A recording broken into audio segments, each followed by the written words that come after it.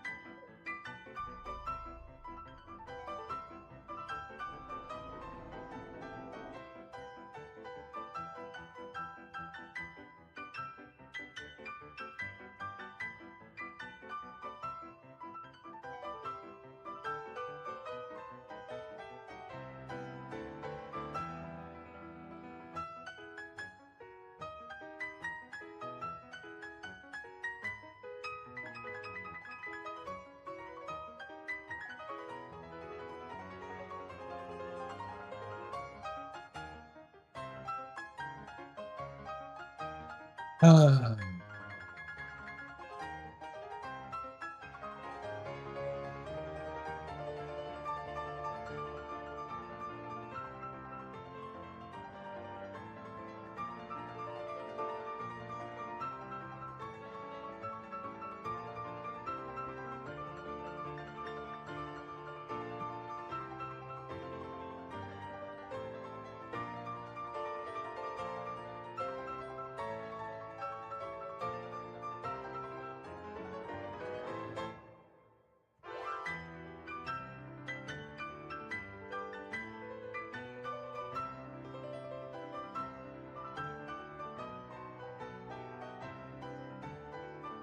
Do, do, do, do, do, do, da, ba, ba, ba, ba, ba, ba, ba.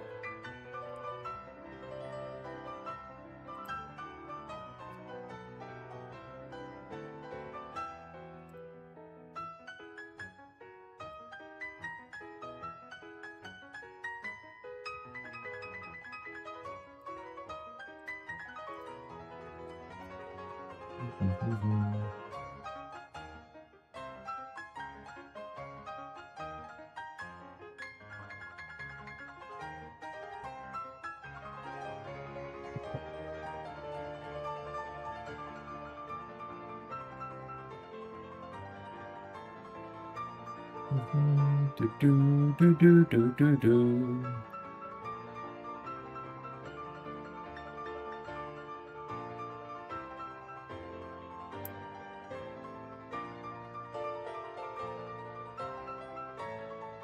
Let's see, that.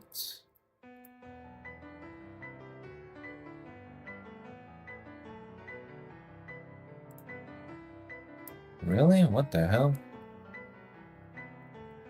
Alright, so.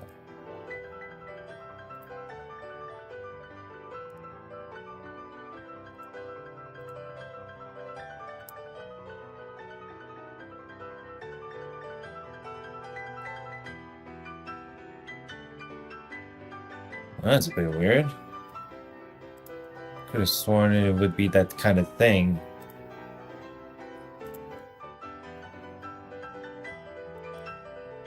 Yeah, I don't know.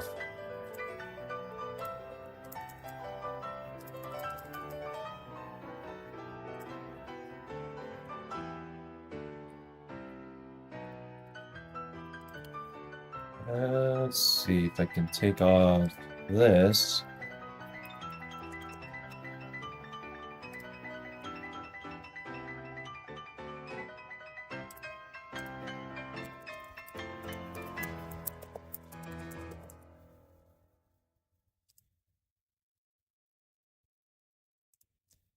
There we go.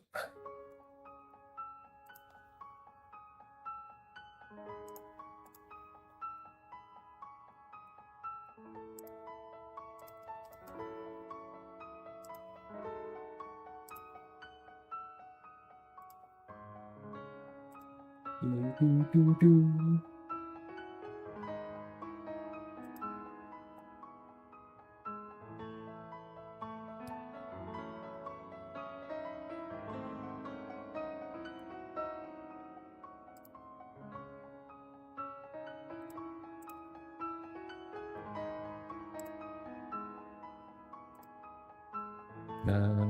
Oh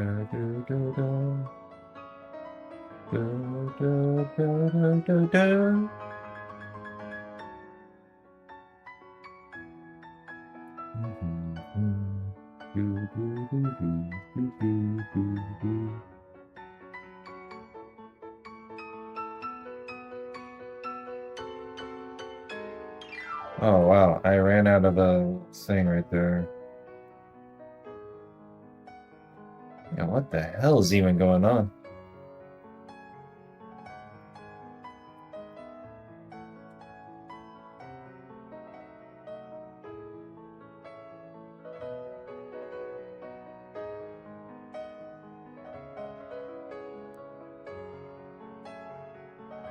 So how to do? There we go.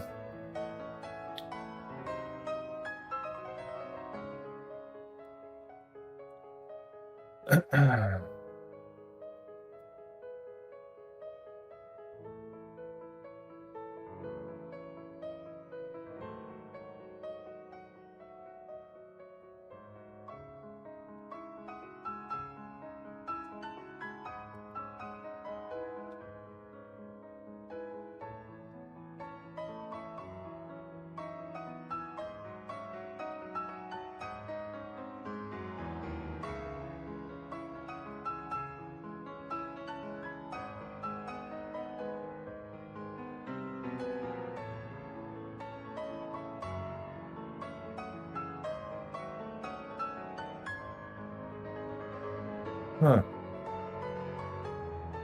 I thought it'll be auto converted by then. That's strange.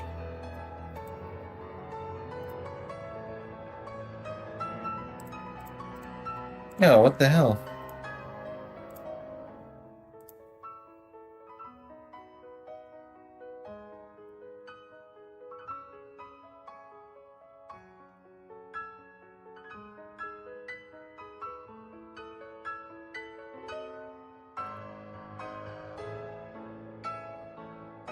Oh well. Gotta do the thing. Let's see here.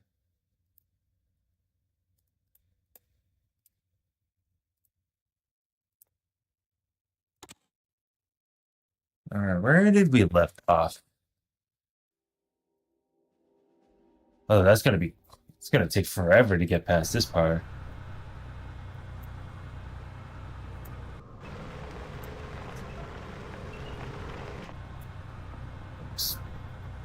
Move my chair up a bit.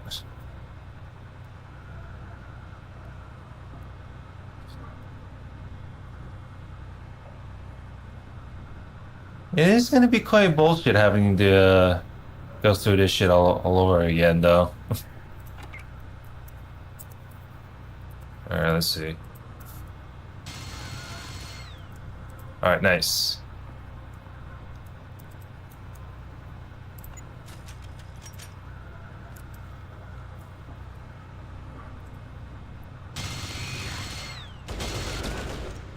Ow.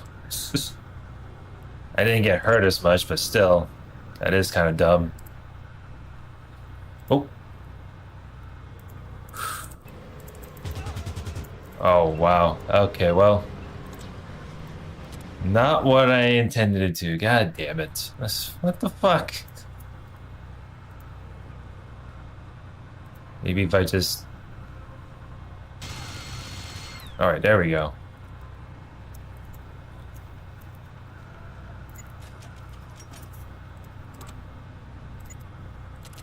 I just save scum like every little thing by then.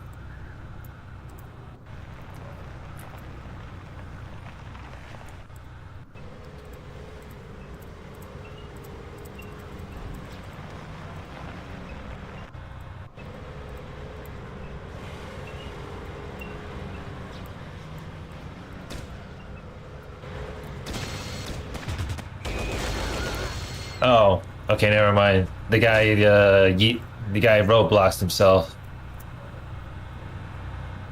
That's all that mattered.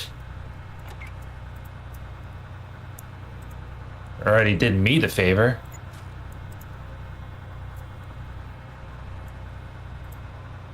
Jesus Christ. I don't know how you can actually infiltrate this area without getting, blasted. Oh, there's the rocket. There's the key. Can I open this? All right, there we go. Give me some of those med kits while at it.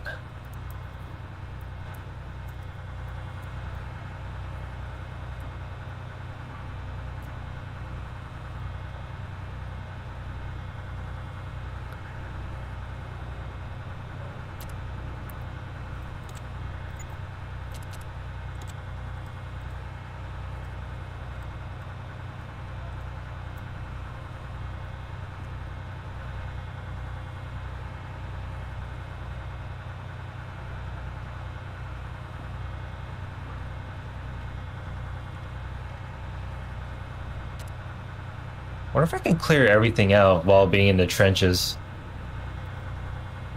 Like, that'll be something else, right? All right.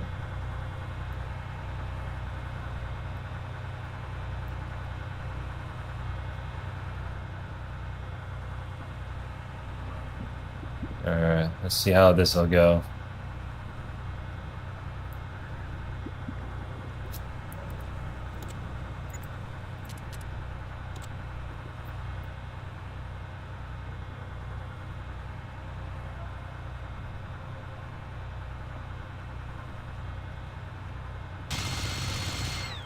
All right, there we go. Took one guy out.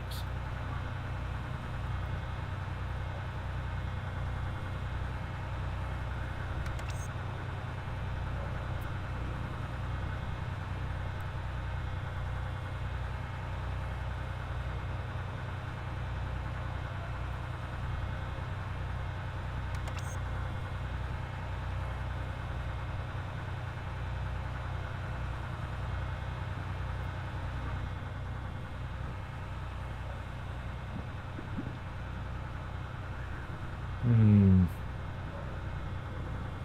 Maybe I can get into better position if I line it up right here. I doubt it though. Actually, no, let's make another save just to be sure. There we go.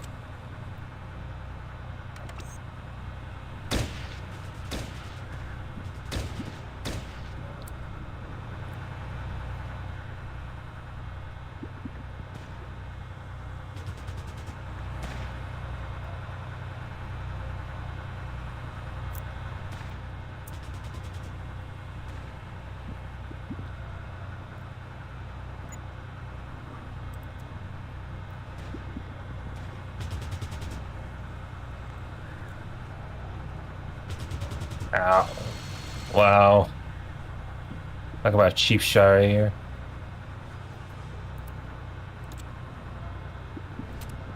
Actually, no, that's fine. I think it's kind of doable. At the least.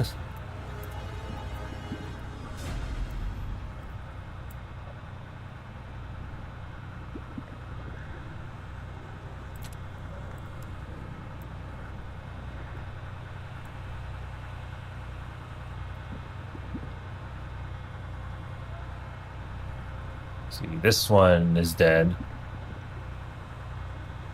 Yeah, nothing special.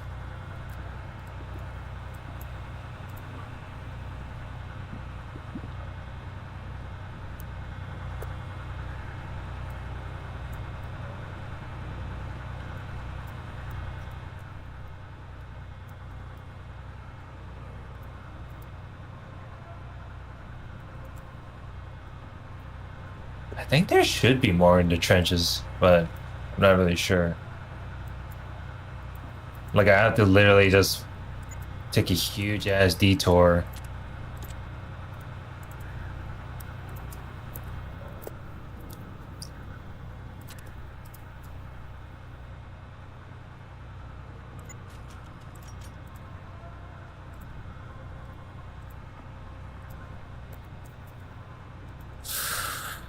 Ooh, oh boy.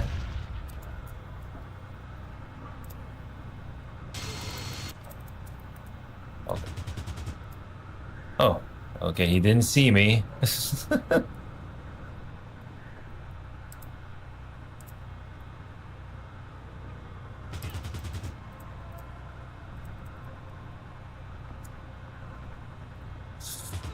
Oh, wow. Almost. I think that, yeah, the guy was supposed to have like some sort of grenade or some shit.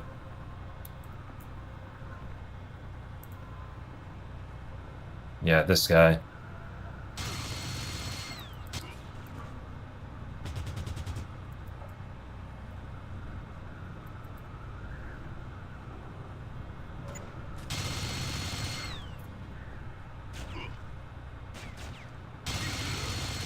There we go. That's one of them down.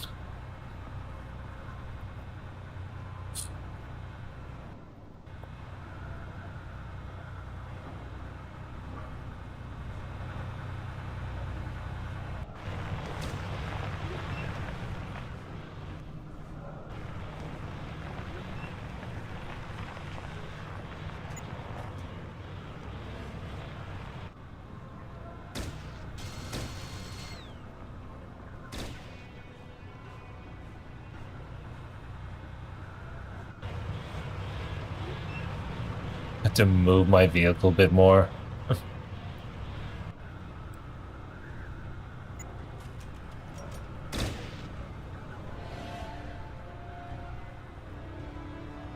All right, nice.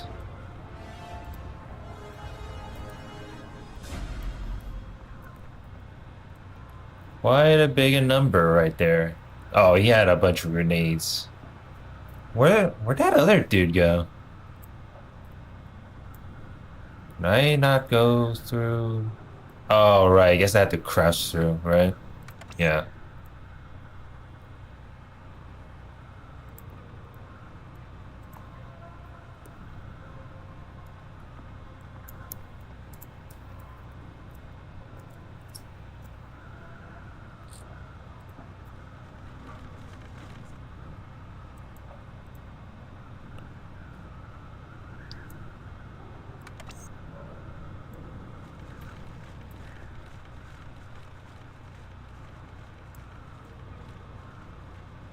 Oh, he's already dead. Okay. Sometimes it's hard to tell.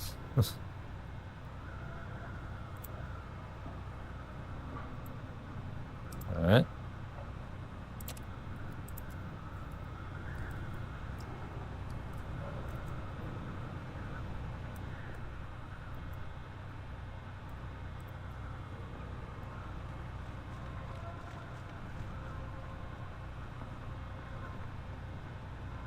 Oh, wait a minute. I see one.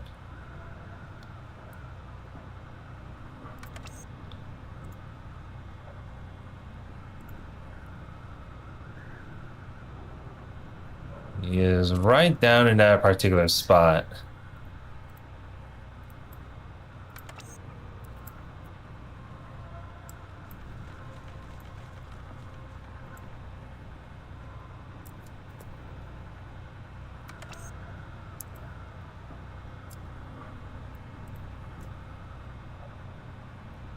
Just gonna make another save again.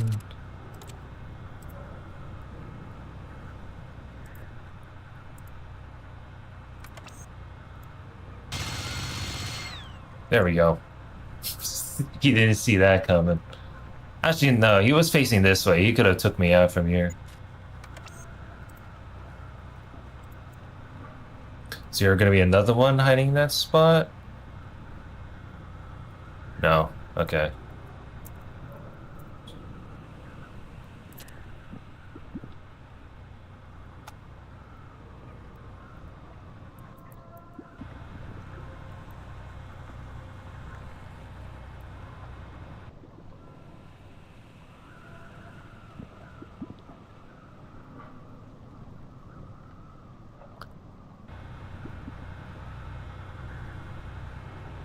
Wait, did he have anything? No, it didn't have anything. It's just grenades thus far.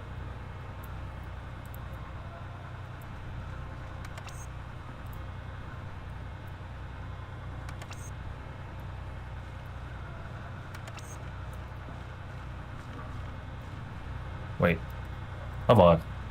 Just go this way.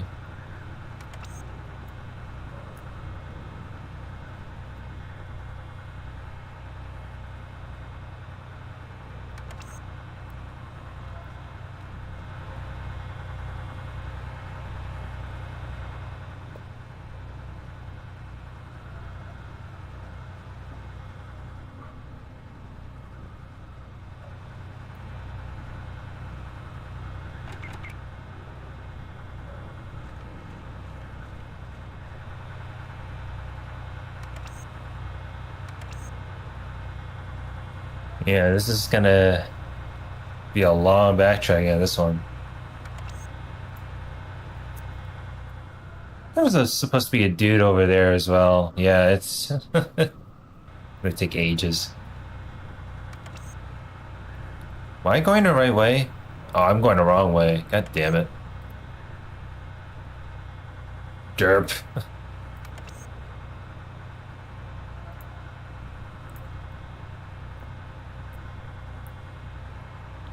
Gonna take a while.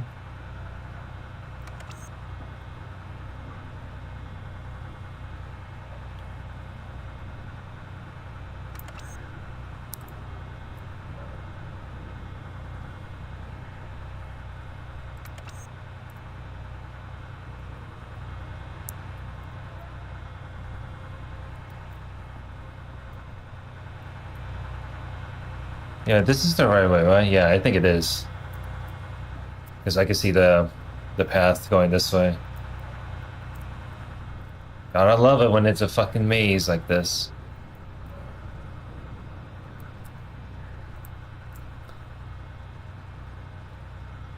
I don't think this is too bad this far. I mean, Stoma took most of the damage.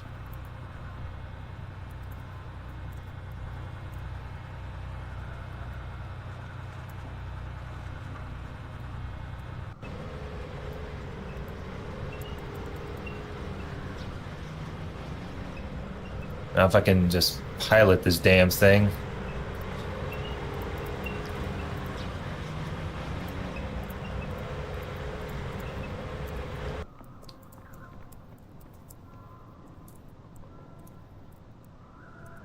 How how do we approach this?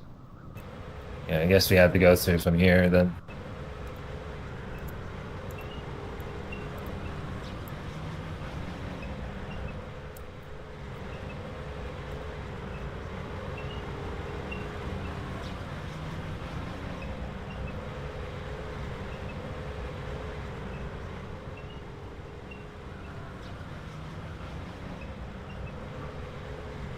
Question is where to pilot the not pilot, but where to park the vehicle.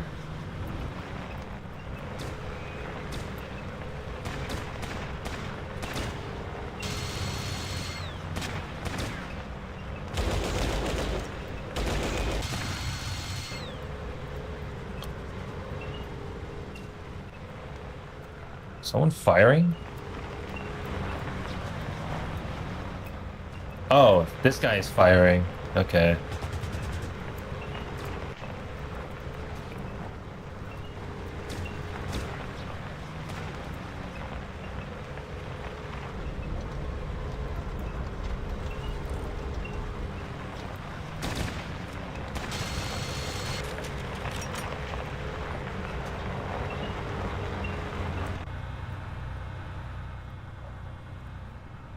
Uh, which way do we go? I think this way, right? Yeah.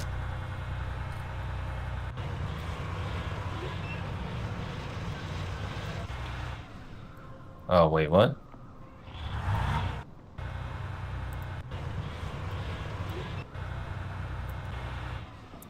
Can I get out from here? Okay, I guess you can sort of park it like from here, I guess. It is going to be a little bit awkward.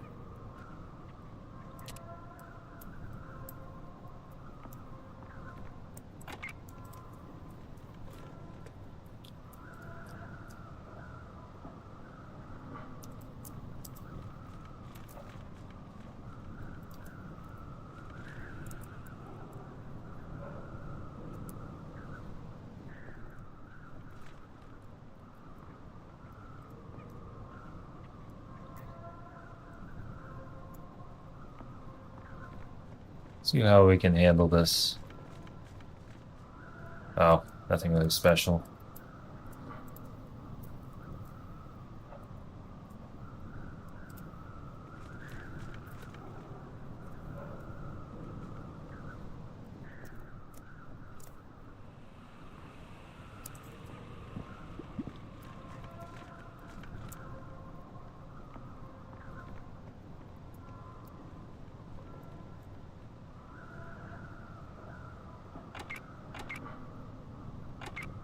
There we go.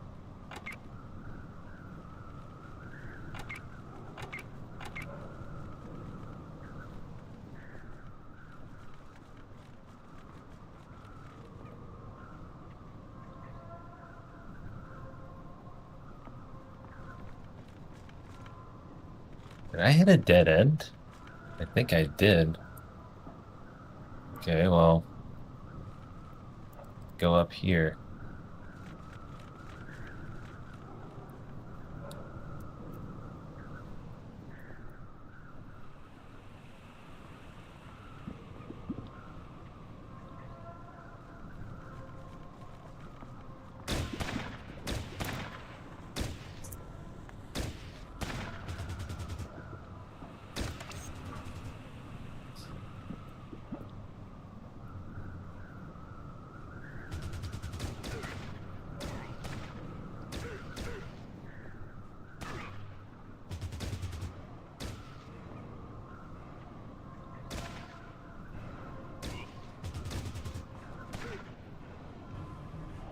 I haven't got hit thus far, but still.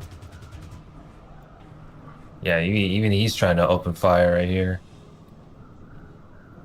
Browning M2, M2 not 49. Yeah, they still got a lot of dudes.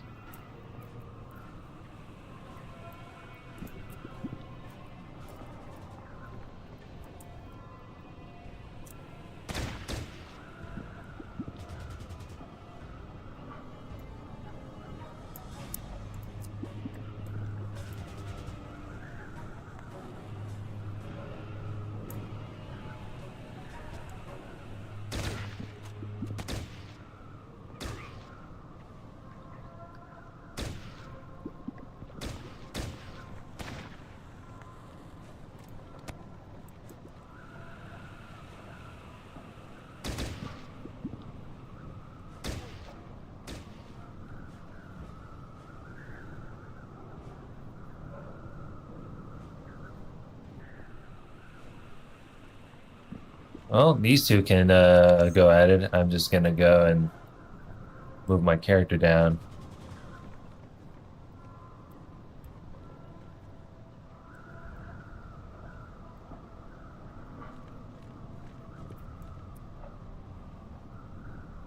Or even an entrance? Oh, there's an entrance. Even then, it's still guarded either way.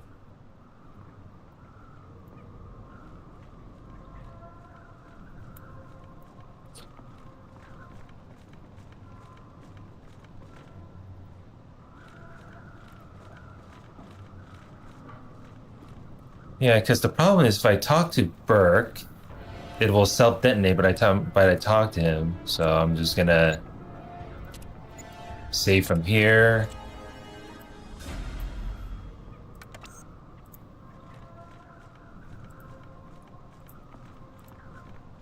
Getting a bad feeling these enemies are either here or gonna be over there. No?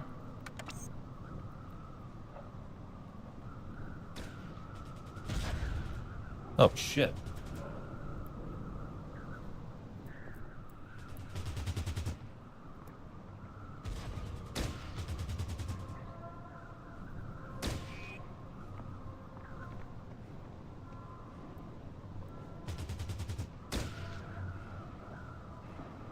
Oh wow, even he still has ammo. What the fuck?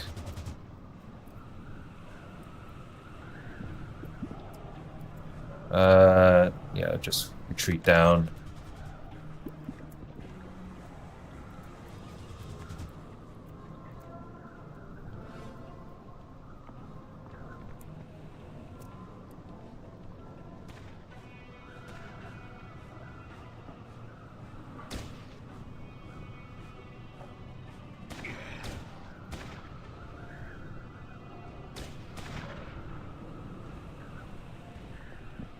much ammo the... Oh, we're about to run out of ammo for this gun. Uh-oh. Might be a little bit fucked.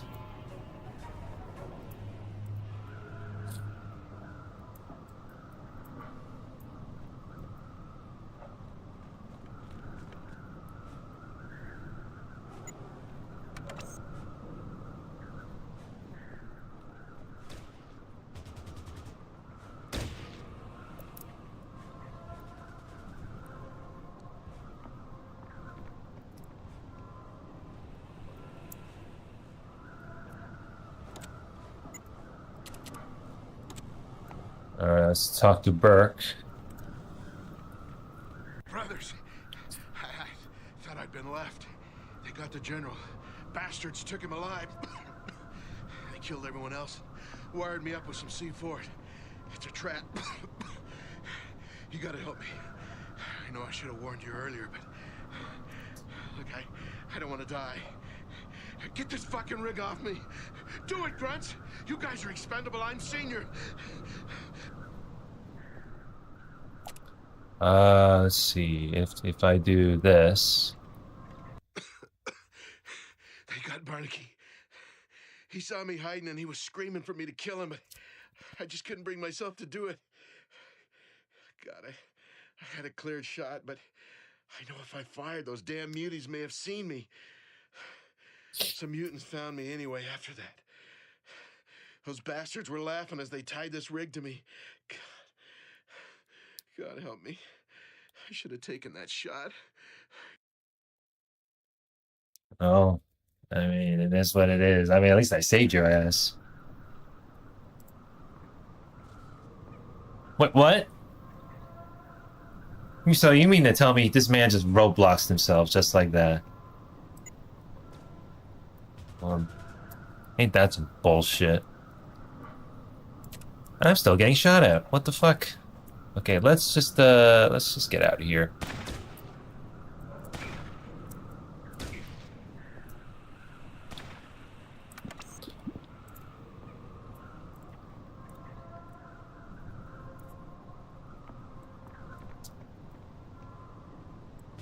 Our side is about to run out of bullets too.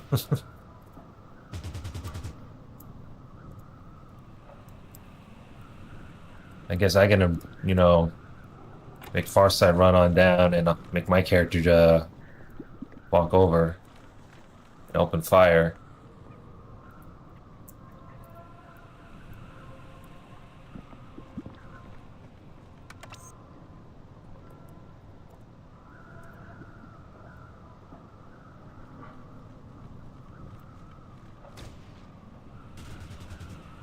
Ow. What the shit? Oh, okay, well, that fucking sucked. Okay, try it again. Brothers, Okay, do it again. Disarm. And then all of a sudden, this guy is gonna off himself, which is pretty fucking unfortunate. I can't loot the armor from the guy, of course.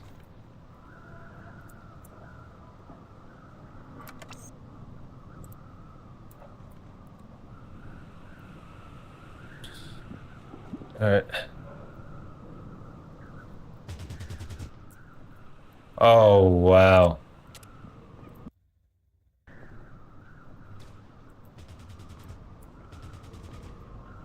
brothers. Alright, come on. Disarm that. And man's gonna off himself again. And it's gonna suck because if I move anywhere in that specific spot, then, you know, I get, you know, shot at.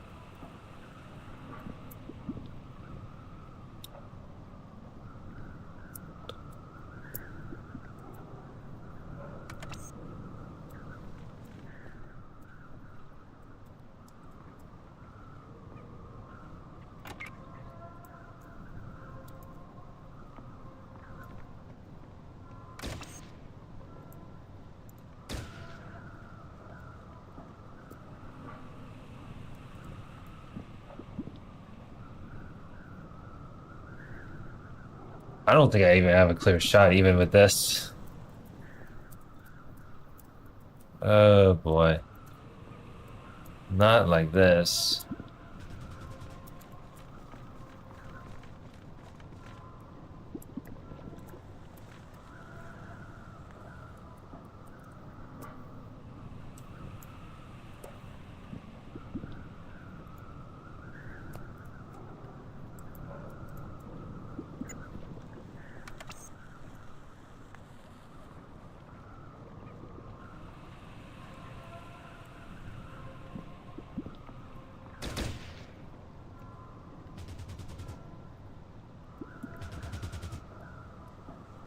Oh, what the shit? Uh, Brothers,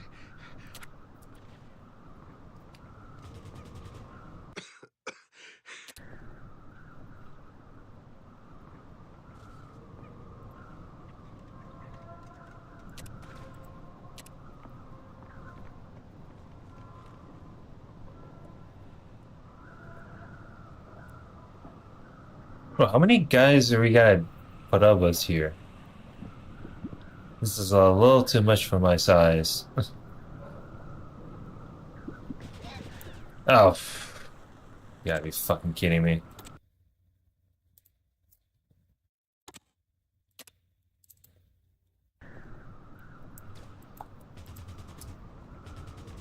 brothers.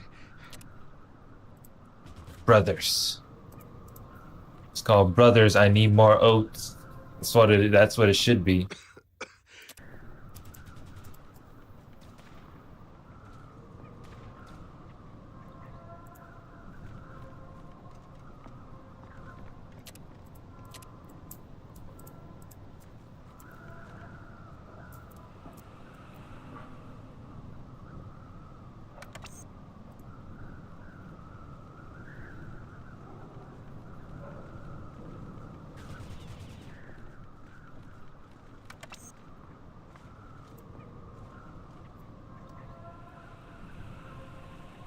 Wow, even then I still get shot from here.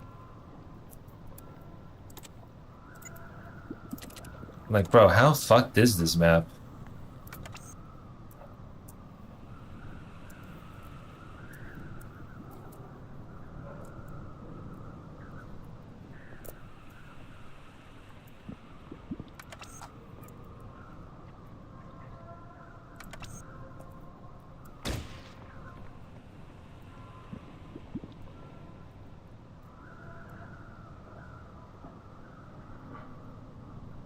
Yeah, he has this gun. And and I swear, if I move anywhere, I'm gonna get like, two-shotted or some shit.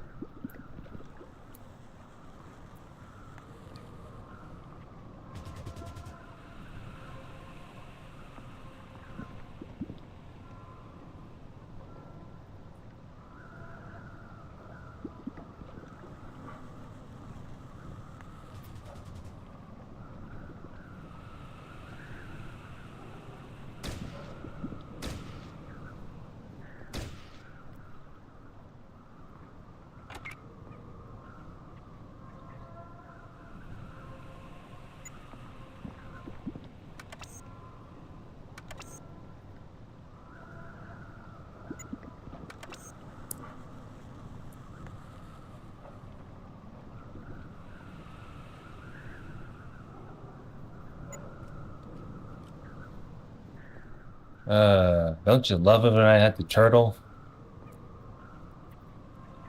Awesome.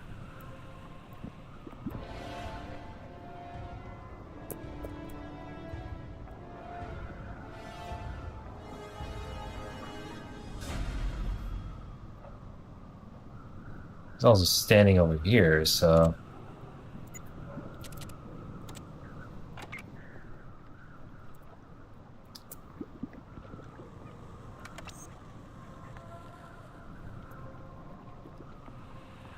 that makes Stitch move in.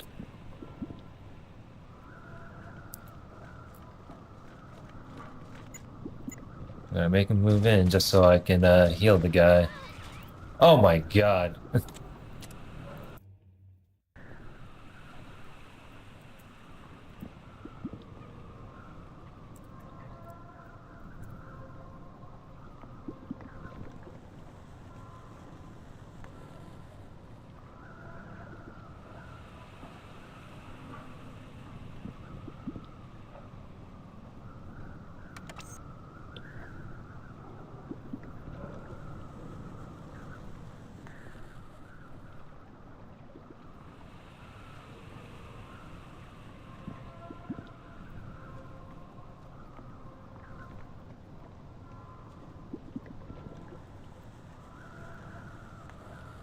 Honestly hard to move forward without getting shot at too, because they're hiding in the bunker.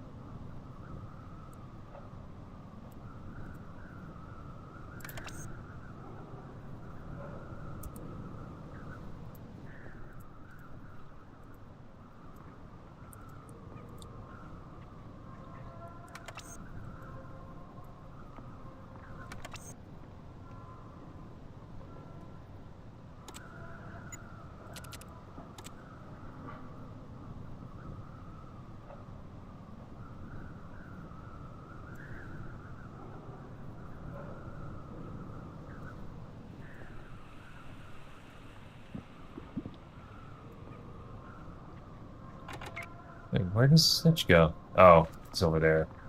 Because I haven't healed him yet.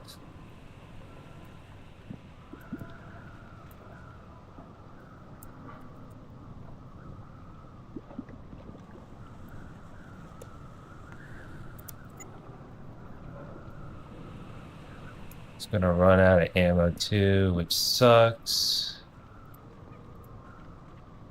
Because I gotta make my way forward a bit.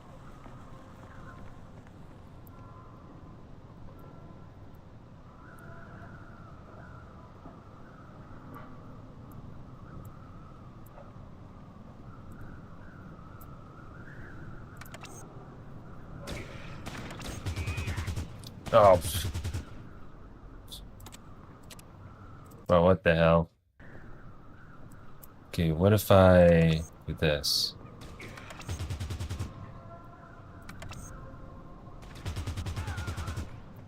Damn. uh,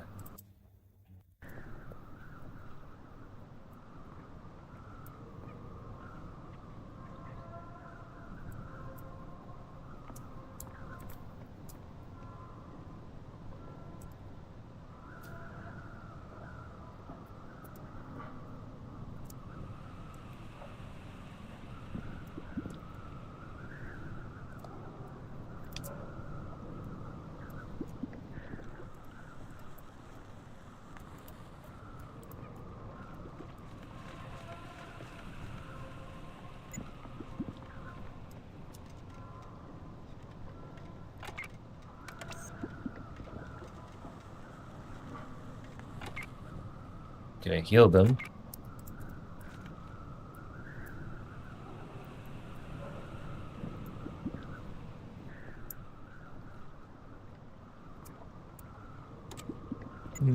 Question is, can I actually run on forward though?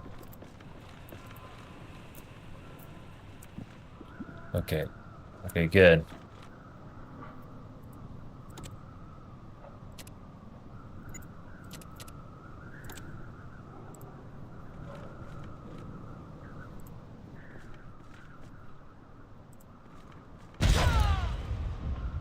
Wow, okay. Actually scared the crap out of me. Wow. Where the fuck the landmines are from? So I can't step on that though. Jesus! Okay, well, I guess I gotta make my character move forward just so he can detect the landmines.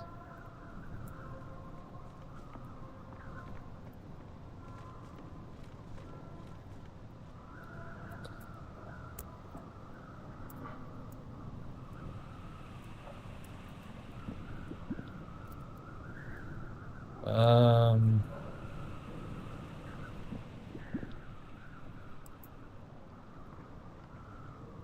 unless there's some secret passageway I haven't really touched. Let's see here. Um, it's, I mean, what was the map that we're in? Dialogue, briefings.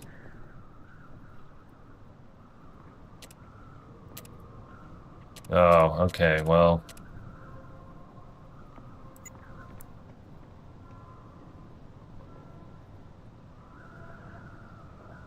Hmm.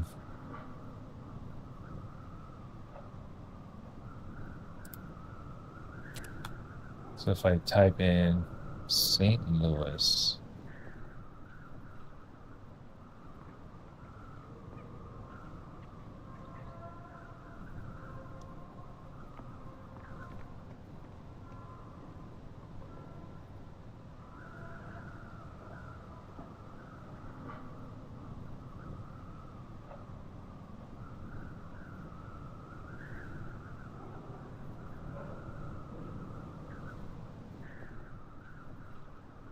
What a fluid immune inside a sniper.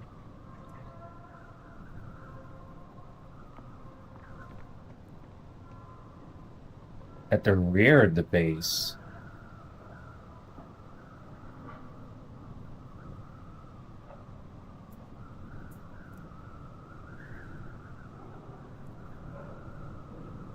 Follow the path to the right to the rear. I'm assuming there's like a hidden area, right? From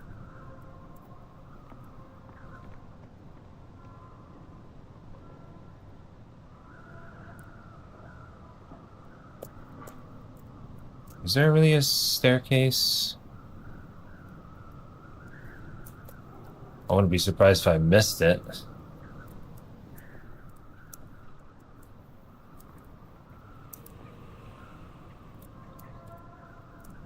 Where the fuck is it, though?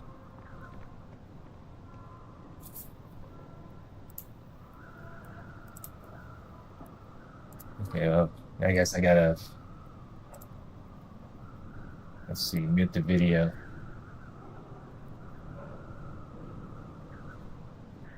Gotta mute the video just so I can see what's going on.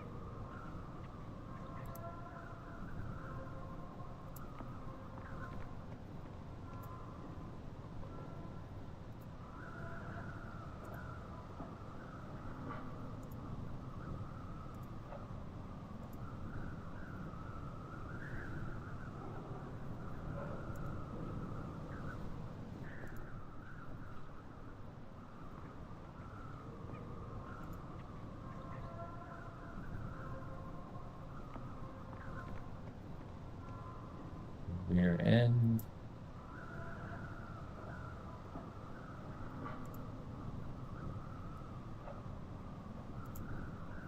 Yeah, where did it even say, though?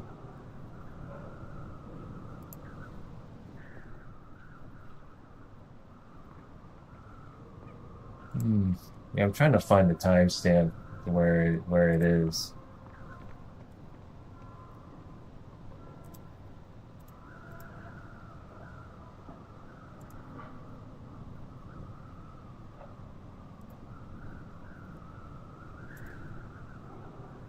Yeah, I can't find it though. Where the hell? Because I can't be bothered to go around it, if anything. Okay, I guess we might as well just retreat. Because I don't think that going this way ain't gonna be work. Oh, Jesus. Yeah, this.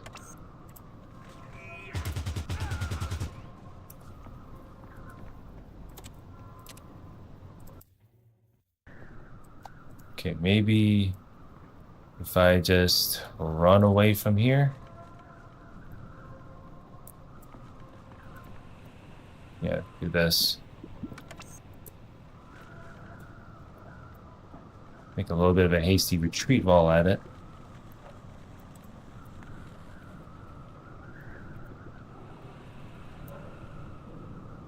Can't believe I have to use the vehicle to cheese it.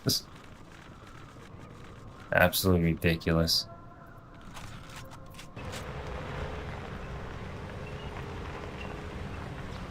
If the vehicle works, that is.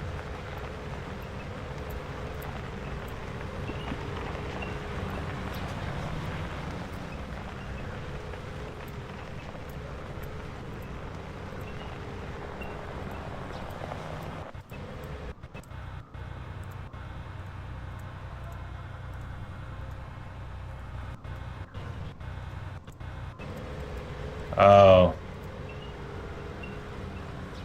maybe I probably got the vehicle stuck. I probably did. Oh yeah, no.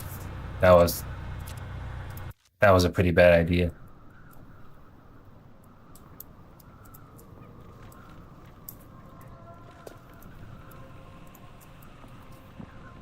Just run off.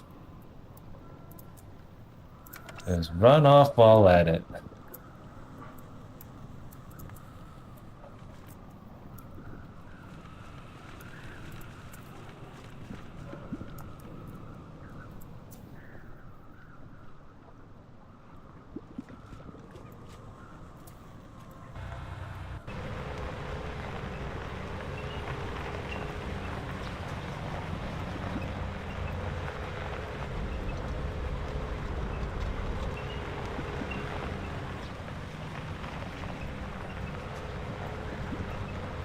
Maybe I can pass. Oh, okay. It somewhat works.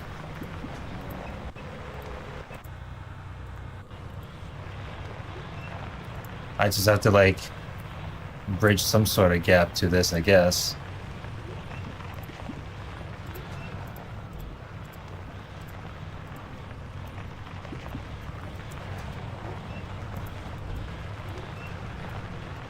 Unless, can I even fit through the bridge though, is the question.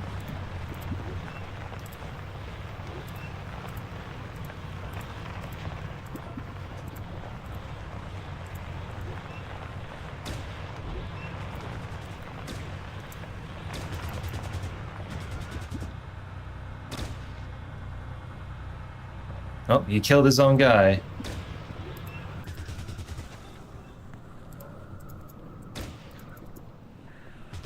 Oh, shit. You have allowed the mutants to overwhelm our armored. Oh, I failed. God damn it.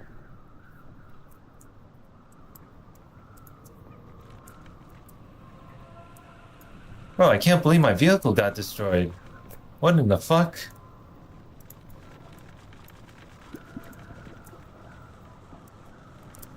That's some insanity if you ask me.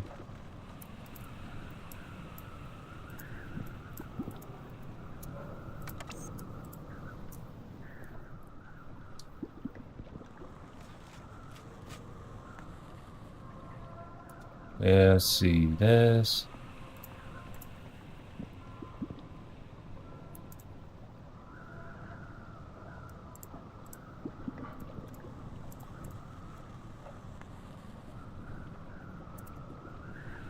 Hmm.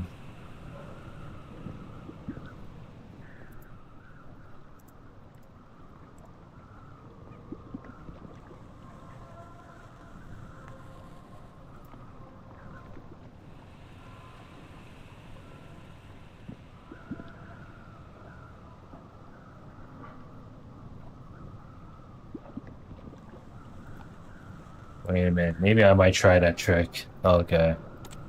Maybe. It may fail or may, succeed in this one.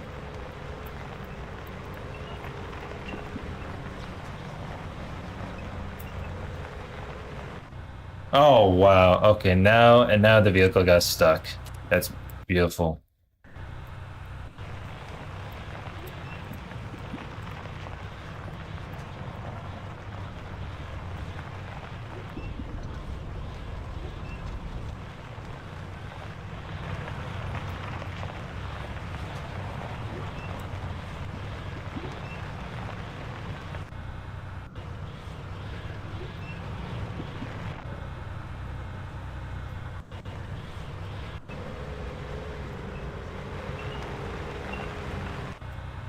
No? I'm trying to back the vehicle this way. So already it feels like a bit of a disaster if you ask me.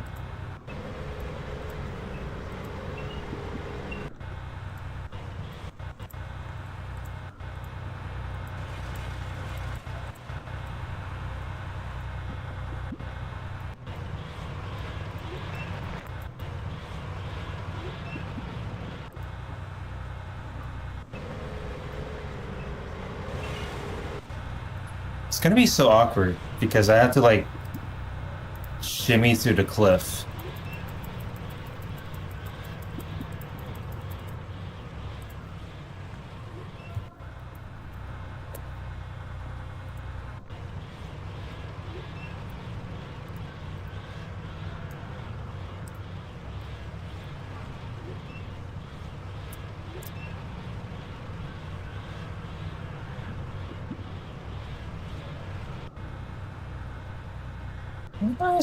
I somehow got it. Oh, Jesus. You have allowed the mutants to... Yeah, yeah, no, that Browning M2 is just too shot at the vehicle.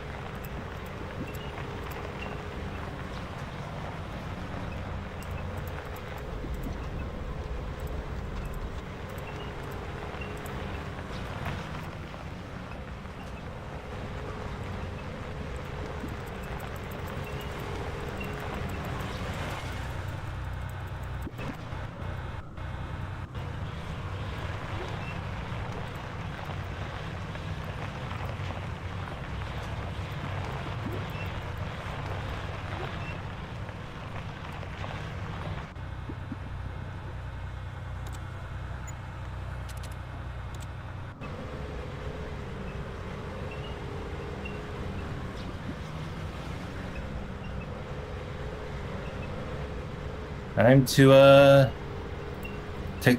I guess I gotta pray and see if I can score a kryptonite on that dude.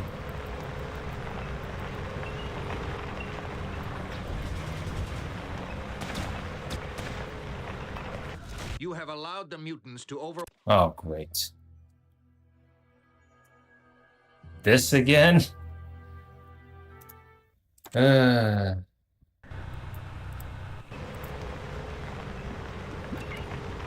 Maybe if I repair the vehicle, maybe? Might work though. Let's see.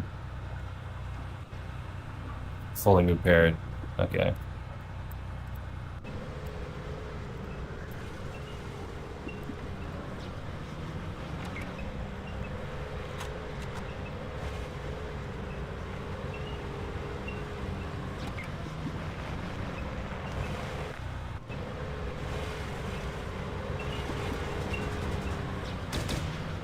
You have allowed the mutants to overwhelm... What?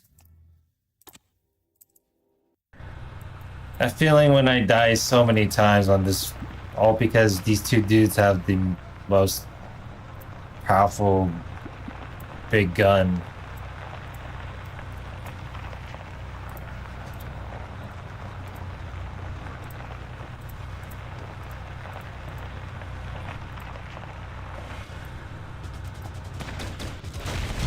You have allowed the mutants to...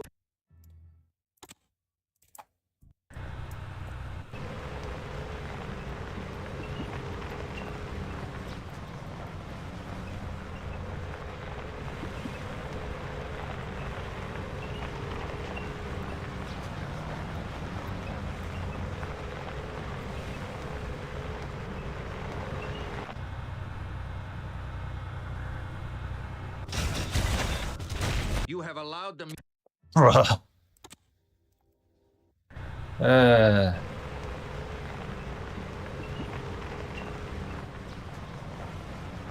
Boy, what the hell?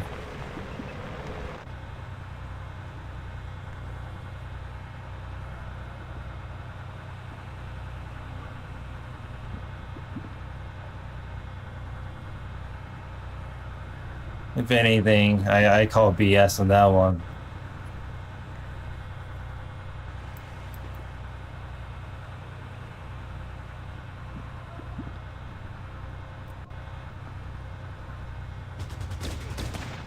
Oh? Oh! Absolutely ridiculous.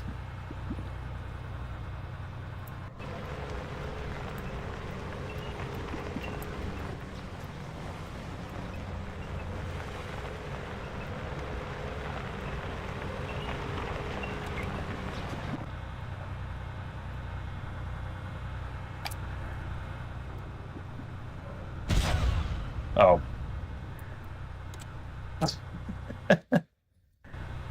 Jeez.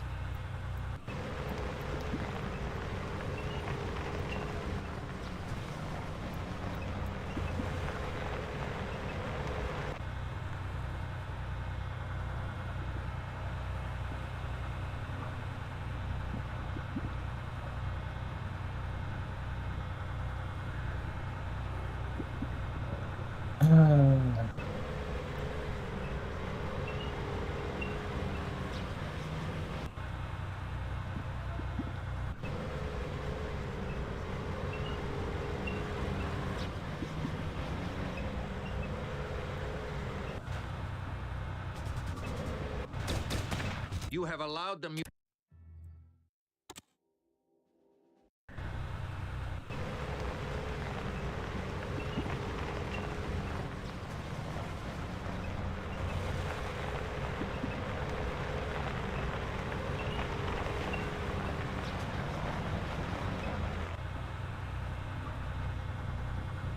Uh, what to do from here?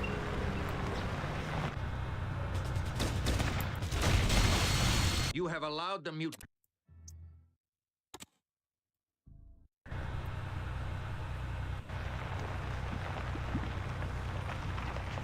A feeling when I hit a bump and then it still didn't work out well. I'm feeling like, bro, why is it like this?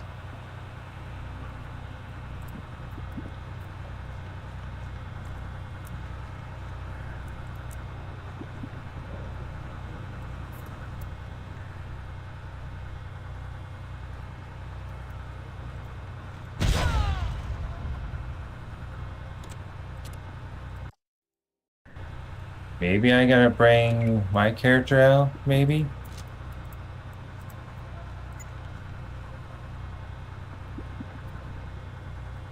I don't know if that will work though.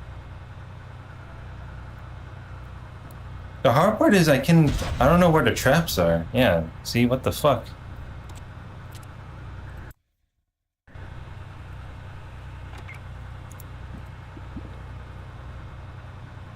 That's insanity shit to me if I ever see one.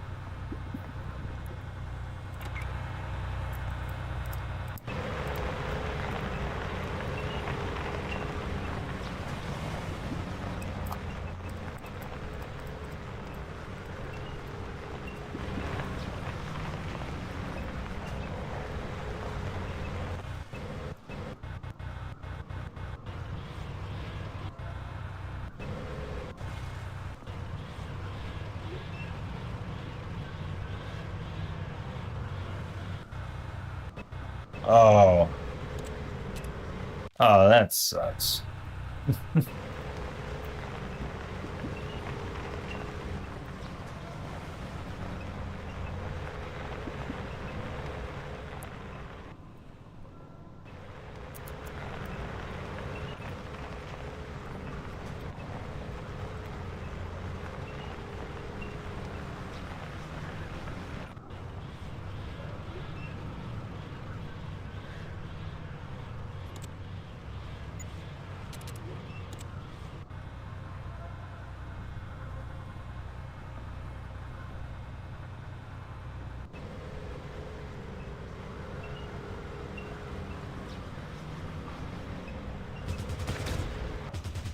You have allowed.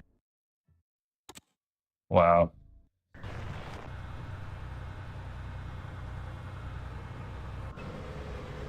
This is what I call one hell of a stroke of bad luck if I ever see one. Yeah, I'm just getting bad luck in this part. On these parts.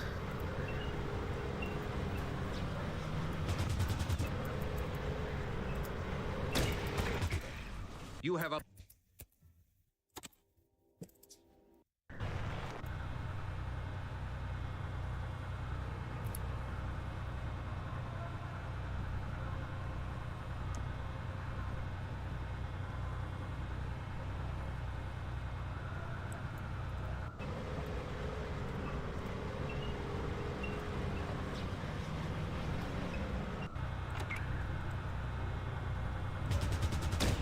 You have allowed the mutants to open.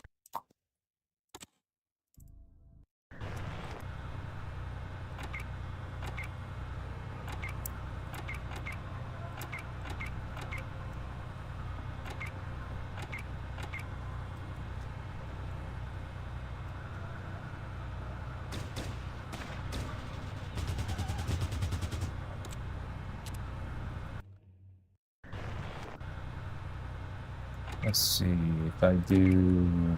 Yeah.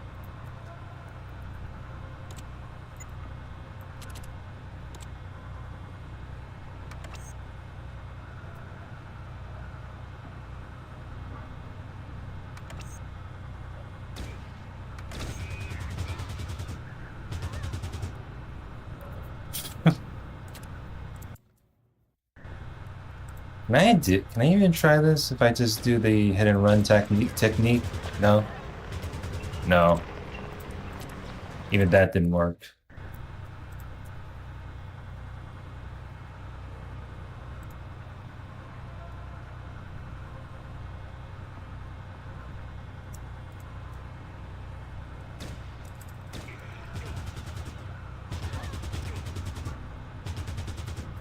Oh, they still shoot me from here.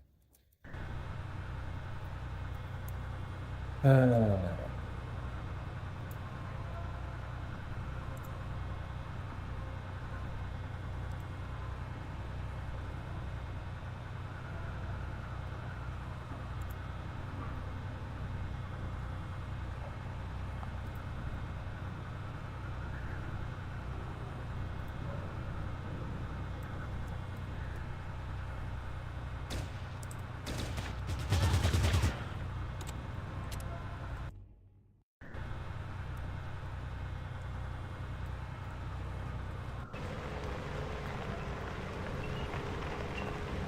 what if I just drive on a bit more forward like this?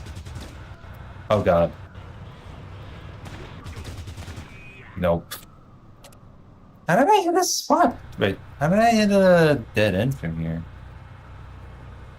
I thought I can actually drive a bit more forward.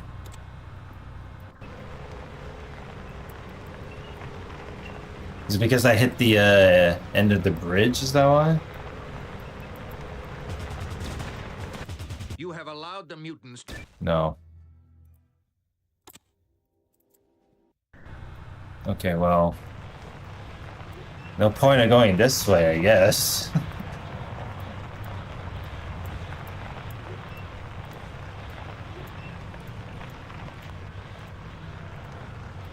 Jesus. And here I thought I had a good passable route.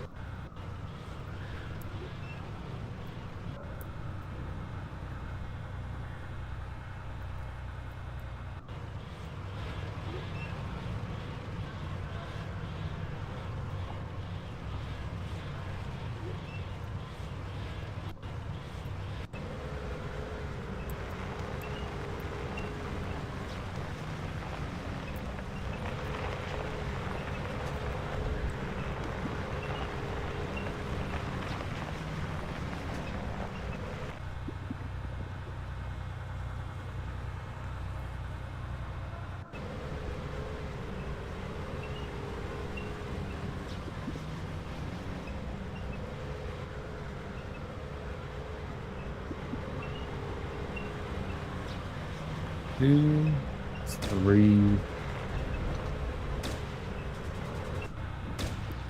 Okay. They're not too far though. So maybe?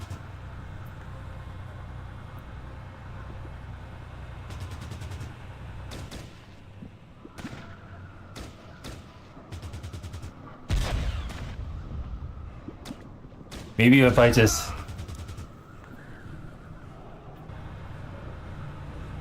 maybe I'll just sit there and let him run out of ammo.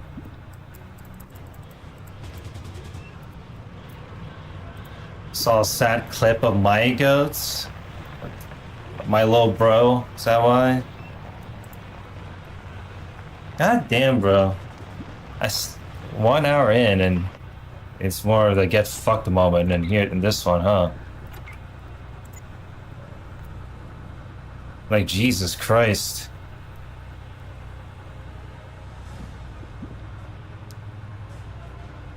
Wow, just imagine. Imagine just getting fucked by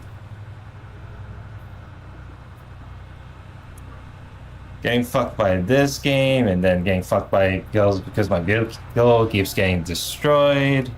Everything just decides to fall apart from here on out.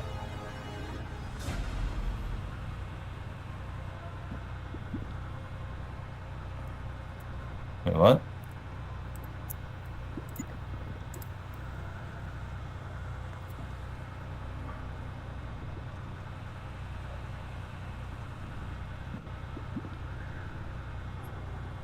All right, repaired it.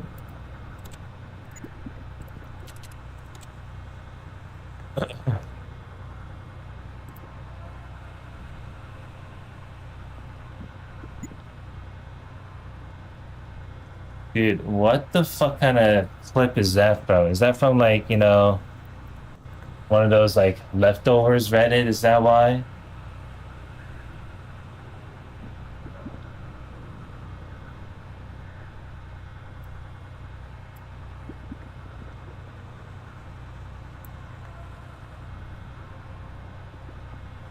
Uh, no. Oh, is this one?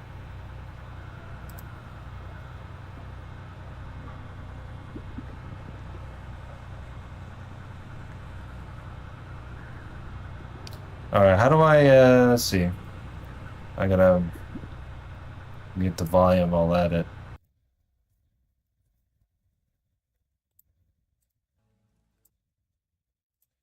Is my volume getting fucked from here? Is this why? Hold on.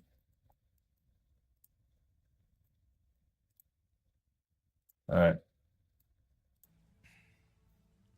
Really interesting was in the actionable side of things. Yeah. They also asked, have you ever interviewed a member of Hamas? Have you ever had a communication or correspondence with a member of Hamas, Hezbollah, or the Houthis? Now, what's really fucking insane about that is that as someone who works in media, sometimes I do actually do journalism, right? As I've maintained this position over and over again. And I said that I would. Journalism is when you tell people that they're like anime characters. Yeah.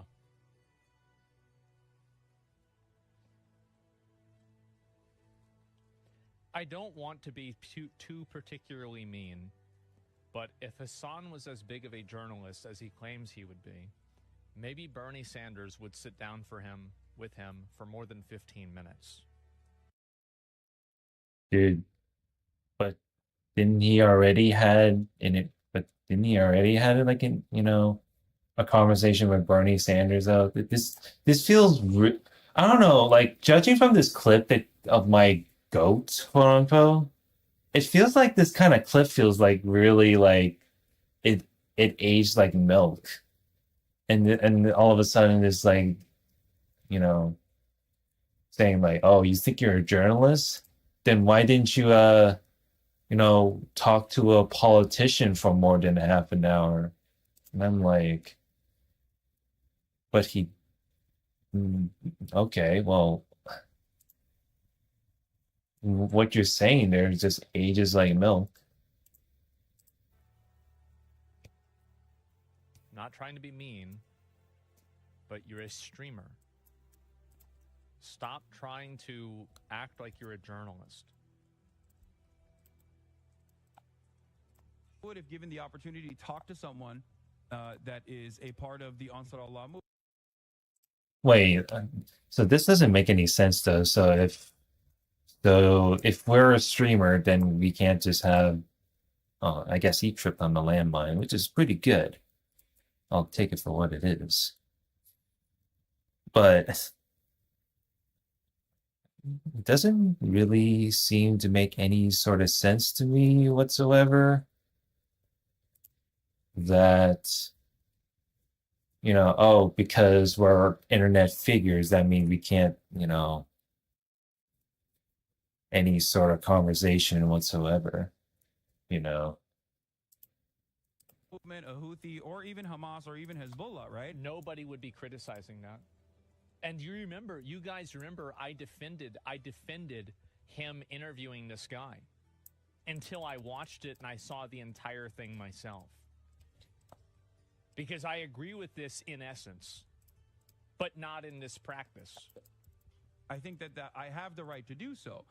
And what was interesting, you don't do journalism, you grift. I know, Chatter. That's why the fucking federal government is trying to arrest me. Yes, because I'm grifting too hard. That's what it is. Thank you. Yes, you're So the federal government is trying to arrest him because he's doing... Okay, I get it. Yeah. Fucking dumbass Right. slop tuber Yes. is correct. I'm grifting. I'm going to have to say that I don't think that he's grifting. Like, I think he believes what he's saying.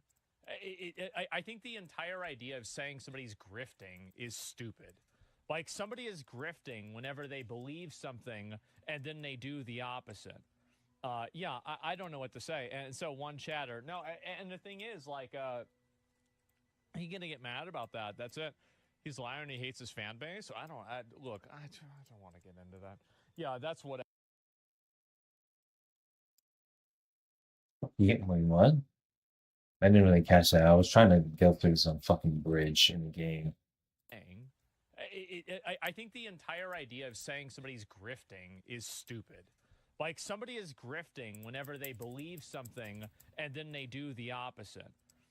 Yeah, I don't know what to say. And so one chatter. No, and the thing is, like, he's going to get mad about that. That's it.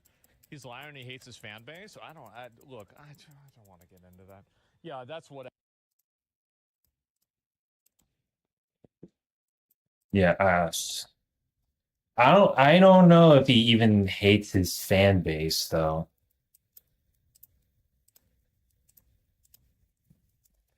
That's the weird part, because I thought grifting is more of the definition of you're saying, saying the opinions that you don't believe in within the sake of engagement. And then a rage bait is like you're just doing this for the sake of engagement of, getting mad at something, but is a rage bait if you still, believe in it or what? Like how does one go from here on out? So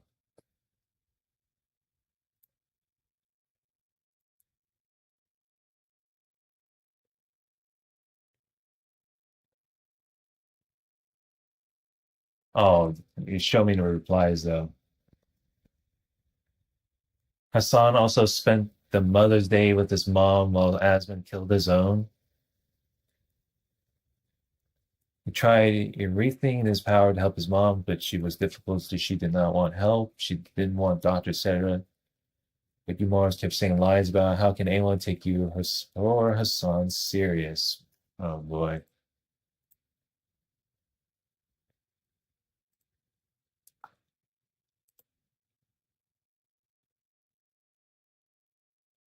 I don't know about the whole I don't know about the whole Asman killed his own, but I highly doubt he would go out of his way to do that.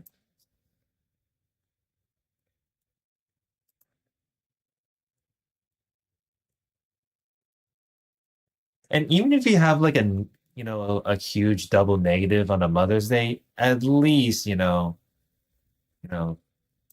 take care of your mother if anything.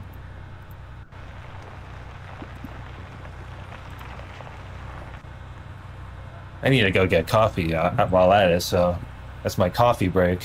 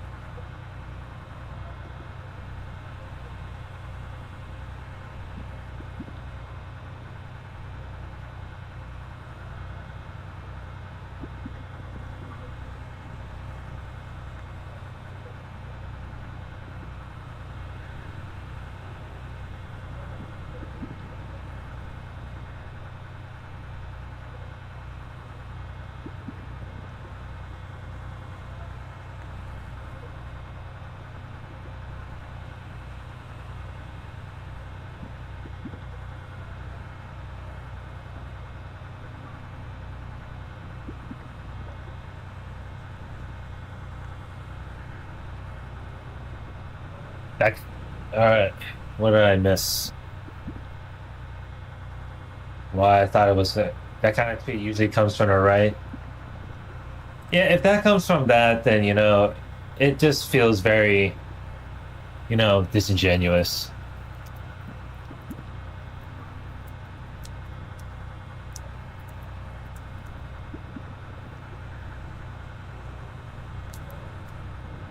It's like, oh, you don't, I bet you don't give a shit about your parents. I was like, well, you don't know. It's like, it's so disingenuous that it's just so amusing.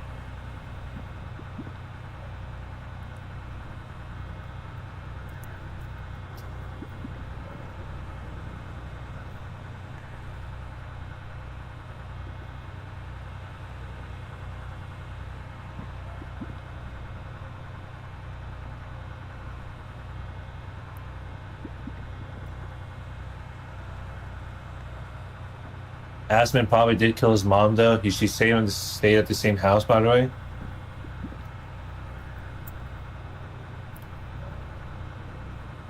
And encouraged her lifestyle.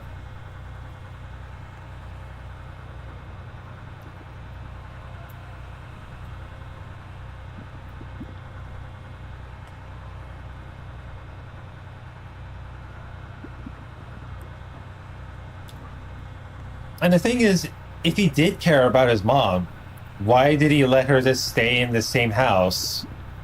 The same fucking house that is covered with the same mess over and over. And because giving her money isn't really going to fix anything. It's like, yeah, I hear the hot take that, money, provides the happiness, but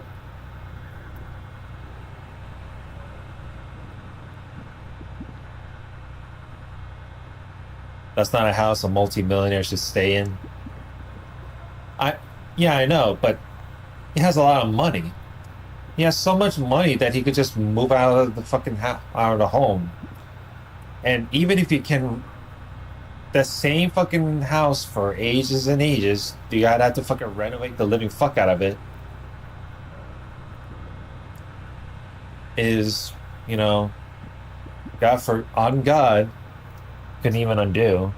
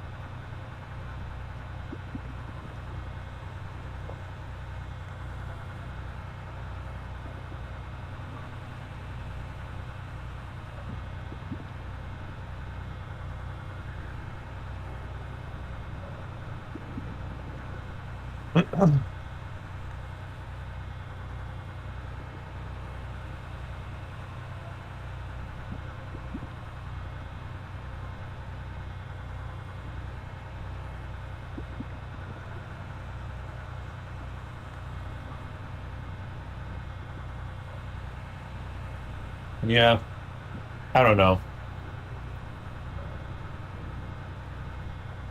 It is pretty funny that people, still support his behavior.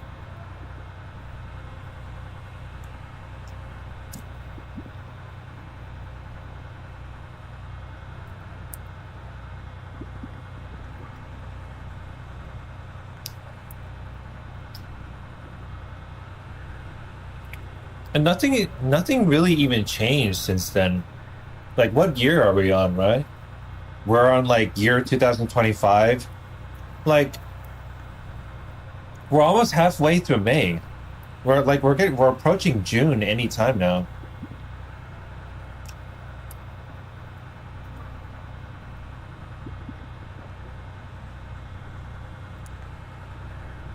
That's why you fucked with Hassan. He bought a house big enough for his whole family to stay in.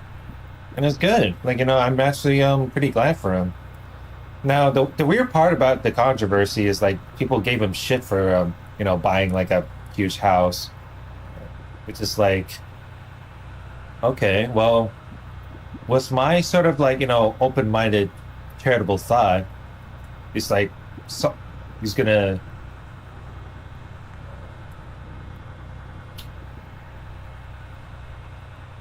He even has enough rooms for guests. He had I Did a Thing and Boy Boy in his place for more than a month. That is pretty it is interesting because like when you buy like a house with like guest rooms, because I remember one time I was I agreed on a family trip, and I went into this like one of those big homes that has the guest rooms, and it was like a week or two stay, so it was like similar like that. Yeah, no, I didn't know they had those boy and I Did a Thing, over at his place.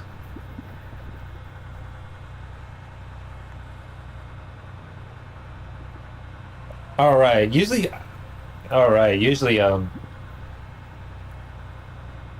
Hassan usually takes the 10 visits to other countries too, especially Australia. Hassan was their sugar daddy. Fun.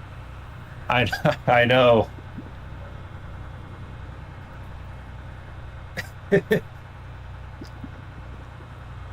Nonetheless, it is pretty cool.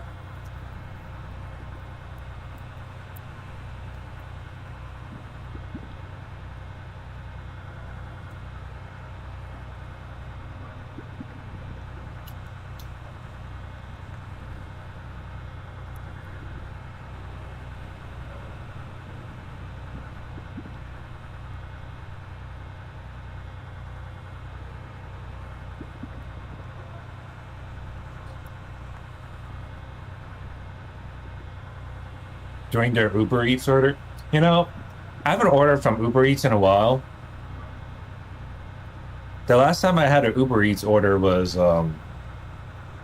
probably a few years ago.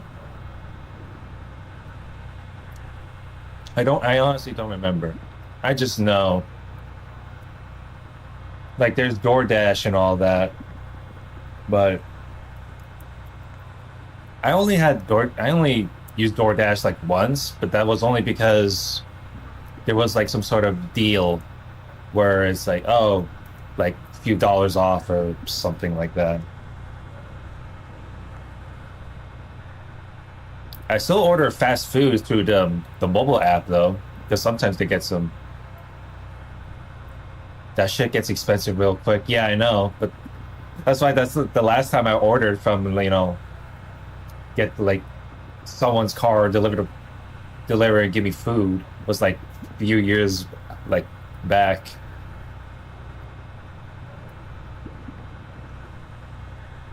And then meanwhile for fast food, it's like it's fine that because for me I could just drive over there, you know, walk on in and use the mobile app so I can actually get some deals and whatnot, like the example of McDonald's.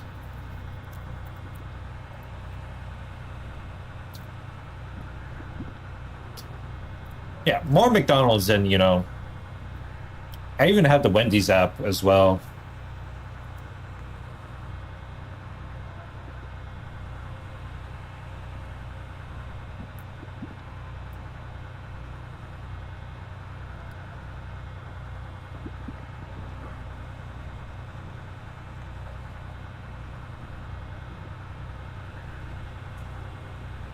But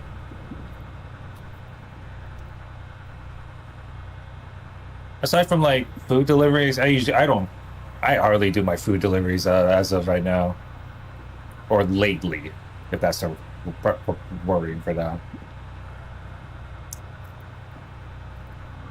Mm.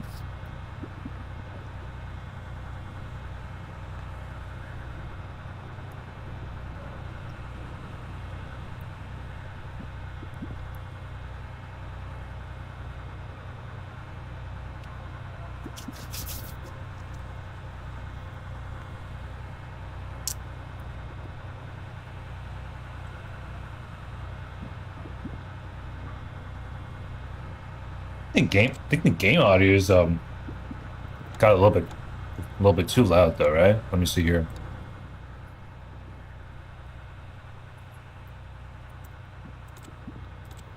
There we go.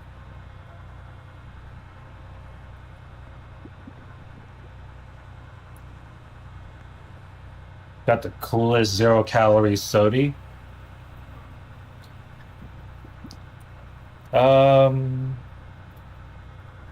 Yeah, the last time I went to the eight was to like a Korean store when that was like H Mart, which was a few weeks.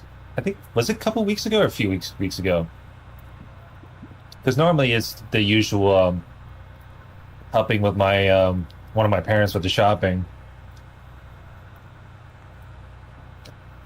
Because some of the stuff my parents usually buy is tend to be like pretty heavy stuff. So it's like, oh, if we run out of rice, get like one of these like a big ass bag of like jasmine rice, or it was a resealable can. Oh, I didn't know. Might have to check it out though.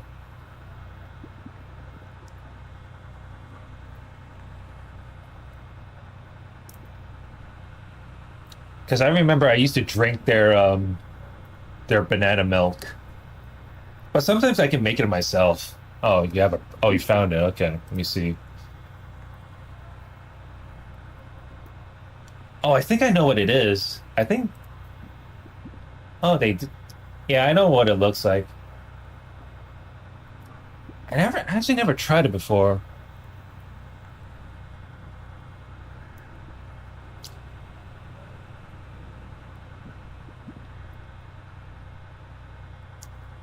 Like I'm so used to like drinking like one of those like Coca-Cola, 0-calorie sodas, their own, stuff. But now they have the flavor ones. Oh, they got peach flavor on. Oh my, I don't I actually like. You prefer this over Fanta? I haven't drank Fanta for like how many years?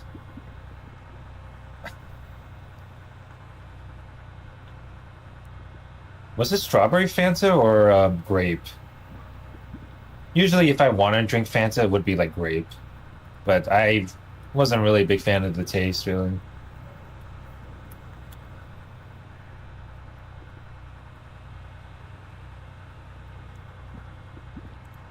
You definitely try that out.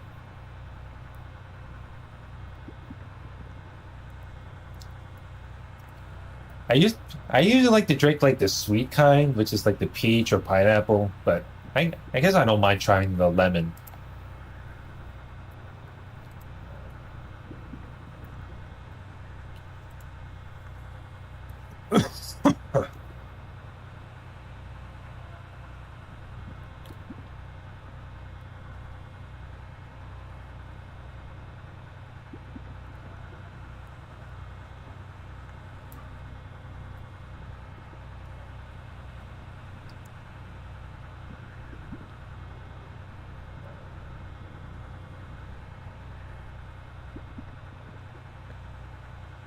Yeah, I don't. Oh, yeah, I see the top right there. Because normally, like for other like soda cans, they usually have like the thing where like once you open it, it just like you can't really like close it. So I saw the little it's that gray like a lid thing. It looks like you can open it and then you just close it back in from what I can tell from the top of those 0-calorie soda cans.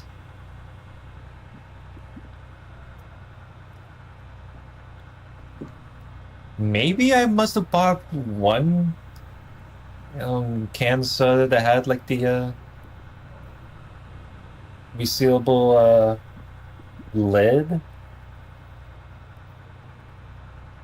But I don't remember when.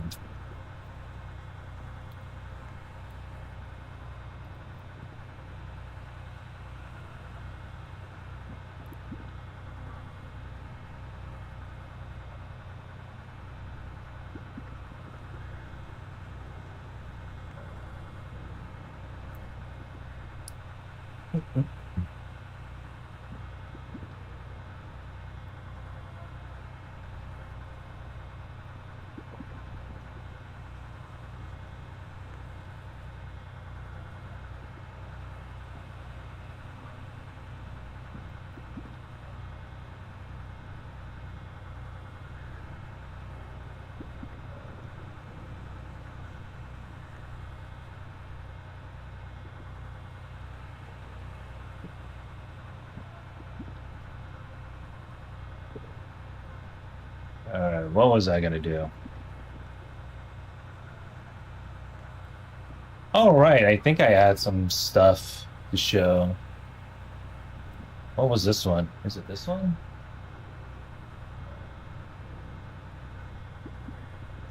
Oh. Okay, so this title may be bait.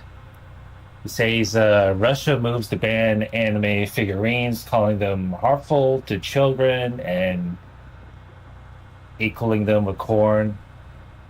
Now, this feels like this title looks misleading. I feel like one of the Russian politicians are up for banning them,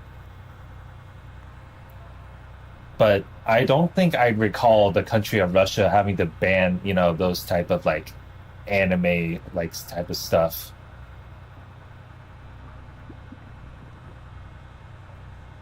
Are they wrong though? I mean, I don't know. I mean, I have no sort of knowledge when it comes to Russia and their politics. I mean, other than the geopolitics that I don't want to like, I refuse to like involve in. But anime wise, I mean, Australia, the country is has something else.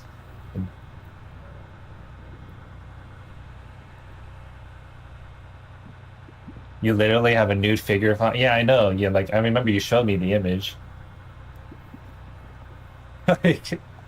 Like I even have I mean I even have one of those like figurine that also has the thing where it can switch around with the NSFW shit.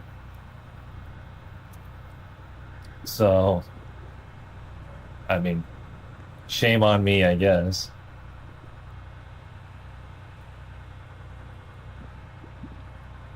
I think there's also another article. Man, I should have just brought more fucking links. I was so out of it. Because normally I'll be like, oh, I have a gym routine for like 30 to 60 minutes, and then when I come home and I just like, crash out.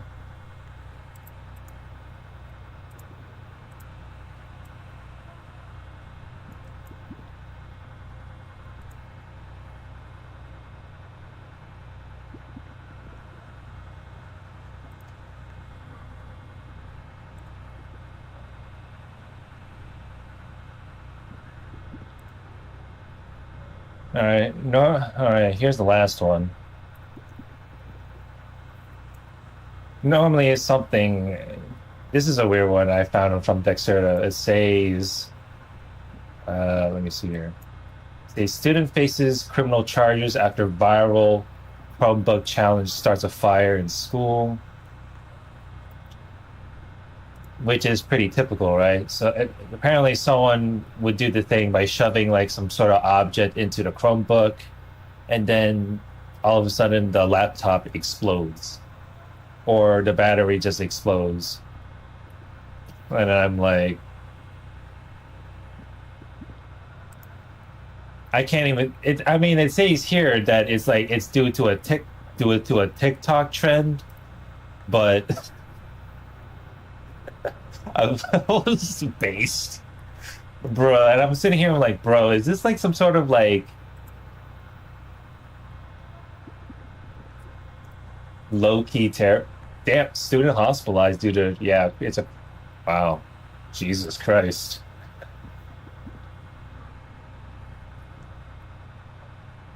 I don't know. I thought it was pretty. I thought it was pretty bizarre. What the fuck?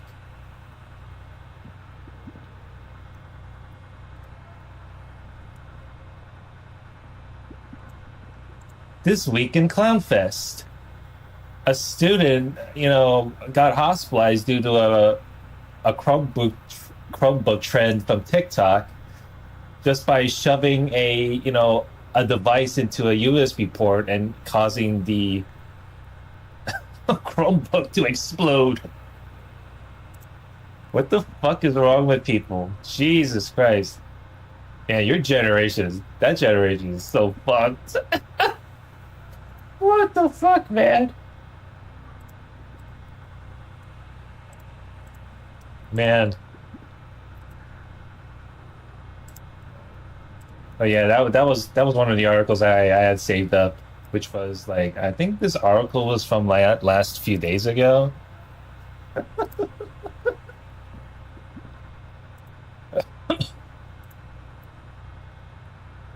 Wow.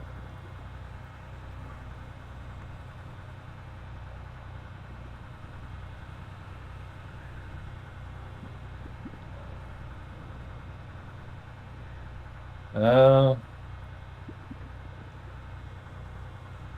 I mean, there's also the GTA 6 one, but I don't know.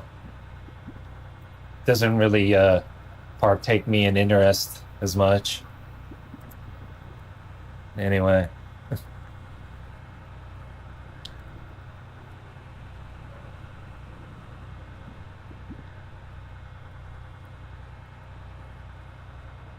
Overture, goddamn.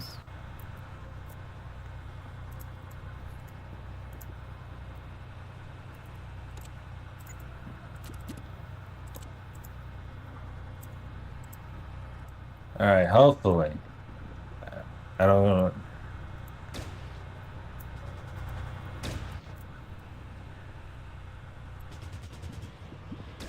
Maybe if I just fall back and hope my vehicle doesn't explode. Well, he's still hitting my fucking vehicle.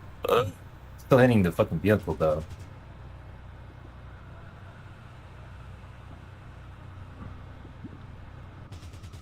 Oh shit. Yeah, that's. Oh man. God damn it.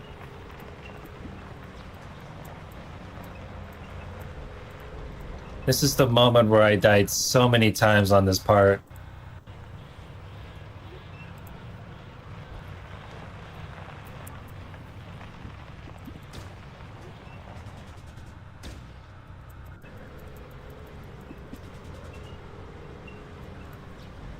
Maybe if I drive away, he probably won't shoot me very far. Yeah, he can't even shoot my vehicle. So I just gotta wait for their bullets to get, drained out.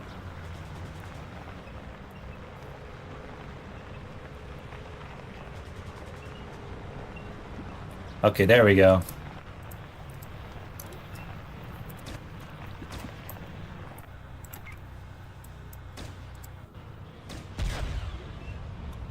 Oh.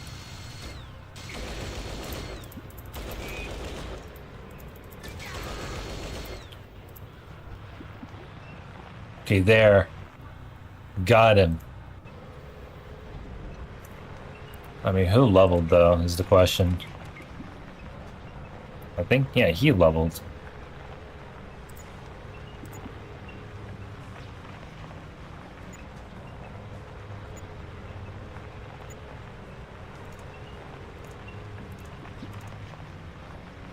Oh. Let's see. We can do some energy weapons.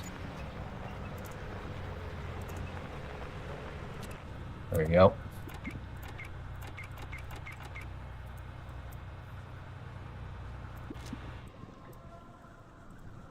All right, let's see.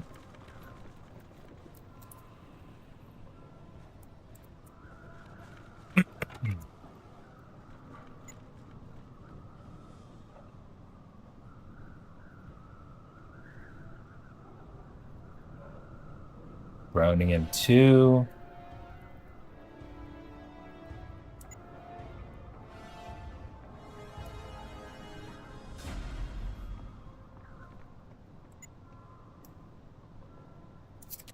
What the heck? Is the Browning M2 also used? No, it uses 50 cal. Well, That's unfortunate.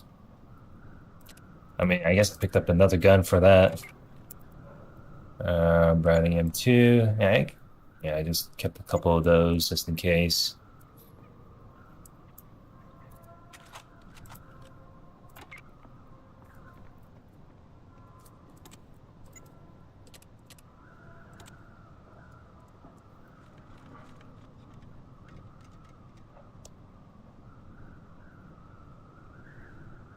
Will you ever tell your family that sushi is better than gimbap? I'm pretty sure. I'm pretty sure my parents are just. I'm pretty sure my family is a bit too normy when it comes to that sort of preferences, though, because they eat both. I mean, I could say that. I don't know. That's kind of that is kind of like a weird like a what of the. That's kind of weird, but it's like interesting at the same time. It's like, oh, will I tell that sushi is better than gimbap? And even though I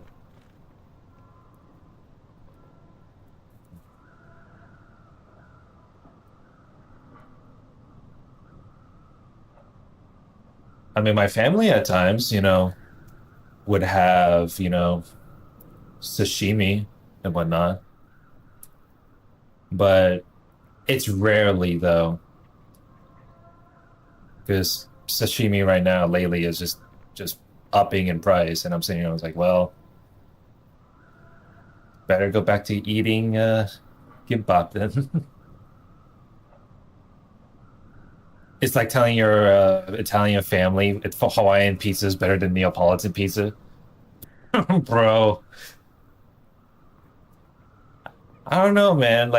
I mean, I'm not Italian, so I don't know what is the experience if the Italian, or daughter and get their asses beat if they say Hawaiian pizza is better than Neapolitan. So I don't know if an Asian person or like I don't know if a Korean person will get their ass beat if they say sushi is better. So I don't know, but I don't know if I highly doubt my family's like that. So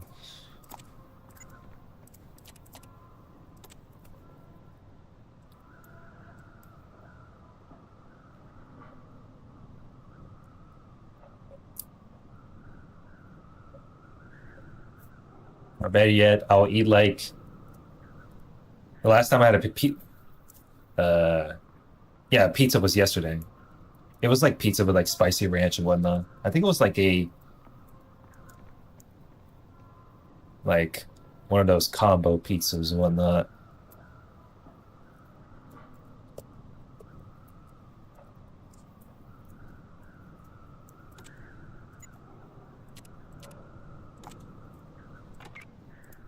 All right. Will I ever hit a landmine though is the question. Because sometimes a landmine will, screw me over from here.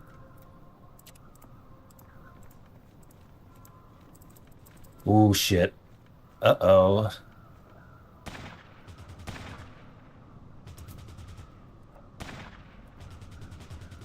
Okay, well,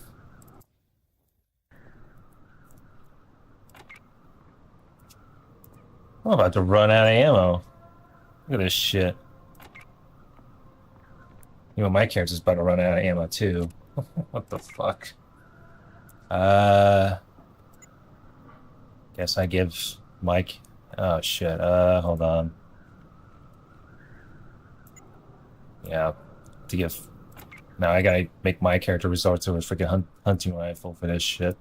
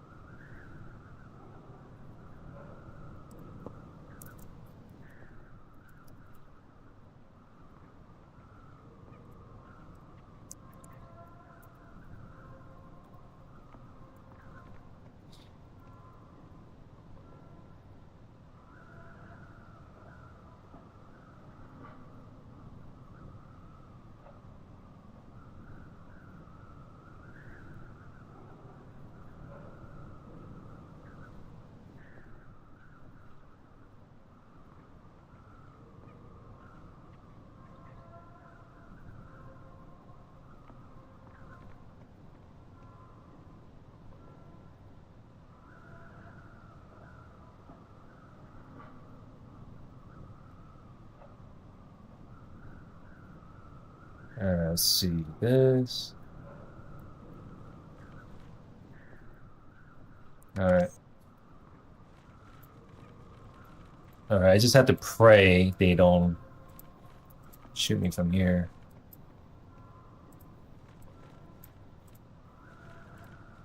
Oh, come on. Freaking pathing.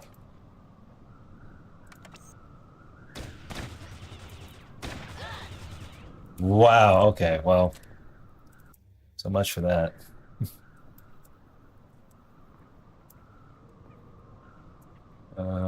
Do this.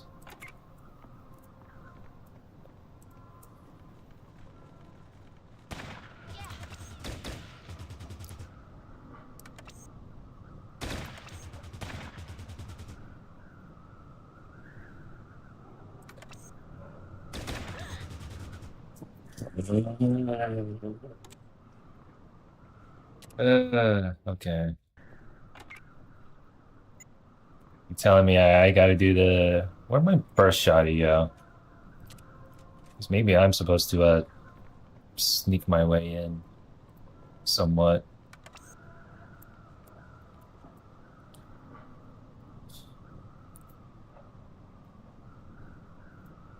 Maybe I can actually sneak my way forward, maybe? Oh fuck.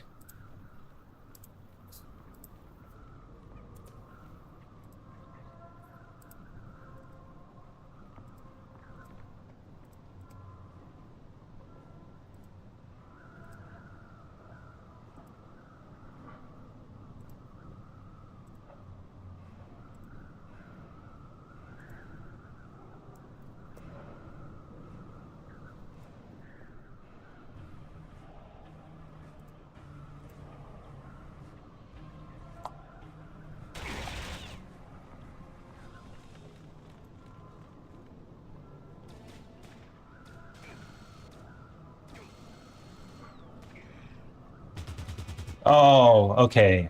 I almost had it though. Damn it.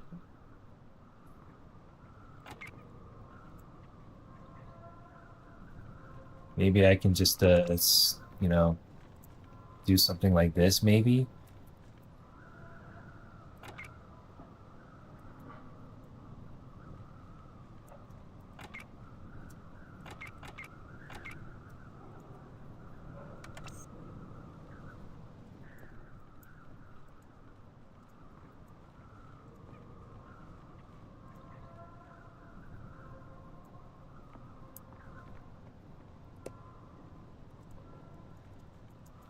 Oh shit.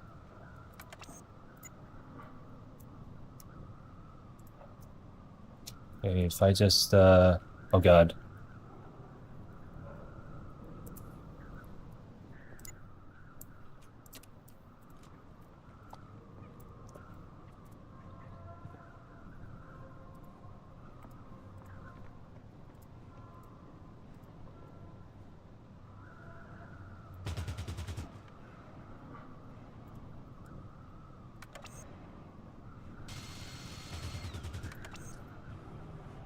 Okay, took out one.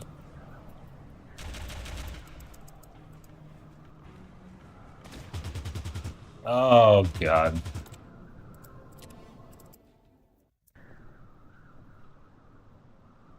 Trying to do the thing, but didn't work out so well.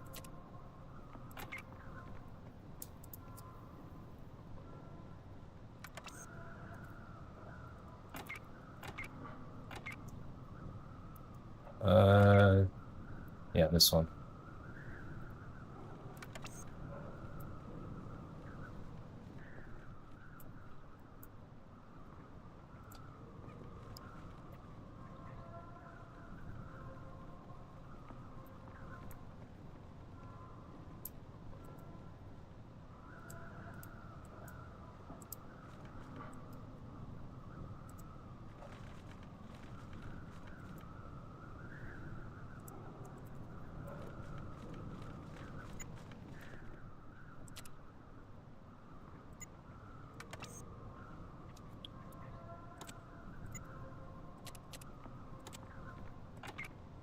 Okay, what if I do this? Can I not stand up?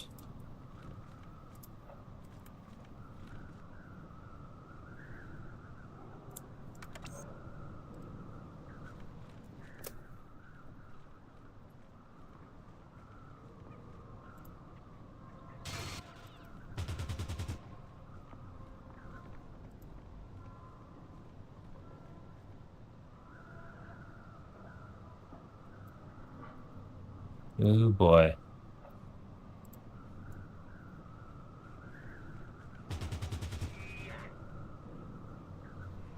Okay, good.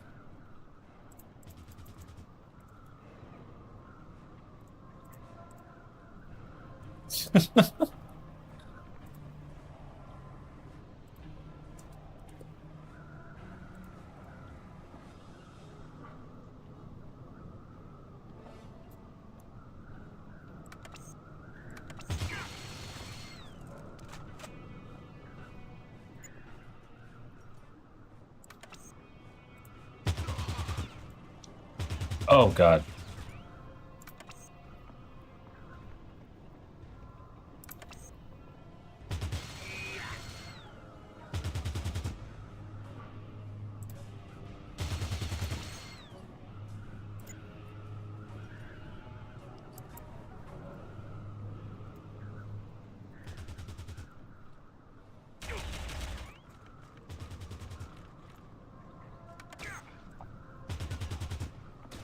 Oh God damn it.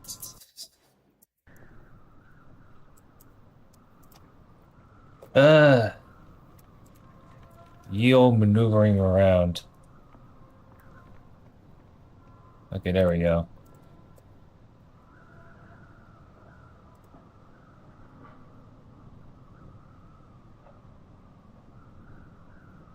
Wait a minute, so he's over there and one dude is in that bunker over there. Oh, all right. There's also a dude pinned down from here.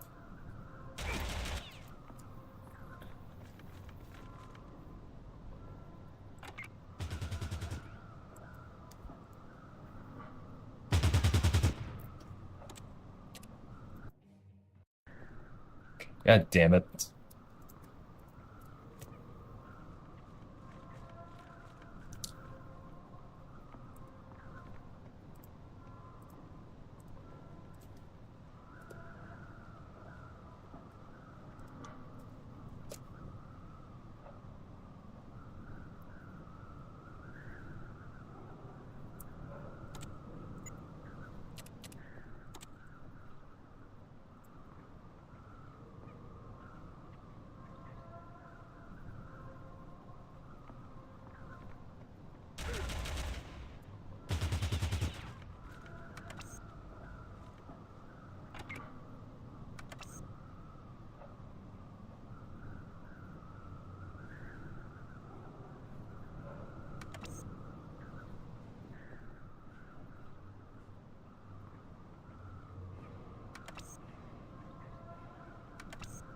Why can one of my dudes stand up from here?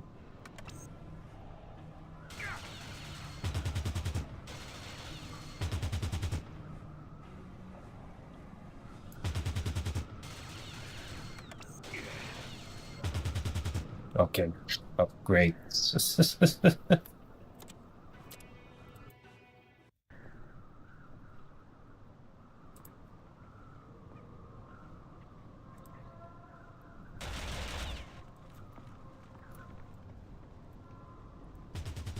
Oh God.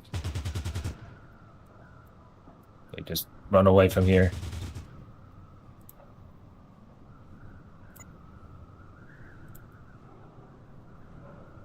I out here getting my ass beat.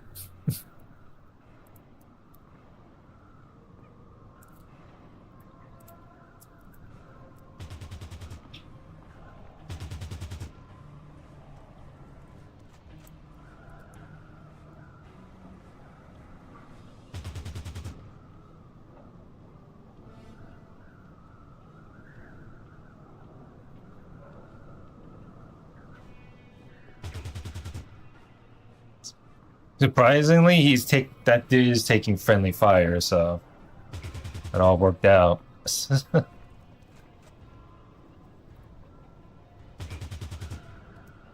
All right.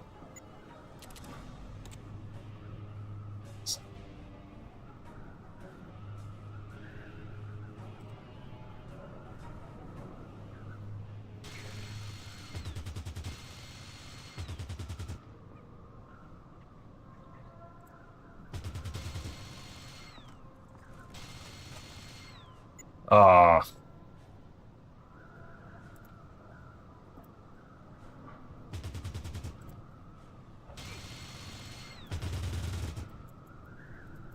oh God, that's bad.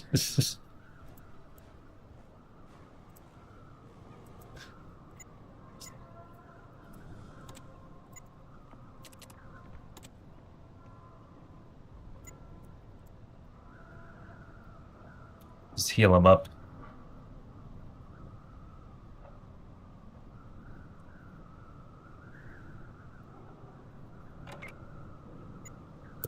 Much ammo do Oh wow. Okay. Well, I am out here running out of ammo for this one. What the shit?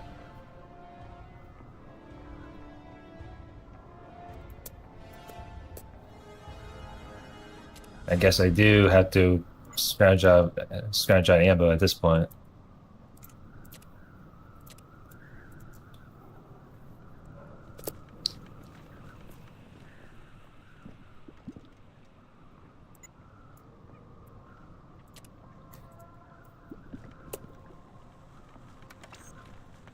I mean, that is if I can even grab a hold of some.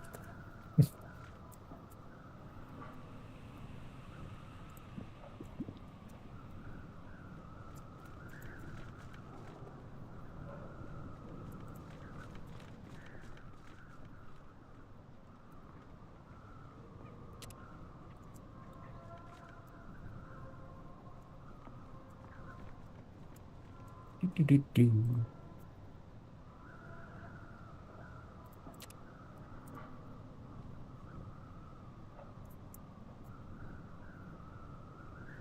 Surely there should be more. There we go.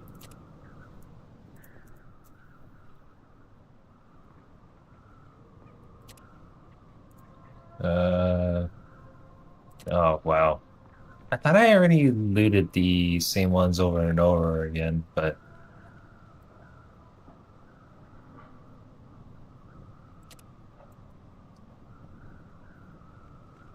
moldly, moldly interesting.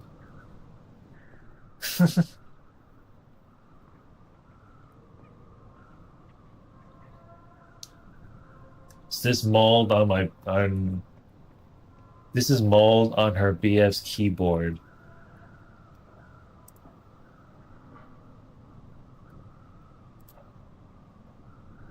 Oh wow.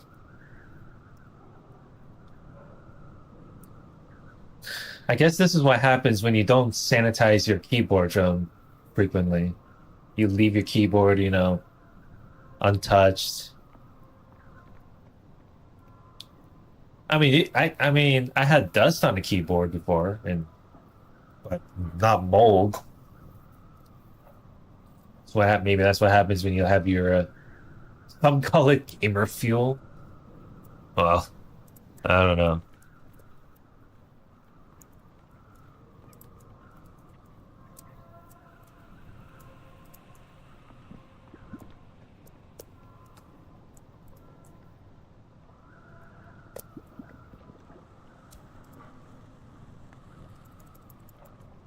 Oh, I thought I walked off the cliff there. What the heck?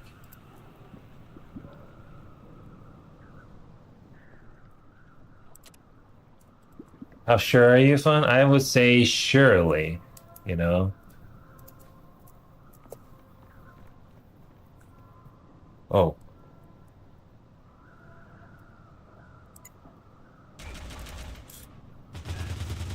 oh, God damn it. Even that kind of luck isn't surely from here. Nice. Got his ass. Whoop.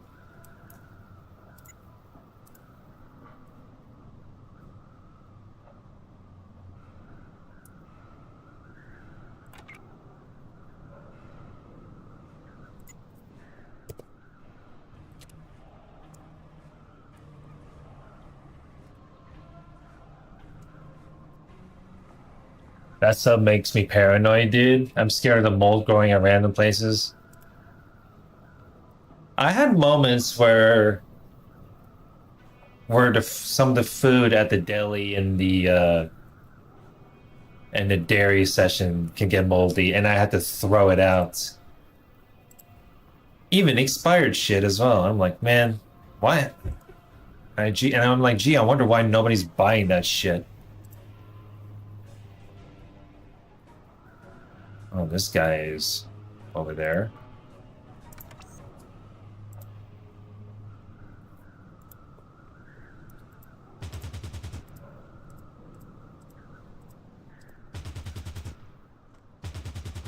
Oh, God. It's probably not a good idea to,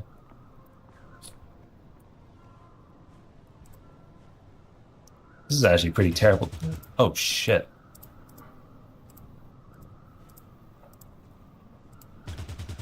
Getting shot at and all that.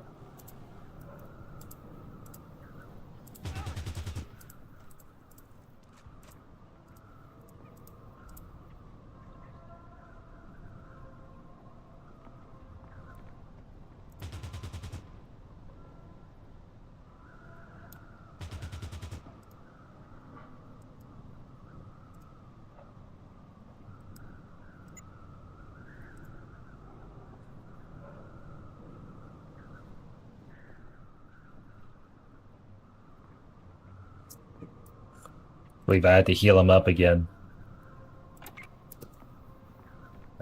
Which one? Do I have any other health kits left? Yeah, I have another one.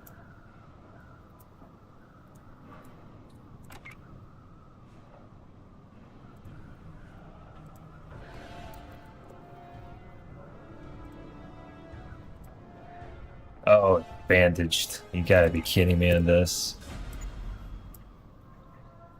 Which one is the...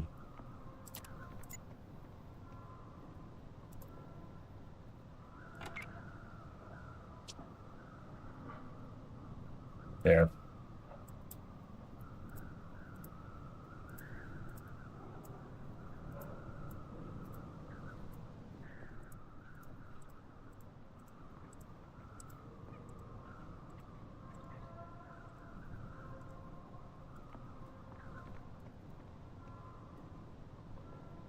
One moment where I have to phone all the way from here.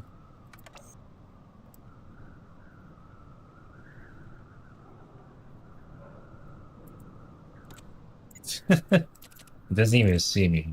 Is why.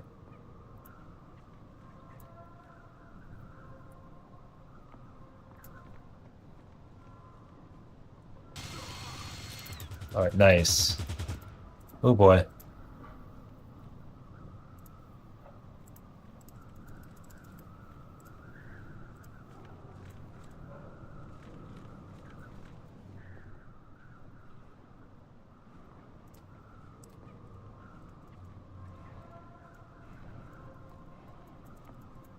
Think he can still shoot me from here? No.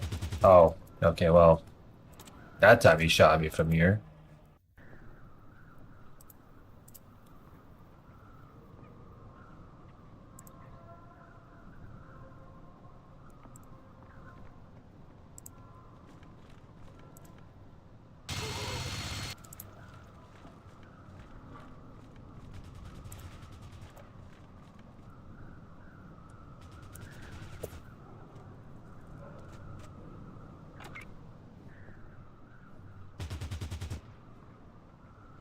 I'm sure he's gonna run out of bullets anytime now.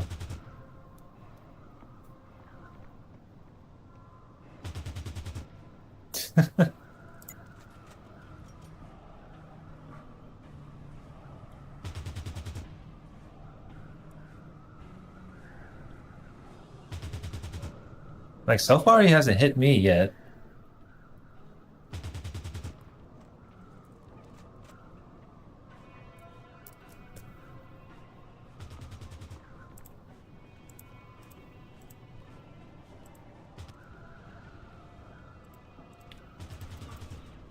Oh, God.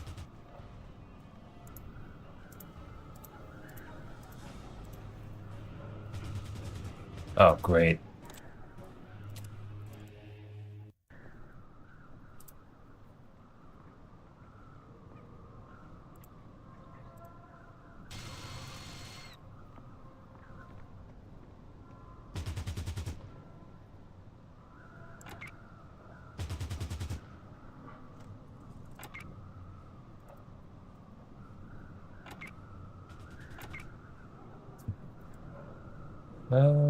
Yeah, take this one.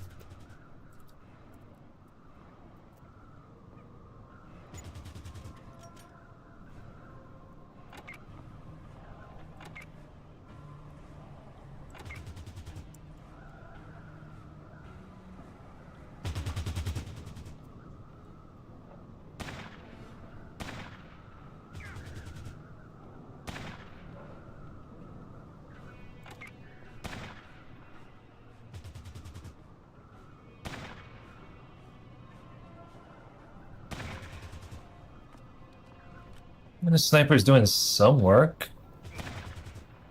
Yeah, surely.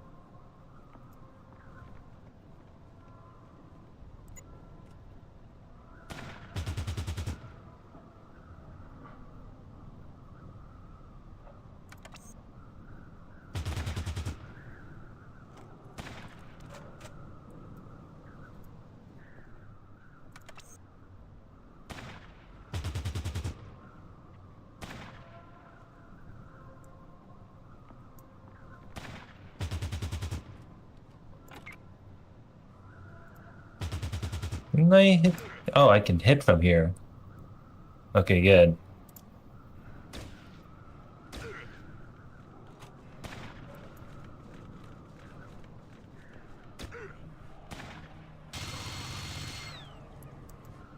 Okay, nice. Yeah, they didn't have anything special.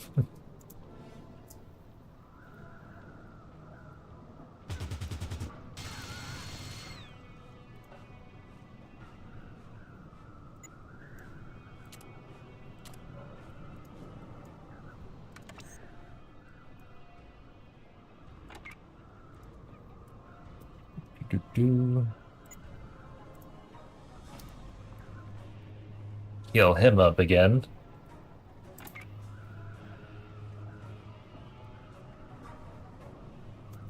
There we go, fully healed. Oh, really? Okay, well, that's what happens when you heal. Get screwed over bandaged. Okay. Okay, run away from here.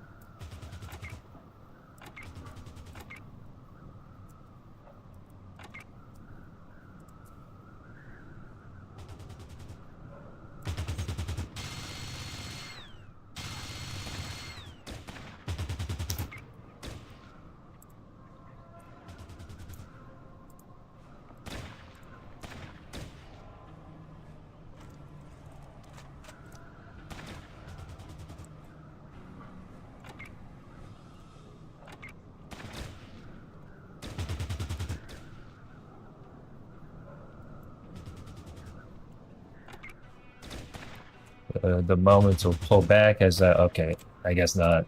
It didn't work.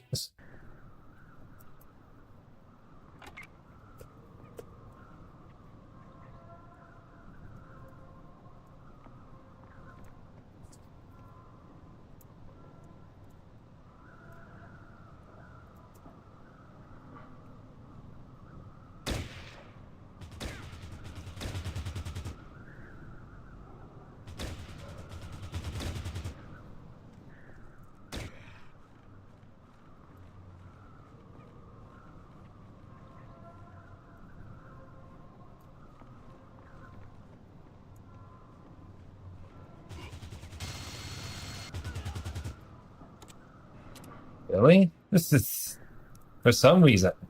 For some reason I can do it, but now I didn't do it. There we go.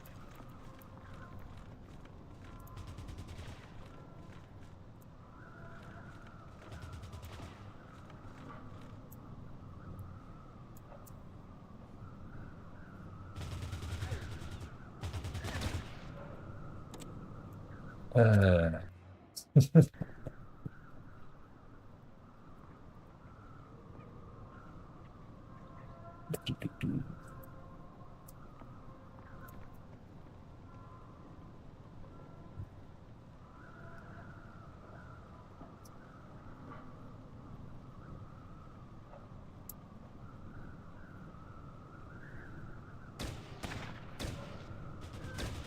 wow. Oh, okay. Getting my ass beat right there. You hate seeing people crying about meta decks in Pokemon TCG Pocket? You know, I haven't seen anyone, I don't think I've seen people cry about it on, social media. The only time I only seen a Discord server where people would like, post their roles in Pokemon the TCG Pocket game, but don't think I recall seeing them, crying about meta in general.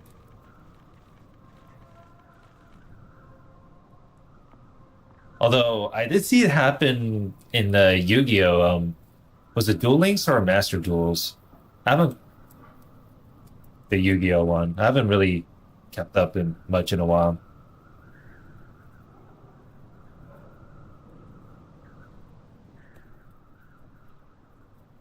Because in terms of card games online, there's meta shit, which is optional, and then there's like you can just do shit, play around for fun. But I thought everything about when it comes to like stuff like this, it's like, well, it's just a game, right? But I guess, at the end of the day, it is what it is. But Jesus, I didn't know it got this crazy.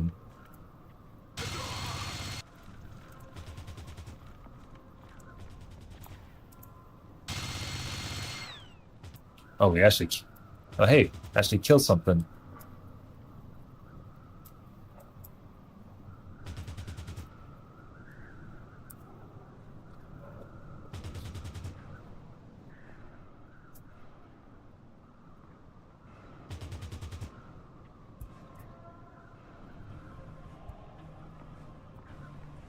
Overture.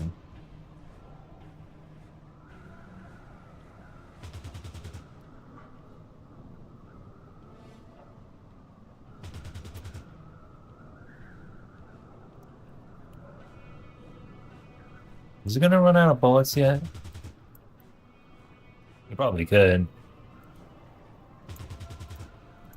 Maybe I can just sneak to the side and take him out from here.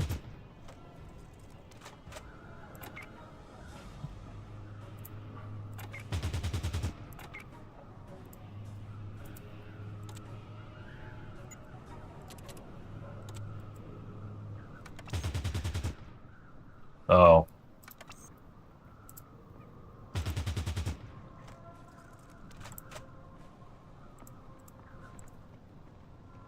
What? Oh, shit. I think I think there was a guy up top that was trying to throw a grenade from there.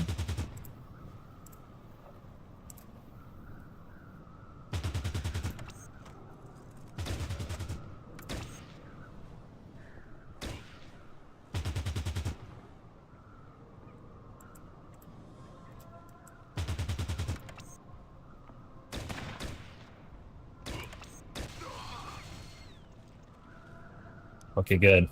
It's another one down.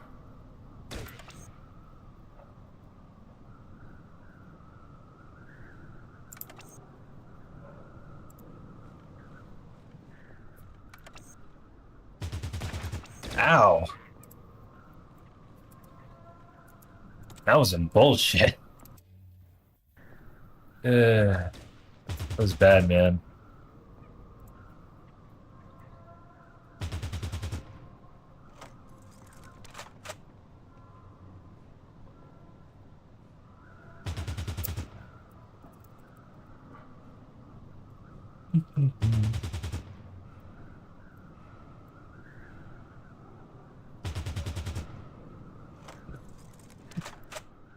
Oh. I think yeah, I think he was trying to open fire at him, yeah.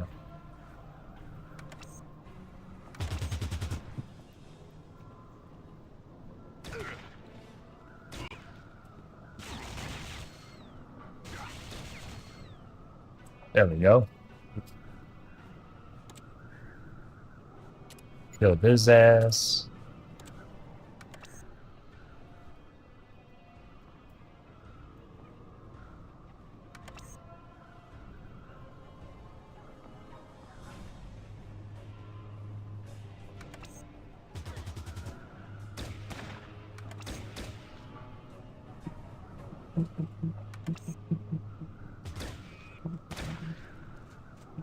Well, he's blinded. Okay, now he's dead.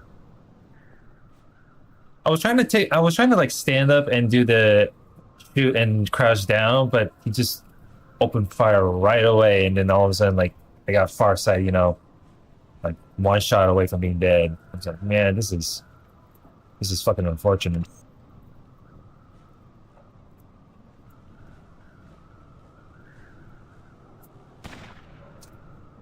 Oh, okay, now he's blinded.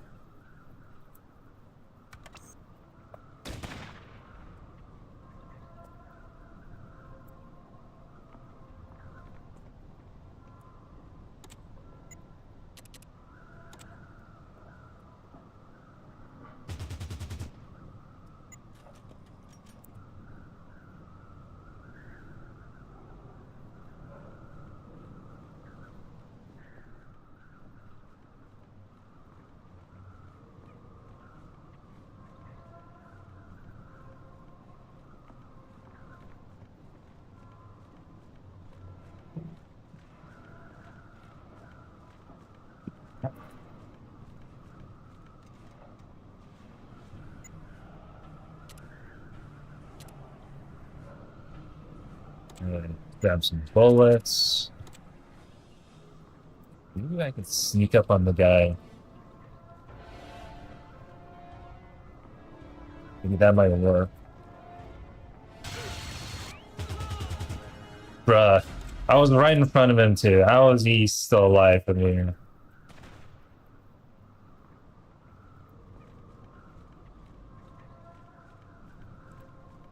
Maybe it was too tanky, that's why.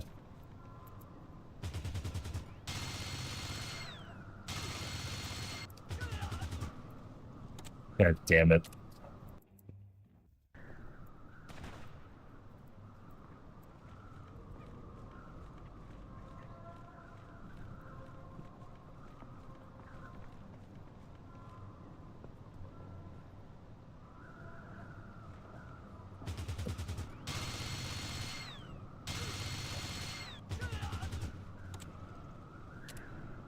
Uh,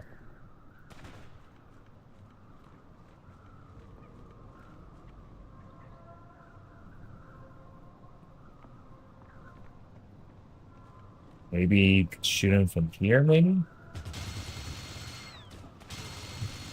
Okay, there we go. He went down.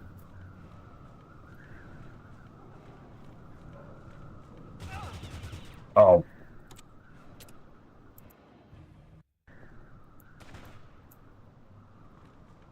Apparently he can shoot me from here. And I'm like, man, I did some shit.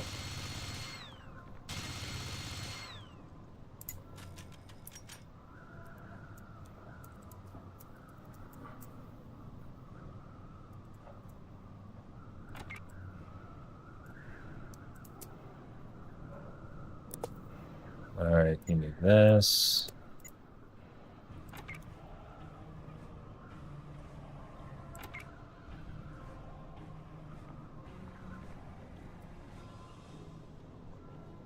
Healed. Okay, so if I ran out of bullets in this one, then we can have the, you know what? Yeah, rifle. Give her the sniper rifle.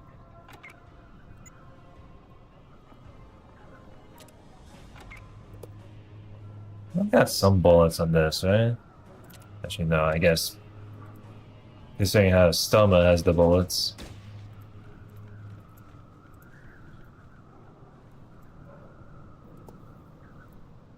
Yeah, let's see. Yeah, give her the bullet. Might as well give all my bullets.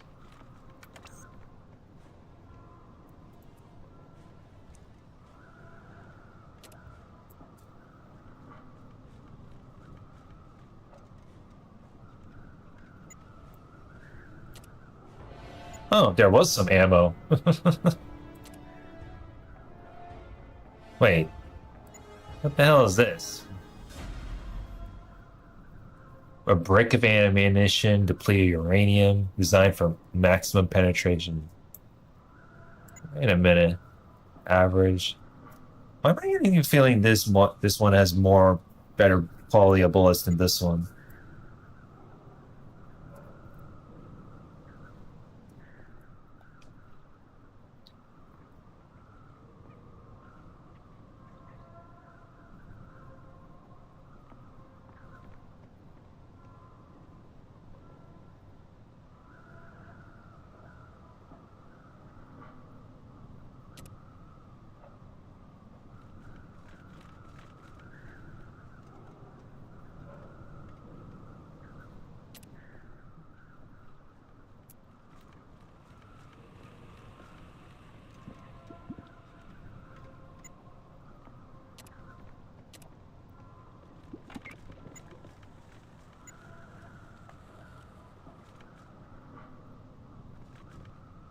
Let's see, give.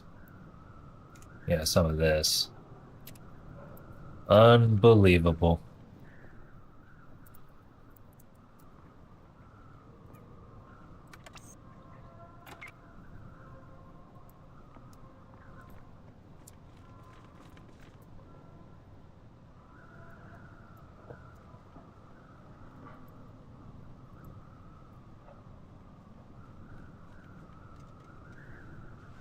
Pretty gross situation too, because there's so many dudes guarding around the place. Can only do so much.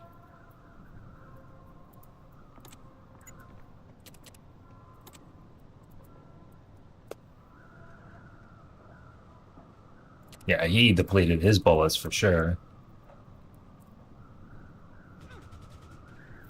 Oh, what? Uh, fucking hell.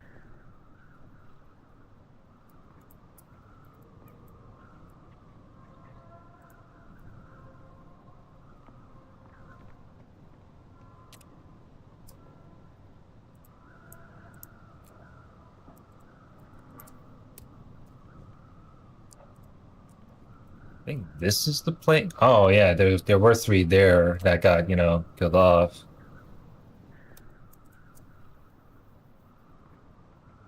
Let's see, one.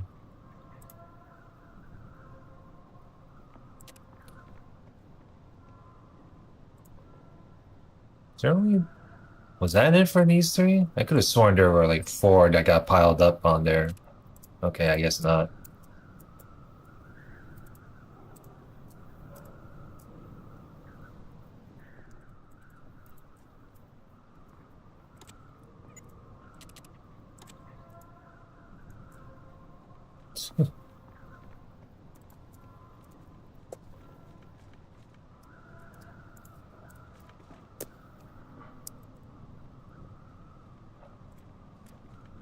Maybe there is a ladder down? Is there? Oh shit. I didn't see these guys, but this guy got knocked the fuck out. Come on. All right, nice. I don't know where they. I forgot there. Those two were camping down there. I don't know how I can. I don't know how I'm able to get down from there, but that's cool, I guess. Oh shit.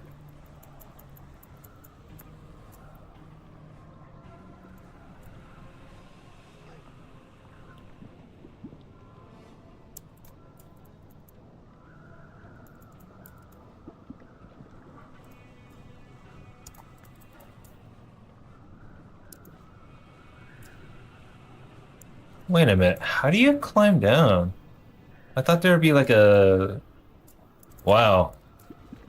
You would think there would be something to, go on down just so I can actually, loot, but I guess not.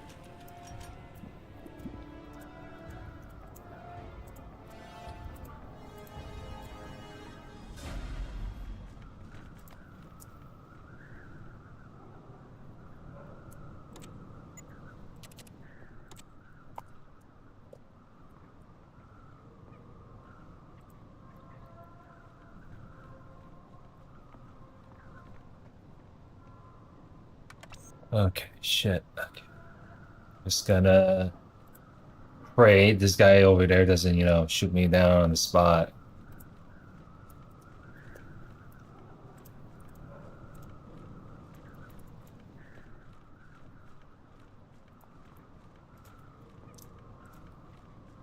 Yeah, I'm in the bunker. Yeah, there we go.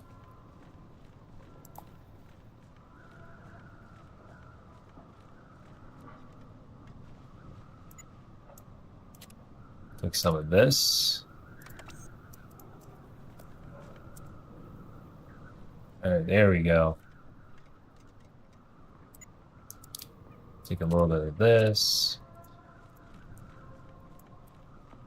Even though the ammo is very small amounts.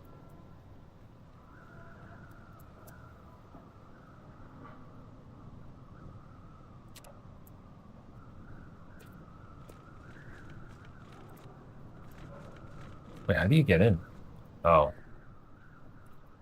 Wait, what did it say here?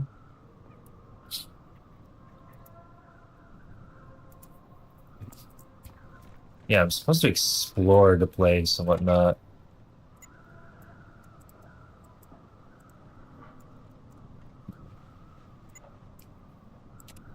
Grab on those.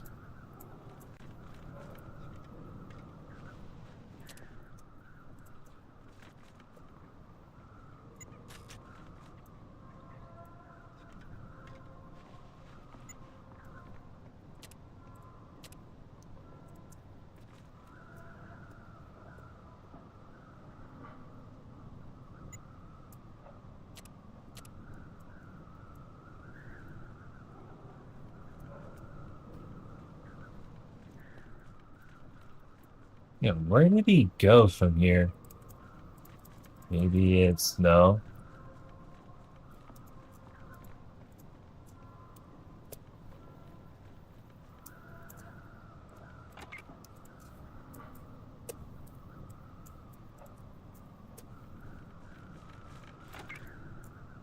Actually, no, I don't think I've searched through here.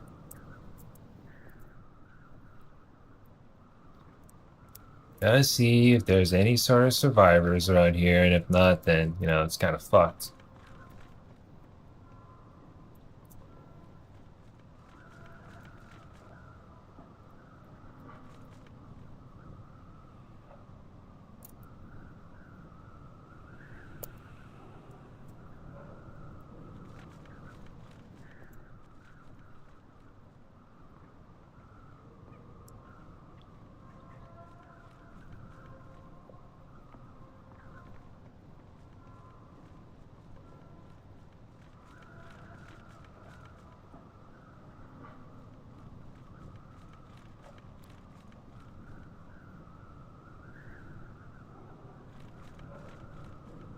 Huh.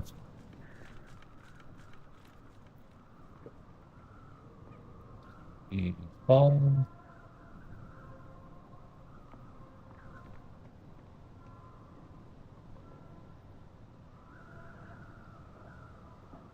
Okay, what if I look through, let's see, briefings.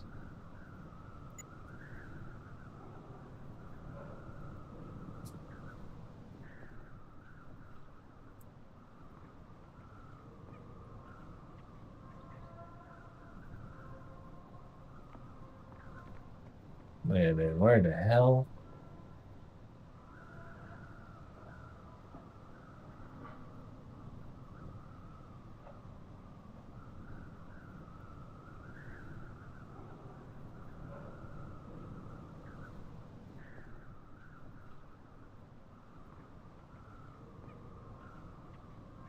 Oh, I see why. I thought I could find him in here, but apparently he's not there. And I'm like, what the fuck? So I went through all the efforts just to see he's not there. Even searched through the entire bunker while at it. I'm like, well, this is some bullshit.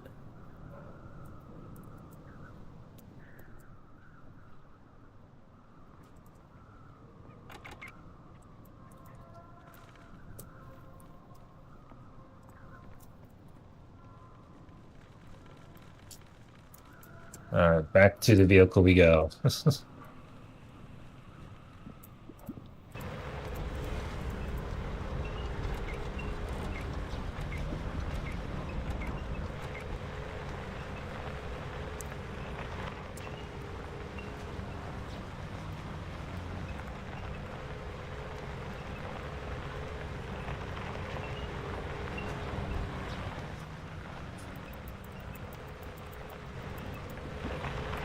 All right. Just make sure the vehicle doesn't fall.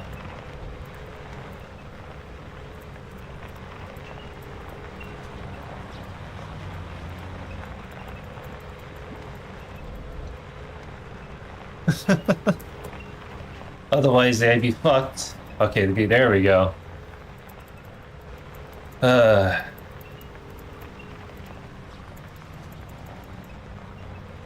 Gotta love pathing in an old game like this.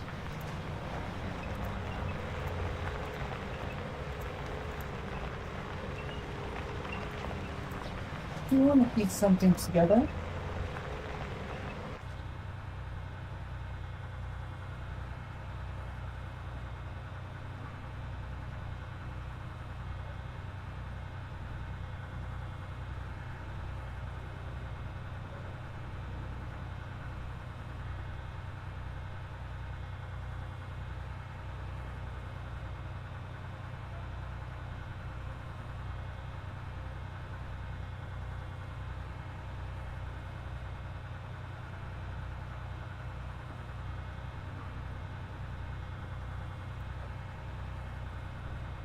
They gave him an anime intro for him when that is that is something I will not see when it comes to his speech.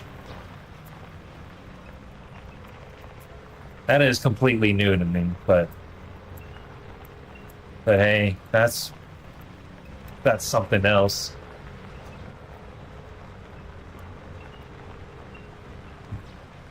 Uh,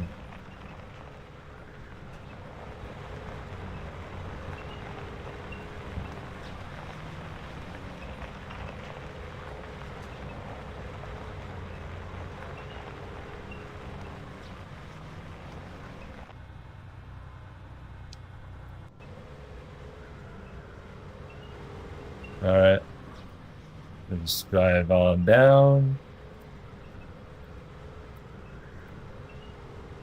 All right, so got a full squad of people. Are Time some backup got here.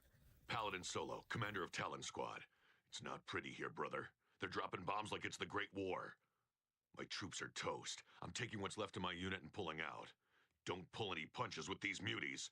I watched one charge face first into some rough crossfire and laugh off the pain. Pull that APC up and tend to my soldiers. I can walk, but my squad needs medical attention. I'm not leaving until you get them on their feet. Hope you've still got a medic. oh, this is an hour. Um, insane opening music. Oh, bro, I am curious. I think I got time to for until I hit the 4 hour marks. So let's see if I can just mute this. Let's see. Is this good? Please join me in welcoming to the stage Hassan Piker and Estad Hunter.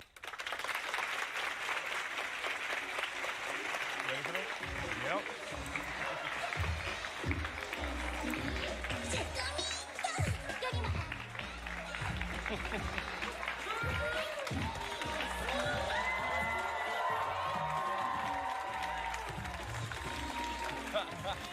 What the fuck?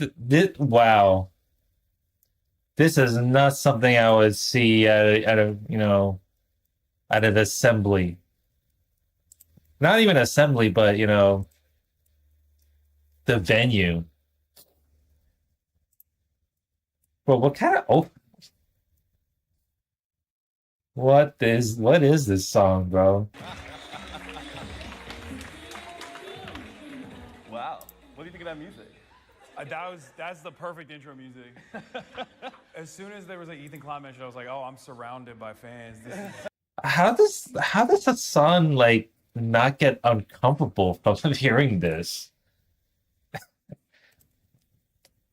Like imagine just getting invited to like, do a speech at the, at an open venue at a university and they popped in and was like, oh, maybe this music might be suitable for it. And then it just pops in and like, oh, I'm hearing like, what the fuck is this?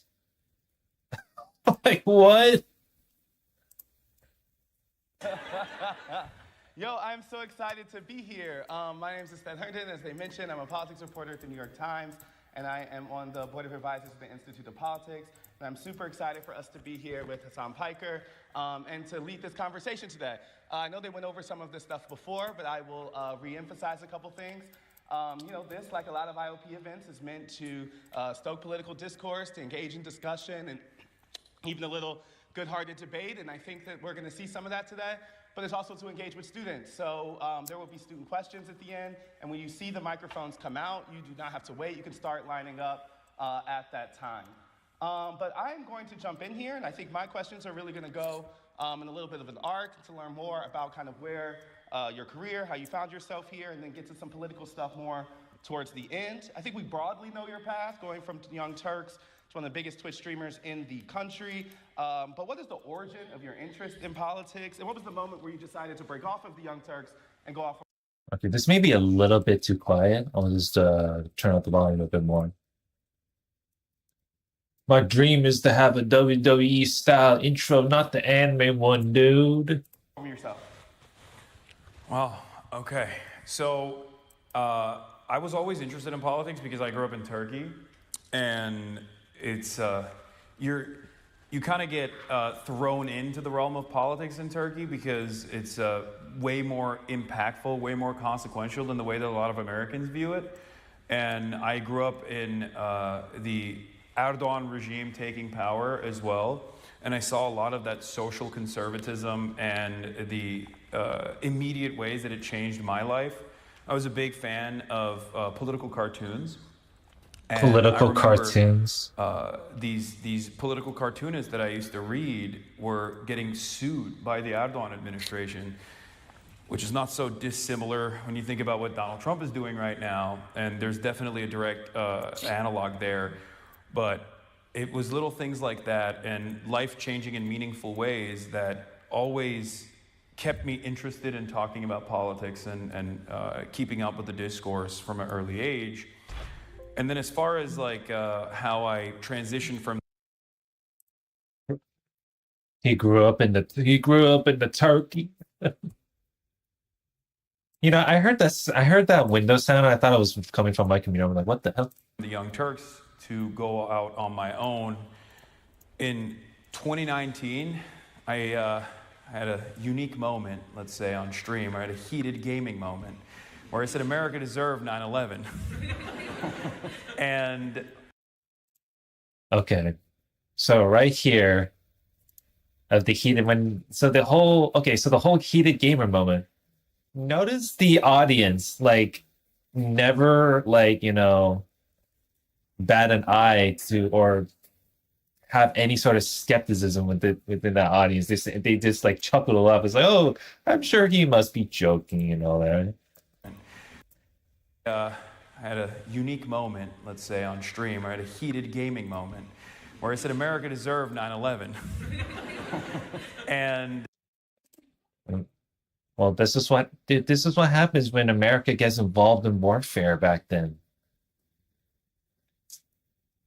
Like, how the whole like bullying, how the country, how like countries in general where the one is like acting like the big bully in the school, and guess what? It backfired on his ass.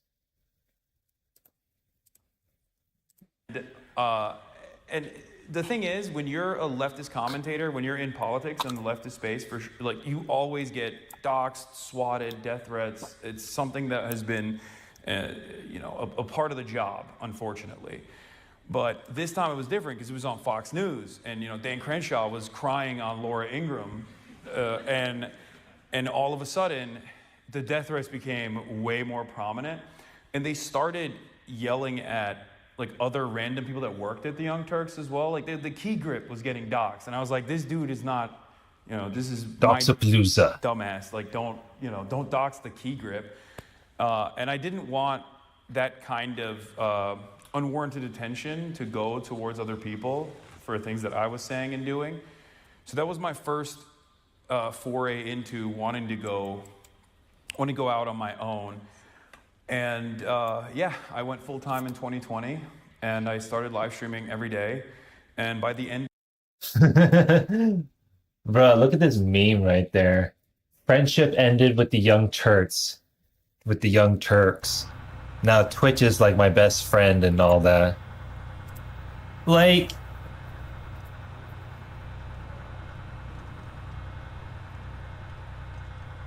dude.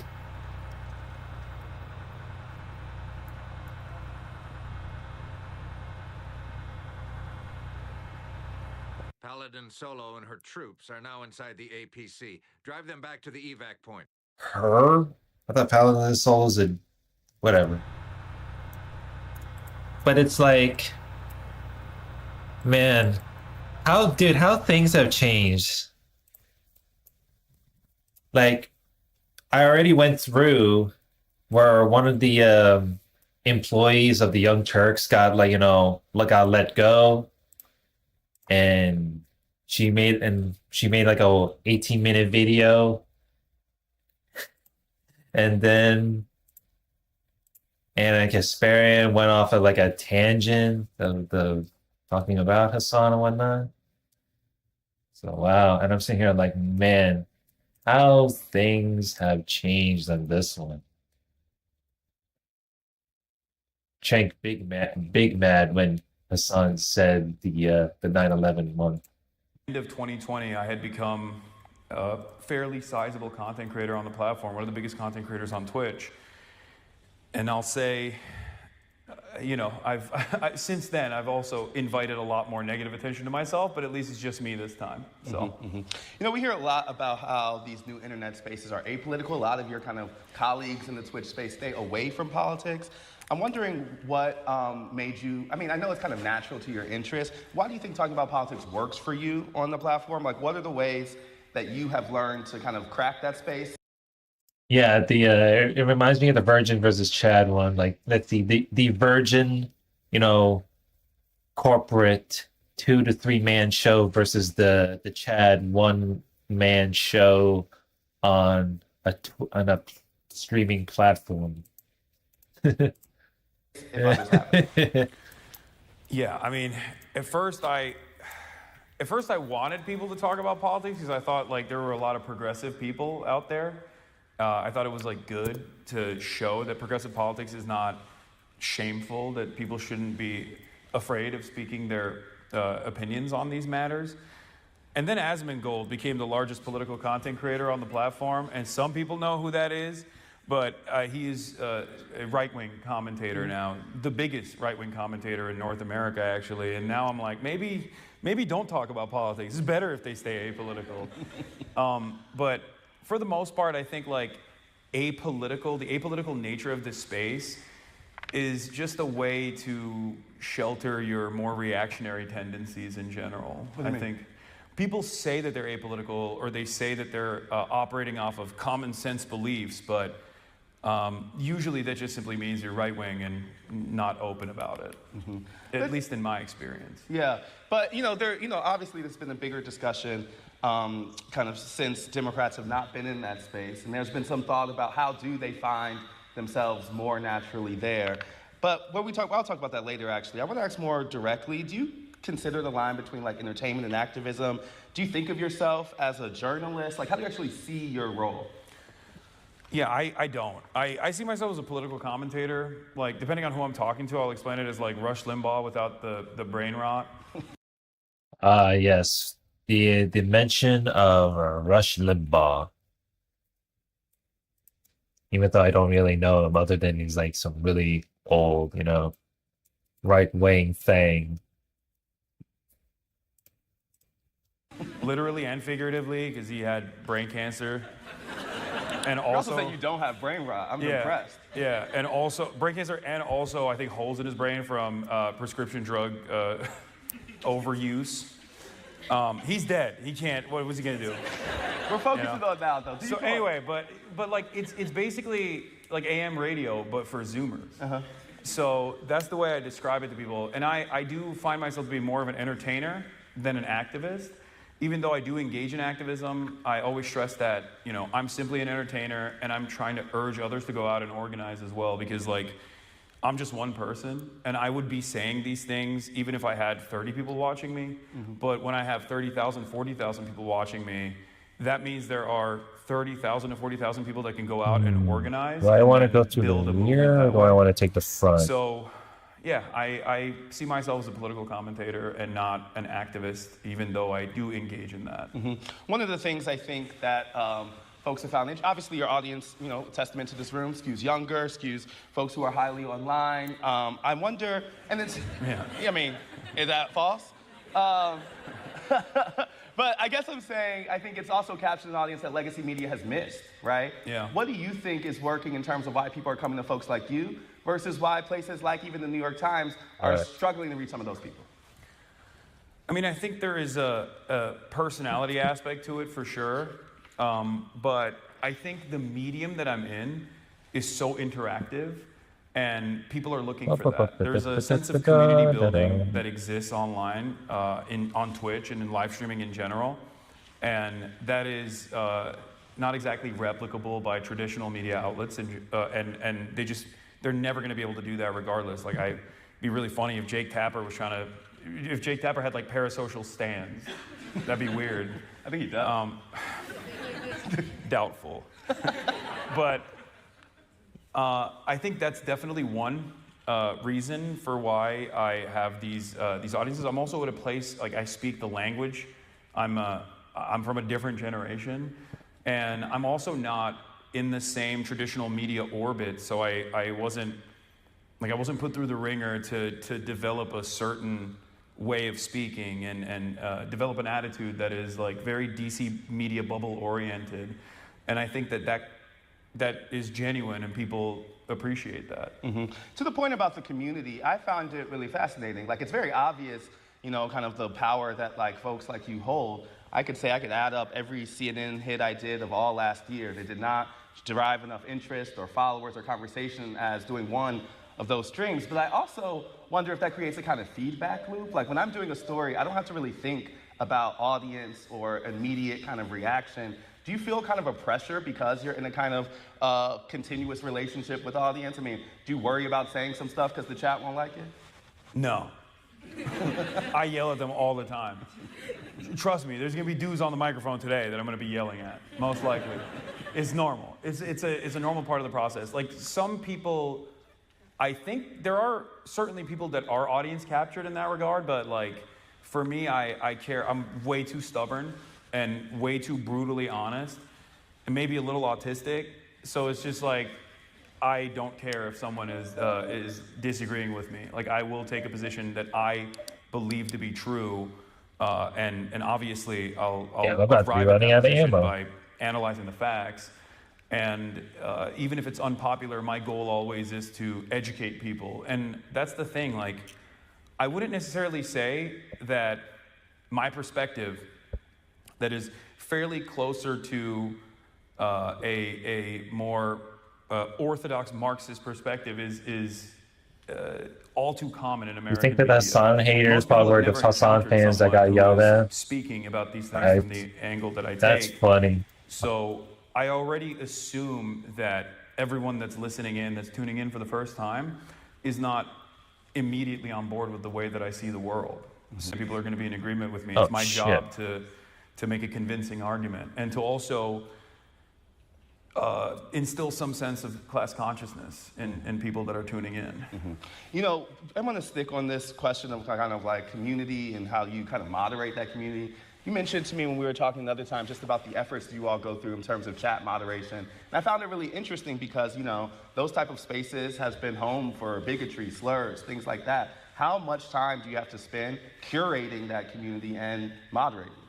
I mean, it's an ongoing process. It's always, it's something that I always have to work on because I have, a lot of other places will safeguard their community. They'll have like a paywall, like membership only access if you want to communicate. Some places will add like, you know, additional checks. For me, I want to have discourse. I want to have back and forths with people. I want to be able to educate people if they have questions on certain things. So I have a 10-minute follower mode, which means if you follow me for 10 minutes on my Twitch, you can say anything you want in the chat. And surely, some people abuse that. Bro, really? And membership only? That's antagonize funny. or say heinous things. But in that process, like, I use that as an educational moment, and I also use every opportunity like that to basically say, like, these are the well-defined boundaries in this community, like what is permissible and what is not. And that's one way that we moderate the community.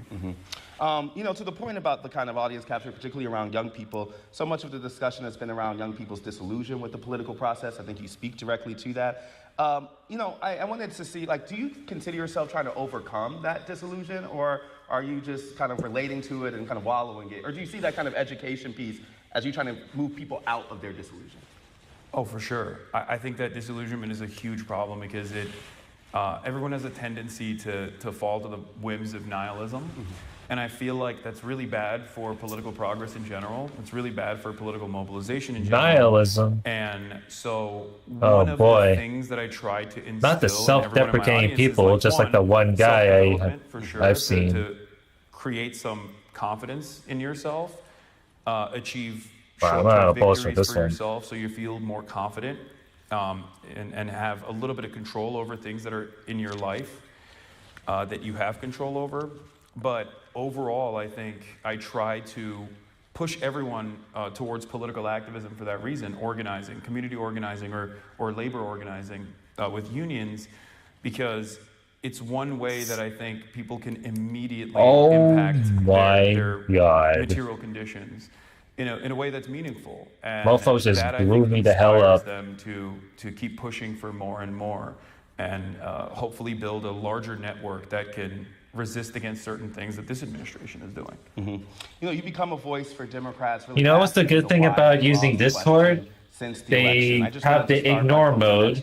So anytime I had to deal with doomers and nihilism, I just, you know, put them on ignore mode. I mean, this is, I've talked about this so much at this point, but I mean, like, God. Democrats are zealots. Like, they are so... Sorry, I have to pause it, but man, you know what I just do when it comes to people with doomerism and nihilism on social media? I just put them on mute. Or, you know, I'll do a little quick, you know, a small little jab at someone I know, and I'm sitting here and it's like, can you just at least have like 1 to 5% of self-improvement in your life? You know what I mean? Like, literally, you're fucking, like, doomerism and shit like that, and Sorry about that because I got a fucking Roomba, like, mopping my room. Well, I got to move some stuff around while at it. But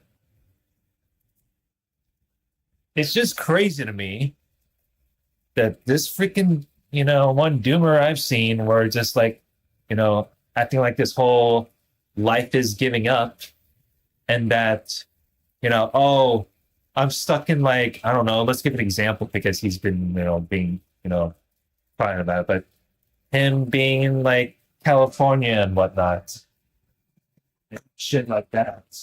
And it was like, dude, are you telling me you've been living in California your whole fucking life and you have not been any sort of plans? And you're like, I don't know, you're like 20s or some shit. So it's like, I'm like, my brother in Christ, can you just like, have you not made any sort of plans whatsoever? Like all I've seen on your freaking social media posting for the past few years since 2020 is just, you know, California, you and engaging in arguments around culture war, VTuber, and a bunch of stuff. That's it. So have you not made any plans? Like if you don't like it, like do something about it. Don't just sit there and say, oh, life's hard. And when I say have a good one, and it's normally I don't do that because I'm usually off stream, but it's like, dude, why can't you just like have like a small percentage? I'm not gonna give like a gotcha probability of it, but it's like, dude, 100% of your time seems pretty negative. Like, bro, you're that's the most useless shit. Like, I'll do like a small little jab, but that's about it. Like, bro. Uh,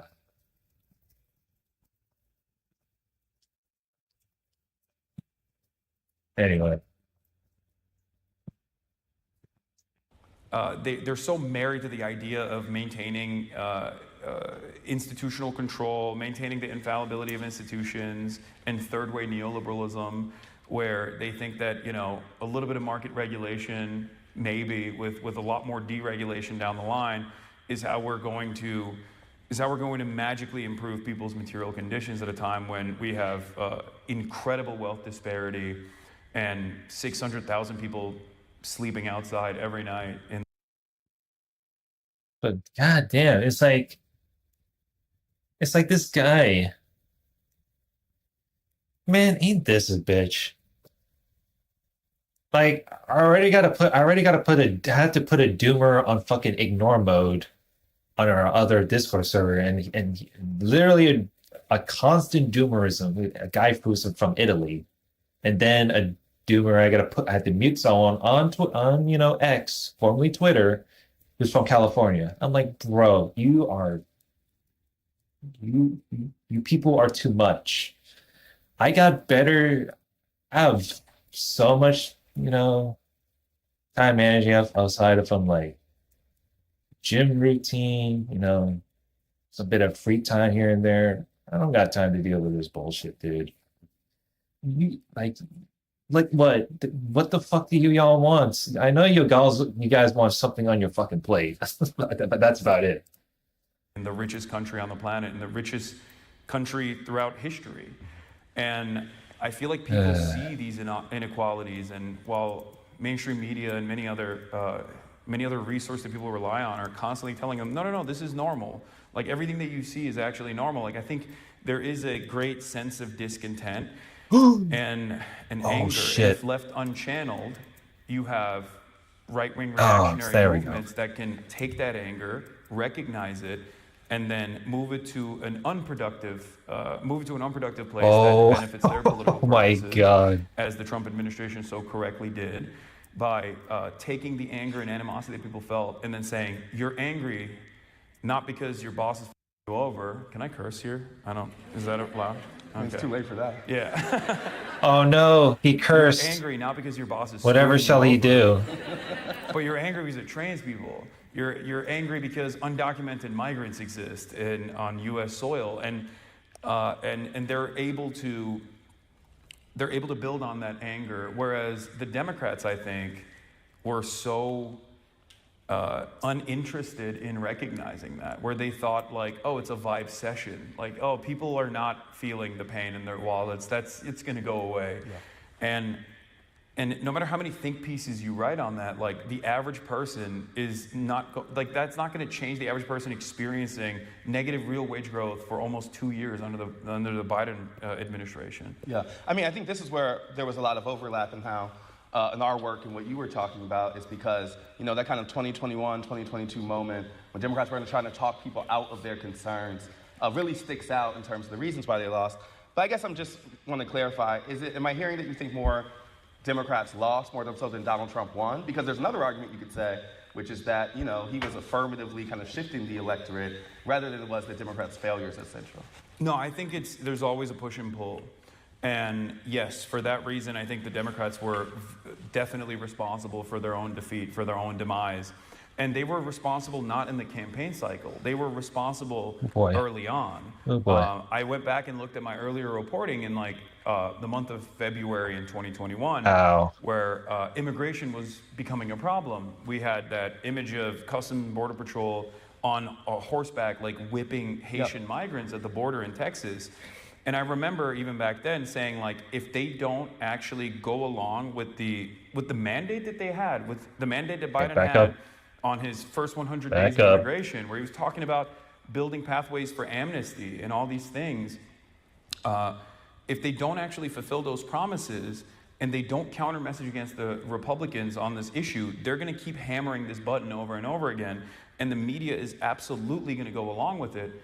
And lo and behold, that's precisely what happened. 3 years after that, you had Biden on October 6th coming out and saying that they were unveiling this incredibly draconian, incredibly right-wing, white nativist, anti-immigrant agenda package that they said that a Oklahoma senator wrote, and it was basically Trump's 2020 immigration agenda repackaged and being sold to the American public as a Democratic bill after 8 years of constantly yelling at Republicans for being racist, for wanting to build a stupid border wall. Now they wanted to fund the border wall. And that is at the heart of the Democratic Party's failure, that they don't actually showcase a vision for a better future, and they shy away from policies that will improve people's material conditions. And obviously part of that is because they're captured by the same corporate interests as the Republicans are. But Republicans and the social issues that they can hammer on, the culture war issues that they can hammer on, are way more appealing I was trying to look up a than the culture walkthrough. war issues that the Democrats try to engage in a defensive posture over, especially because they're not earnest in that defense either.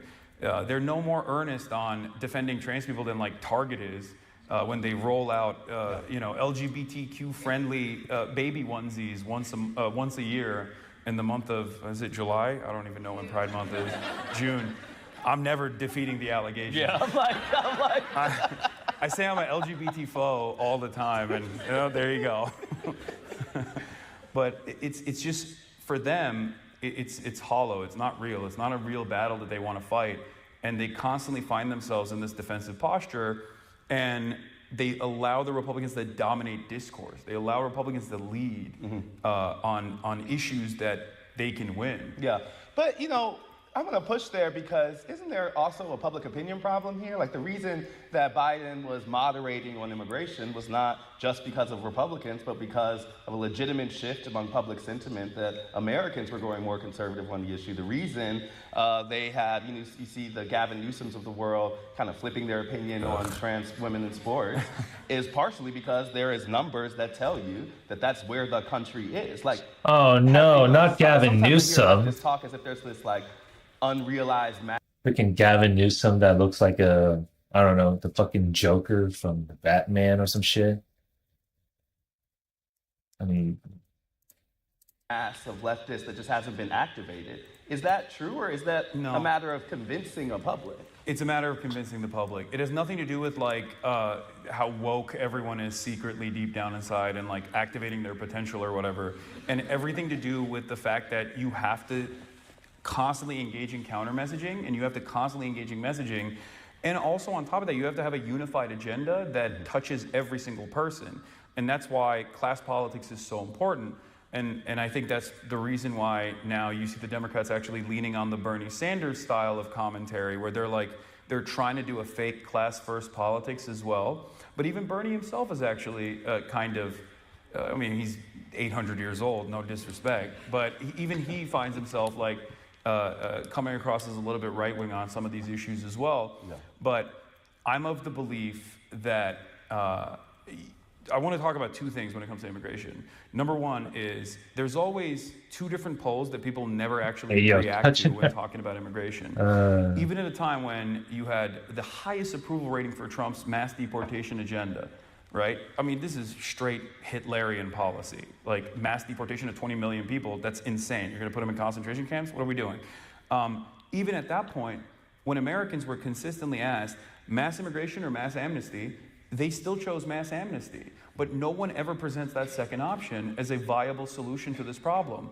And that is at the heart of the issue from the way I see it, where if you don't present Americans with the other option, if you don't constantly counter message, if you don't actually do your very best to showcase the humanity of migrants and how much they contribute to these communities, then of course Republicans are going to constantly counter message and talk about some of the most heinous, some of the most violent things that have taken place and attribute that to migrants across the board, even though there's no evidence that shows that undocumented immigrants are responsible for a larger share of crime than natural-born U.S. citizens, and only evidence to show the exact opposite, that they're responsible for less crime per capita than natural-born U.S. citizens are.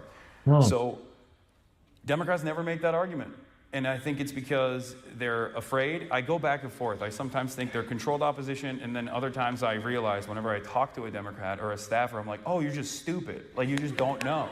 You just don't believe in yourself, and you're just posturing as a somewhat progressive figure on certain issues in an effort to win votes, but that's it. Like, it's not genuine. Crazy how the world really works this year. It's like people in general. You know, you mentioned the kind of primacy of class politics, which obviously is a theme in your work. I remember when Bernie was making some of these arguments in the 2016 and 2020 race, and I also remember when he ran into big problems in places like South Carolina and others where that argument wasn't really landing. How much does the left need to, win over working class folks of color who haven't really come to them in the same type of way? And what is the balance between recognizing class politics and the importance of identity politics and representation to some folks? Yeah. You and I actually had this conversation on my stream where we were talking about like the Democrat machine and how strong it is. I also had another conversation similar to this with my friend FD Signifier, shouts out, he's a wonderful YouTuber, about how like the black aunties are the backbone of the Democratic Party, right? Like, yeah, FD Signifier is a pretty interesting dude.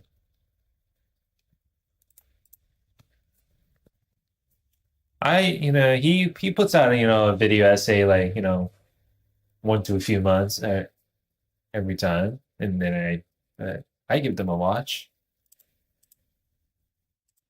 Like, and they are and the world. Basically. Yeah. Yes. Exactly. You think FD is a mega lib? It's not leftist though, but I do think he's pretty. He is hella lib. He really thinks Kamala had a good campaign? That I don't agree though. I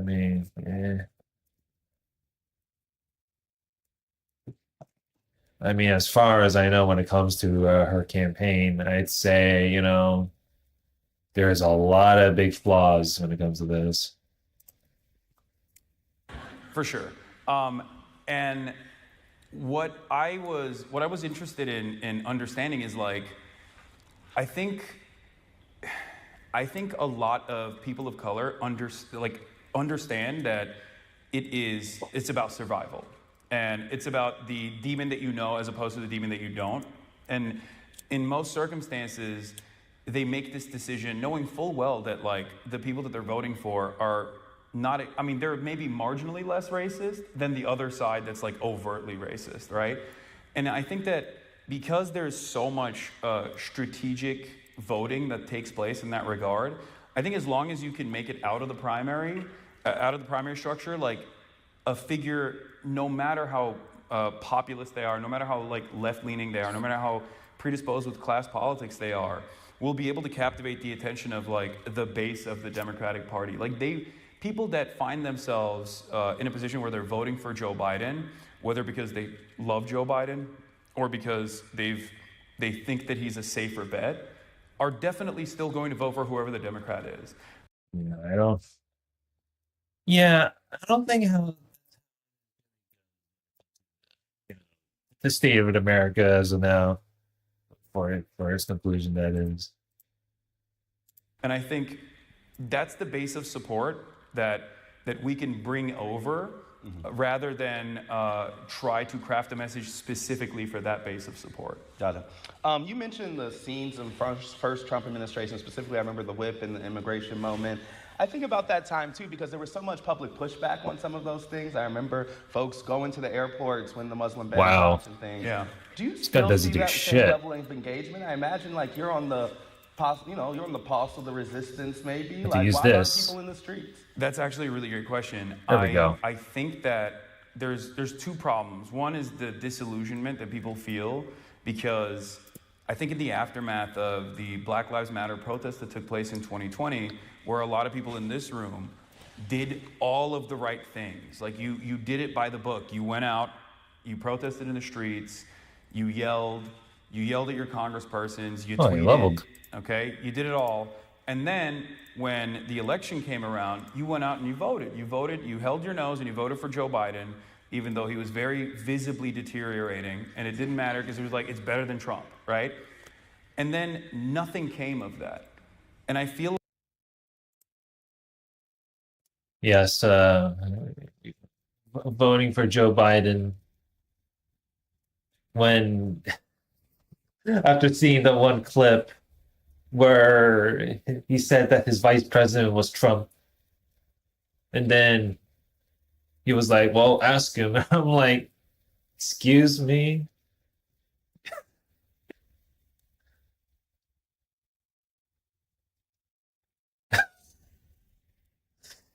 That was it's so dumb. Like it I thought it was like really frustrating to deal with that, but it's like, man, it's so fucking funny. like that creates a lot of disillusionment amongst young people and just virtually any American that participated in this process that looked at that and went, well, we saw no reforms whatsoever on policing. And as a matter of fact, most of the Democrats were predisposed with like positioning themselves as against these organic movements that were born out of Black Lives Matter. And surely there was people going maybe a little too far in terms of maybe not putting their least radical positions out there. But overall, I think that created a lot of nihilism that we haven't really examined thoroughly. So that's one reason why I don't think a lot of people are even protesting Trump to the same degree as they were last time around. Because last time around, he was also seen as an aberration. Like, this is not us, when, this definitely was us. Like, Trump is a perfect beacon of American stupidity. And it always bothered me when people say, like, this is not, I'm like, what is democracy otherwise? This is us. No, that was definitely us. And it still is us.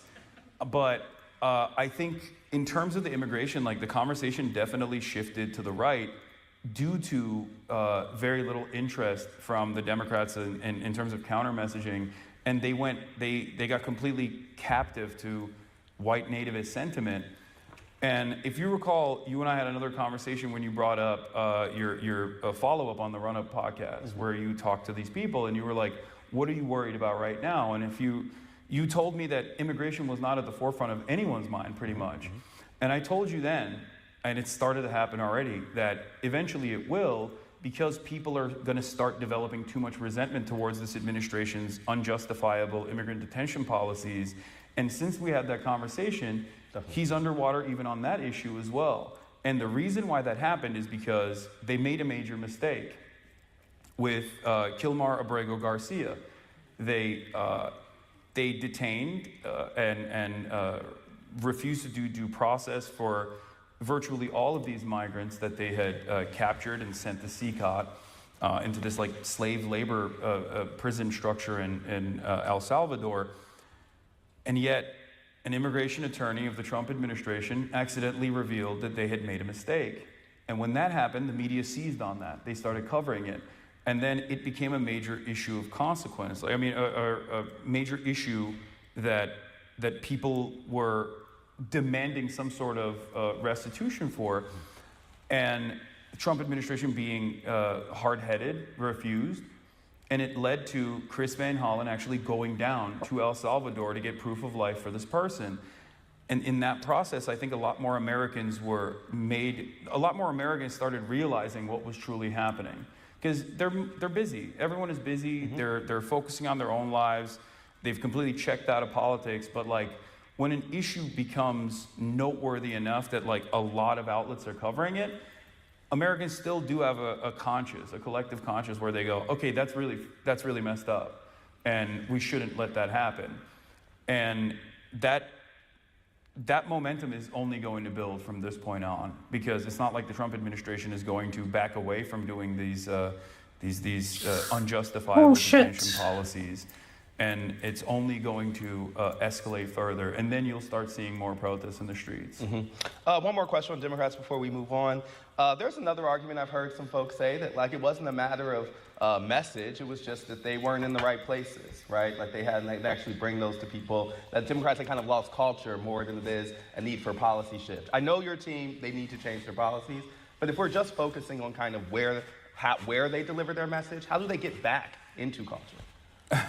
They should just crouching and shooting a rocket at the same time. No, he was proning. That's how BS it was. It's just, I don't think you can. I mean, to that point, I remember that interview as like a moment when Democrats were bringing their same message just to a new place, right? Yeah. That seems like part of the problem.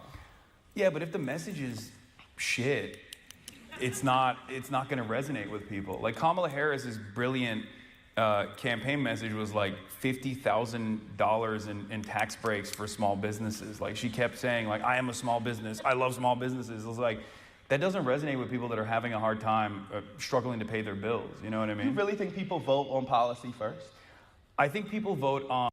That's the ideal rocket firing position. See, I never knew he was proning and you could fire a rocket this way while he was like lying down. I was like, dude. That's wild. Her campaign was so bad. More money for small businesses. Yeah, I know. I'm really my mind is very baffled on that one. Oh fuck, I'm getting on an earnest communicator that can promise them a better life. And that is not what the Democrats do in general. They never come across as entitled, smug, elitist. And also, two, the policies are far too technocratic in their approach. Like, look at Elizabeth Warren versus Bernie Sanders as an example. Elizabeth Warren and she's done fantastic work with like Lena Khan, for example. And on the back end, on the policy side, like CFPB is brilliant. It's fantastic. But Elizabeth Warren as a campaigner, unfortunately, is a freaking nerd. It's just not, that's going to resonate well with like people on Twitter. That's going to resonate well with like college educated people. But you're not making an impact with like regular Americans. You're not, if your messaging discipline revolves around this technocratic approach, then it's not going to work. Sometimes you have to engage in this kind of populist sentiment in the way that Bernie did, which is why I think he saw a lot more success. Mm-hmm. I wanted you to tell, you mentioned you being detained at O'Hare yesterday. I wanted you to talk about that story and tell me about that experience, some of the questions I asked you. Shit. Okay, maybe I do need to get that gun. Great reception from Chicago. I will say. Last time I was here, I got kicked out of DNC. This time, Listen, this time I got apprehended. We're the Pope's country. We're blessed. You can't bring us down right now. They're gonna arrest the Pope when he steps foot. They're gonna be like, "What'd you say about JD Vance?" But tell us what happened. So I knew that this was probably gonna happen. I'd seen a lot of TikToks of people talking about how like they got detained as American citizens. .50 cal too. At the border, and I was like joking about it, but deep down inside I was like, this is probably gonna happen to me eventually. And this was my first entry into the country with global entry as well. So I have global entry. For those of you who don't know, you go to the Department of Homeland Security and they let you it's like a fast pass, which is crazy. We've Disneyland commodified everything. All right, so let's see. Yeah, I'm supposed to be like a good traveler. Oh, which is he definitely has the strength to wield that weapon. And I did that. I went through global entry, took my photo. Everyone's getting waved away, and then as soon as I got to the Customs and Border Patrol, the lady was like, "Step aside, sir." I was like, "Oh man." Damn. Go. This is what happens when I'm ill prepared for this. They took me to the back room into a detention center. I asked around when I was inside, like if people had American passports. Most of the people there did not. They were traveling from outside of the country. They weren't American citizens. I saw one American passport in the detention center for one of the people, and they would basically periodically come out. Agents would come out and be like, "All right, your name, and then you can leave." But I was sent to the back room. An agent came out and took me into the interrogation room, and it was a very creepy fluorescent light bulb environment where like everything was steel, like all the seating arrangements were steel and bolted into the ground. And they started asking me about crazy shit, like, do you like Donald Trump? They asked you directly, do you like Donald Trump? Yeah, they were like, what do you think about Donald Trump? And I was like, why are you asking me this? What does this have to do with anything? And they just kept asking and prodding and asking me about Hamas and do I think Hamas is a resistance group or if it's actually a terrorist group? Are they bad guys? What do you think about Israel? What do you think about the war? What do you think about the Houthis? Now, are you engaging in like a discussion here or what? Well, I just kept repeating. Whenever he asked me about Hamas, I was like, they are designated by the State Department as a terrorist group. But like, I mean, the substance doesn't really matter. I'm not just asking about like, Bruh. I love that. I like the audience, for being normal about that. What is the pretense of why that is restricting you from getting in? Yeah, I mean, it's illegal for him to even ask me those questions. Like, they can't deny me entry into my own country for, like, even if I was like, I love Hamas, they can't do that. Like, what do you mean? How long did this it is last? America. How long did it last? Yeah, this is America. The whole process took over about 2 hours. And they went back and forth. Like, there was a point where he asked me all these questions, like, including drama, which was crazy. Like, he was like, well, it says here you got banned off Twitch. It's like, bro, you're an agent of the federal government. What do you mean I got banned off Twitch? Like, what are you, a Redditor? Like, it was insane. And he's like, yeah, care to explain that? And I was like, yeah, I got banned off Twitch for, describing the concept of blowback. And that's the most positive way that I could tell him that I said America deserved 9/11 without him apprehending me. And then he's like, well, it says here that you wanted to kill a senator? And I was like, no, that's not what I meant. I was talking about like the Republicans being hypocritical. So how did it end? Basically, he left, he came back, and then he asked me like the hard-hitting questions. Like, if you say yes to those, you're going to jail. Where he was like, have you ever been in contact with someone in Hamas or Hezbollah or Houthis? I was like, no. I was like laughing at this point. I was like, no, I have not been. Do you have their number? Like, and after that, basically at a certain point, I was like, am I being detained? Like, what's going on? Yeah. And he was like, no, not at all. I was like, so I can leave if I want to? He was like, oh, well, and then he didn't even ask me for my phone after that, which was, because that was my red line. Mm-hmm. I wanted to test the boundaries. I didn't. How can you even detain someone for having an opinion, though? Ask me, what the hell? Privilege, as opposed to like a random college activist, you know what I mean, who can be bullied in that situation. So I wanted to test like what they would ask and what they would prod about, and it was shocking. Like it was shocking that these were questions that they were asking me as though like they're going to deny me entry into the country. That is definitely worth entry. We have 10 minutes before audience questions, so y'all keep that in mind. And I think we're going to start putting some of the mics out. You all can start lining up as you have them. You mentioned some of your previous controversies. I want to ask, oh, wow, we're getting mass movement. Well, let's chill out. Let's walk, y'all. I told you I'm going to yell. Let's calm down, friends. My man's got to yell. Okay, I want to ask directly about some of the controversies you referenced. Hit me. And, you know, I would love an earnest response here. Oh, I no, mean, not you the mentioned controversy. Some of the back and forth. There was a statement from the Chicago Jewish Alliance I'm going to read to you and would love for you to respond to. Piker has a history of making inflammatory statements, including America deserved 9/11, a remark that trivializes national tragedy, referring to Israelis. Don't laugh. Sorry. I'm serious. Referring to Israel as inbred and a dehumanizing stereotype that echoes historical anti-Semitic stereotypes, dismissing reports of sexual violence on the October 7th Hamas attacks, stating it doesn't matter if rape happened on October 7th, it doesn't change the dynamic for me. Such statements have prompted concern for public officials, and they mentioned some other folks. By inviting Piker to speak, the University of Chicago risk endorsing a narrative that endorses views as harmful and divisive. I'm posing this to you partially because I want a direct response, but also I think it's important for folks to hear a real answer to this stuff. We're not going to run from these things. We're going to talk about them directly. Yeah. I want you to, what do you, like, just respond. Okay. Yeah. The fact that like people still use that quote when I say like it doesn't matter what happened on October 7th, that doesn't change the dynamic for me is like so revealing because. Yeah. I want you to, what do you, like, just respond. Okay.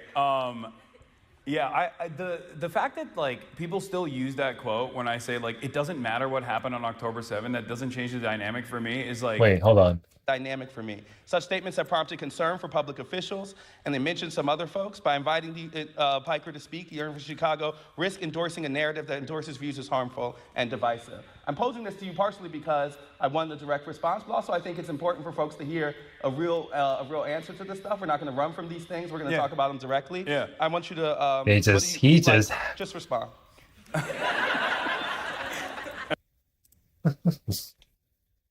Why?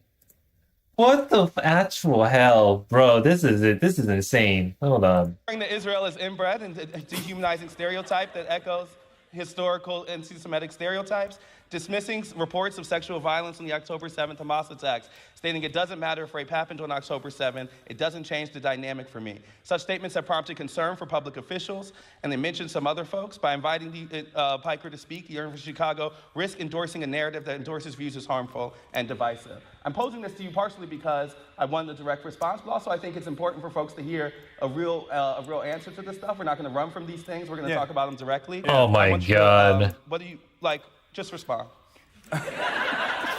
Okay.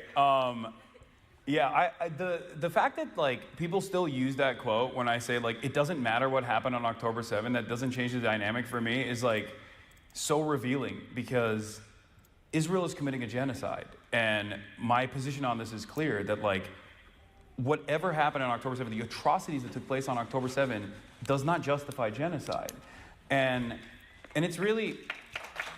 Thank you. Well, I mean, this isn't a brave position. I don't think. Like, and that's what's so alarming that like people will say that all the time. Like people will put that in like the Free Press or Daily Mail or whenever there's like a hit piece written from these smear rags in general, and I'm always confused by that because I'm like, what are you saying? So you're saying that it does justify genocide? Like it's always come across as very confusing to me. And overall, yeah, I am someone who is firmly committed to combating anti-Semitism for my past decade of work. I've been doxxed and swatted by neo-Nazis in perpetuity for this reason. Yeah, that's pretty fucked up. Regardless of either side, why the fuck would you do that?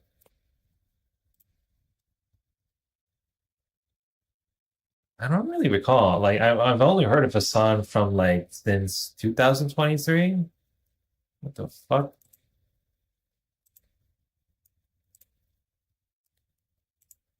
But I also happen to be a committed anti-Zionist, that I believe in the emancipatory cause for Palestinians. And I've never shied away from that position, no matter what. But something like America Deserved 9/11 is obviously at least inflammatory, Oh, right? yeah. Like, do you ever think about the impact of those words? And do you have to, I know it's an informal forum, you're kind of rolling with it live. Like, Yeah. how do you wrestle with, something that could be offhand, but actually be more meaningful? Actually be more hurtful, I should say. Yeah, I mean, I think that America Deserved 9/11 in general was probably one of my most vindicated takes. Maybe I'm delusional about it, but in terms of describing the Maybe a concept little of bit blowback delusional. and Maybe. explaining like how we got to 9/11, a lot of people were unaware of the machinations behind the scenes from Operation Cyclone, or even before that, even prior to that, in terms of like arming and radicalizing the Mujahideen and using them in the Afghan Civil War against the USSR, and what that turned into. That is a common thread in American foreign policy, is that people that we give arms to and offer a lot of training and support to inevitably turn on us for understandable reasons. So I don't shy, like, even if I say something that is hyperbolic in that moment, because I get passionate sometimes and I have what people call a heated gaming moment, it's ultimately my message is clear. And does that get in the way? Not a heating of me gamer reaching a moment. broader audience? Certainly. I understand that, but it happens. Mm-hmm. It happens sometimes. So I hear you more have made peace with it than think it's a thing that you're gonna. Because I'm saying like a heated gaming moment for a lot of folks is just a heated gaming moment. Yeah. For you, it's a big audience. Yeah. So I'm saying, have Yeah. you changed the way you think about those things? For sure. Especially because like I don't really appreciate all the doxing that comes afterwards and the swatting that comes afterwards, but it's definitely something that gets away in the message that I'm trying to present. And so for that reason, I do try to moderate every now and then, or try to regulate my temperature every now and then when I find myself saying something that might easily be misconstrued or is like explosive, right? But overall, mistakes still happen. I'm a human being. I own up to it, And that was one of those moments. Cool. Last question I have, and then we'll go to the audience questions. So much of your life is lived publicly. I find it kind of shocking. I know, right? Gotta watch your language. Gotta watch what you say. Because if you do, then people will be like, "Oh, how dare you say this shit?" How dare you say that statement? How dare you make that kind of opinion? You know what I mean? Like, Fang squad didn't make it. Salvage any equipment. Recovering the bodies for burial will have to wait. Proceed to your next objective.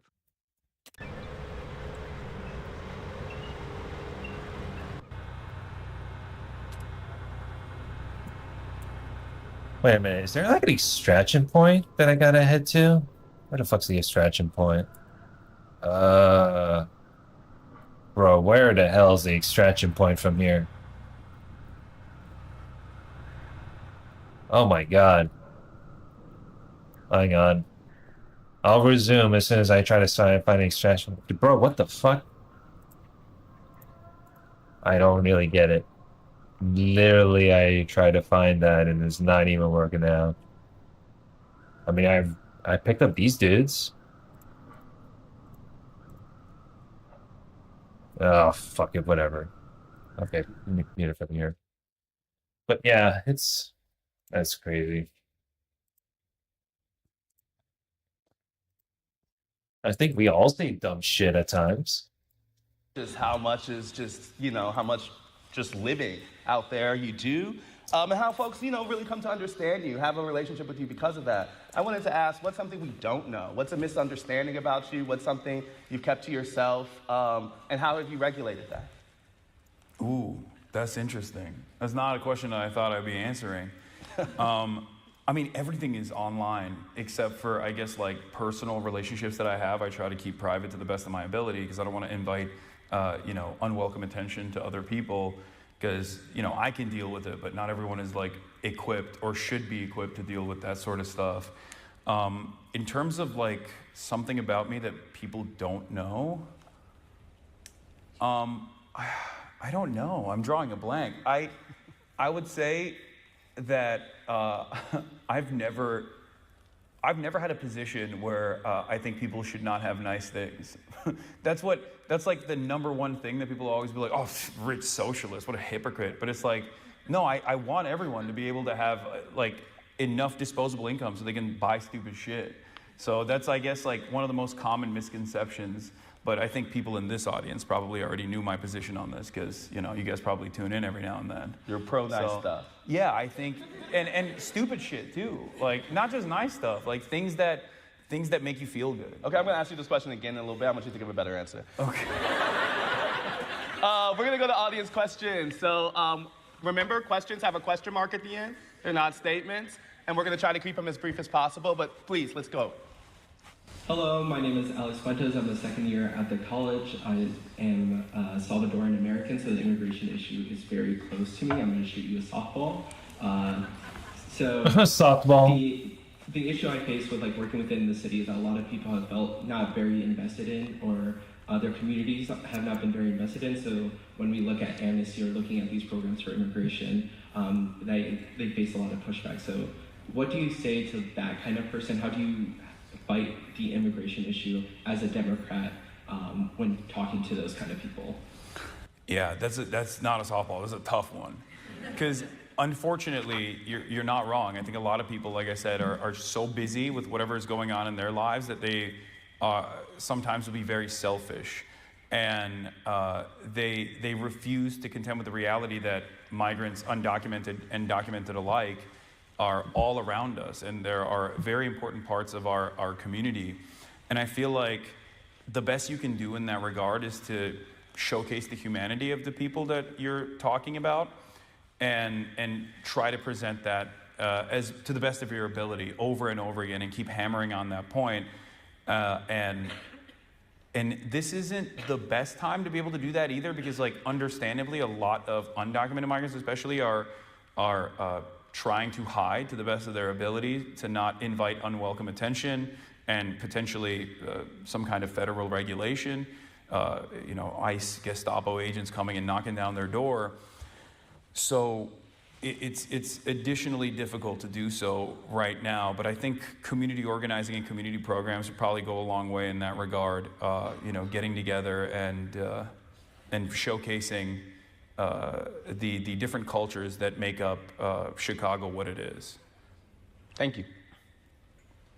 Hi, my name is Cole, and I'm a fourth-year undergrad. So we kind of touched on this a little bit, but your radical stances and very public-facing identity has led to a lot of continuous pushback and outrage, which seems like you're at least reasonably confident dealing with. But I was curious about how do you deal with the emotional turmoil when this affects people close to you, like friends or family? How do you deal with this emotionally, and also what steps do you take to prevent this from happening? Great question. Yeah. When someone says softball, spoiler is not. Oh man, people close to me. That's one way to say it. Or whatever, if that's what you're asking about, because it's man, so it's that ain't no it's softball. A totally different beast. But in terms of disagreements that I have with people in my life, I try to manage that to the best of my ability by talking about other things, especially if it's a relationship worth preserving. Especially because I know in the long term, I can convince them on some of these positions as long as I maintain this relationship without severing that tie. Because if you sever that tie, then you're basically losing that battle. That person will probably succumb further and further into reactionary ideology. So, it's good to find mutual interests that don't revolve around politics and try to hammer that on to the best of your ability. And like I always say, be normal, you know? Because in my normal day-to-day existence, I don't talk about, you know, the Ansar Allah militancy in the Red Sea against the Israeli genocide, right? Like that's not a normal conversation that's taking place all the time. Having said that, there are certainly disagreements that I have in groups of friends, for example, with respect to trans issues. Like someone will say an off-color remark, and I'll be like, "Don't do that." You know, come on, you're being whack. Like there are subtle ways of moderating people in your life to make sure that they understand that that's not something that you find to be appropriate or funny. And also be cool. I think that goes a very long way, I promise. Being normal and being cool goes a very long way to make your politics more palatable to everyone around you. Thank you, appreciate it. No problem. I love I know, right? Says like a thing that's just be cool, you know? Well, I mean, I know maybe it doesn't come natural, but it is important. Yeah. Don't be too aggressive. Hi, I'm Hayes. I'm a fourth year in the college. So my question, Hassan, is that you for a long time identified as a Marxist, or you've identified with Marxism in some capacity. Earlier you raised Orthodox Marxism. This was in large part what distinguished you in the Young Turks, but you're also something of a sort of critical left figure within the Democratic Party, something of an opposition figure. And so I want to ask about that, because there's a way in which the question of like capitalist parties for the left is like the most traumatic sort of legacy or inheritance of the 20th century. I remember back in 2018, in Spears' kind of adjacent years on the internet, there was an old meme that went like, Bernie bros killed Rosa Luxemburg. I don't know if anyone else, but the story is that like it was social democrats in Germany which murdered, you know, communists in the 1920s, 1910s. And it's like, you know, it sounds insane, but it's not insane because it's not true. It's insane because Marxism is like off the table in some sense. And so to kind of crystallize, Guess she can sort of use another. I guess I'll grab another one of those guns. Yeah.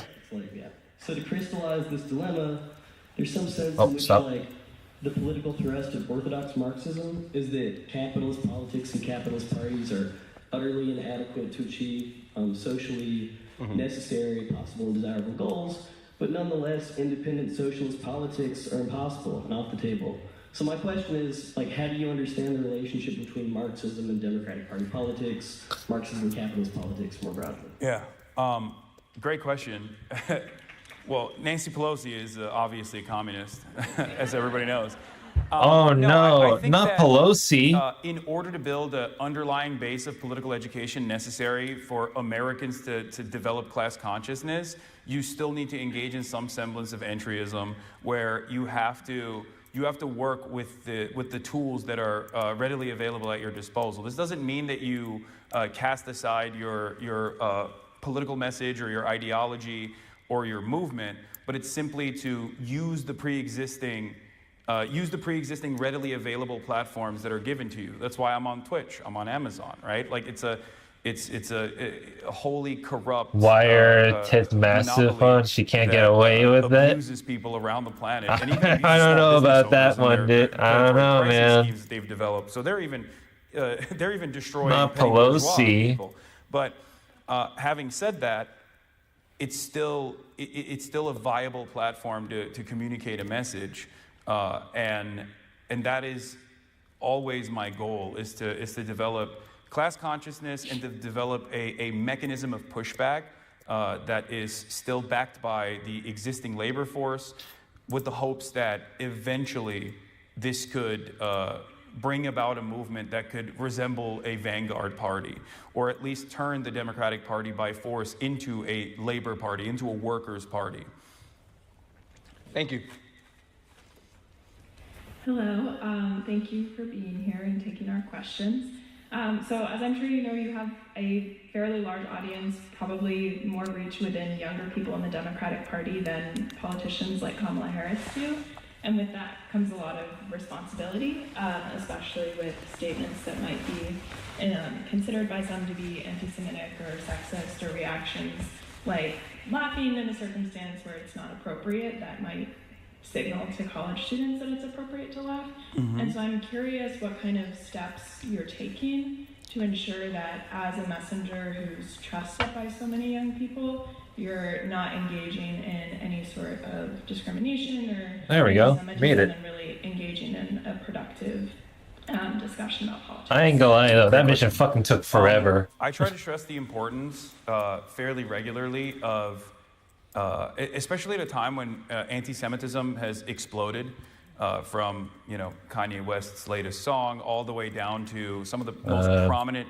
Maybe we do need to go back and openly loot some agitating stuff. Towards Do anti-Semitism, some backtracking. using cynically what is going on in Gaza to develop a heinous message that then attributes all of that, all of those crimes to Jewish people. I find myself virtually every day speaking out against that and decoupling Zionism and Judaism on a regular basis in an effort to educate people that might find themselves on the whims of unexamined anti-Semitic tendencies. In terms of like laughing at certain things or coming across as anti-Semitic, there are a lot of groups and a lot of people that, especially in the online space, that predispose themselves with drama. So they're always going to try to find the most nefarious frame to present me in the worst light possible. But I always say the antidote to all of that is to simply pay attention for an extended period of time to what I'm saying, and you will very quickly realize that you might have gotten duped into believing a certain thing that I believe that I definitely do not. So in terms of nefarious clipping or things that get clipped out of context, there's not really much I can do about that. Unfortunately, it's just the name of the game. And I just try to put my best foot forward to the best of my ability and hope that people can still maintain charitability and understand where I'm we coming can't from. really do anything about that, unfortunately. Yeah, as far as education goes, I think it's a very important part of Like, once of it's my out there, it's already commentary out there. to constantly talk about the growing dangers, the canary in the coal mine of anti-Semitism, which is usually a first what? step towards I was growing. about to say, why fascist, couldn't my character get out of ideology. the fucking vehicle? Fuck. Thank you. Great question. Hi Hassan, my name is Danny. I'm a third year at the college, and I don't know if you're aware, but the university recently received a very hefty free speech fund. And when I told my roommate that you were coming here, she said that you were a product of that free speech fund. And this university has made itself a reputation Maybe the grenades for are handling worse? student movements Maybe on this the one, Palestinian yeah. struggle in a very particular way. And I was wondering if you ever felt like tokenized by the university as a way for them to be like, oh look, we care, like as a gotcha moment, like for you. Well, just as a fact point, he's not here from the fund or from other, he's here from the IOP. And because... Are you tokenizing me instead? Yeah, and because I told him, because I asked him to come. No, he asked No, me. I think that this is actually the opposite of that. We're here to engage in the earnest point of that discussion. And so I would just want to say, factually, that's not how we came. But you want to answer that yourself. No, I mean, I don't know anything about the free speech fund. What, are you, where's my money? If you're not, we're both asking the same question. Yeah, Where's my money? I love Ested. He's great. And he wanted me to come and speak to you guys. So I was like, yeah, I'll do it. And it wasn't like a... And very earnestly, I think it's just an effort for places like the Institute of Politics to be where students are and to engage in those type of discussions. So I think it's the opposite of tokenization. I think it's earnest. Thank you. No problem. Hello. Thanks for speaking with us today.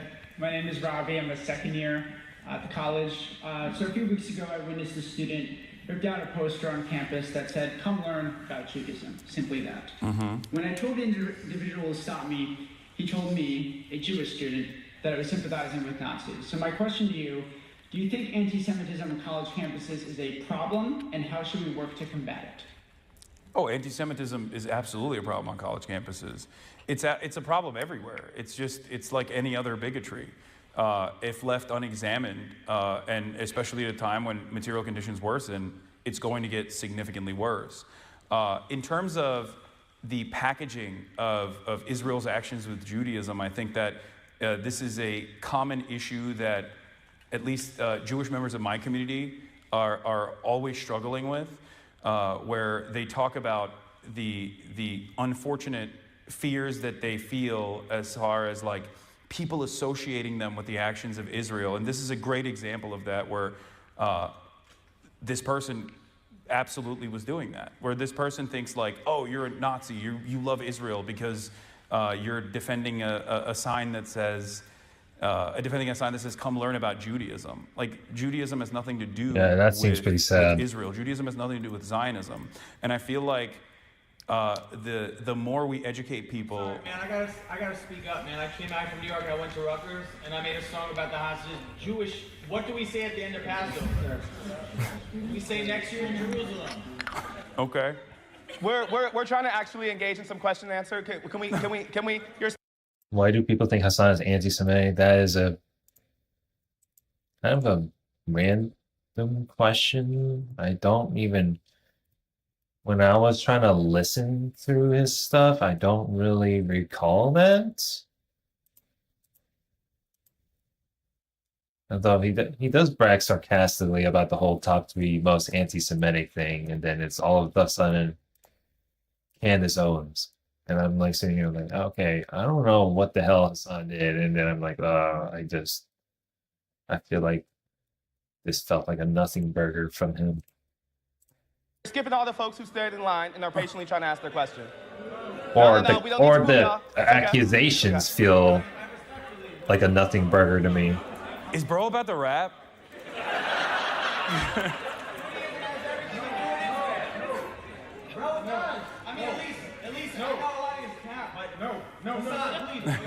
Let me ask you something. Let me ask you something. Wait. Not that person. Okay. Not that person. The student who raised the question. Yeah. Raised the question about the Judaism sign. Like, do you feel comfortable being associated with that dude?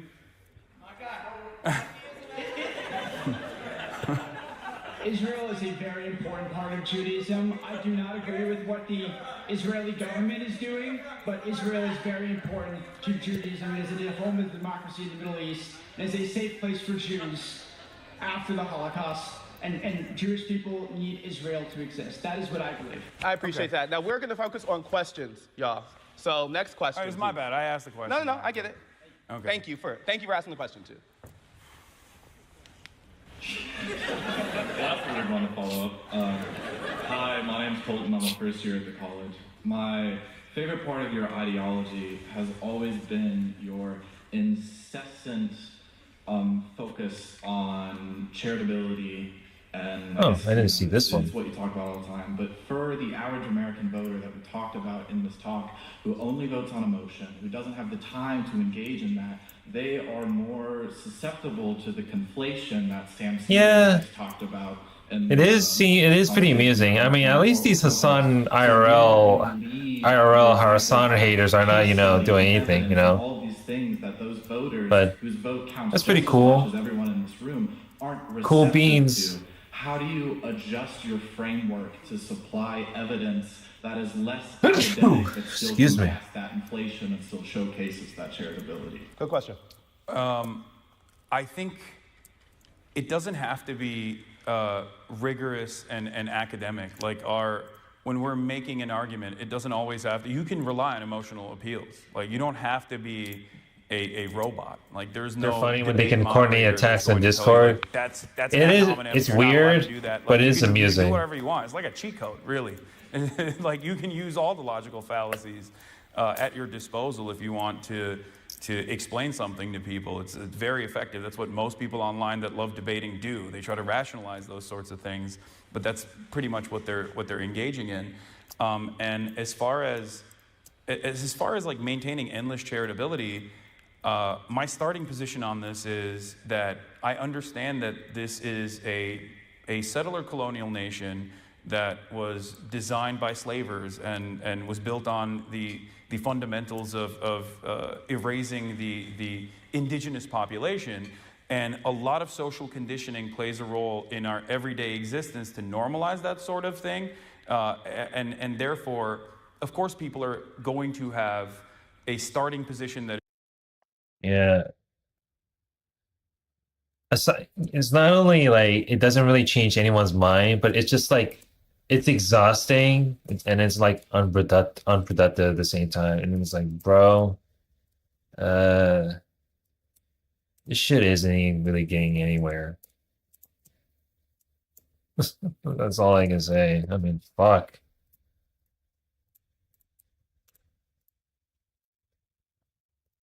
Am I just full on inventory when I'm on the vehicle? Okay, never mind. I was just making sure. That is reactionary on a lot of these issues. So as long as you remind yourself of that and take on that emotional labor, you'll be able to overcome this. You'll be able to make a convincing argument. As if, like I said, if you're normal and cool and try to talk to people and meet them where they're at and recognize some of the common points of struggle and pain that they experience, you can always package that back up to whatever kind of social malady that they are. The only things changing during debates are Mr. Bonarelli's name is now Burnell. Burnell.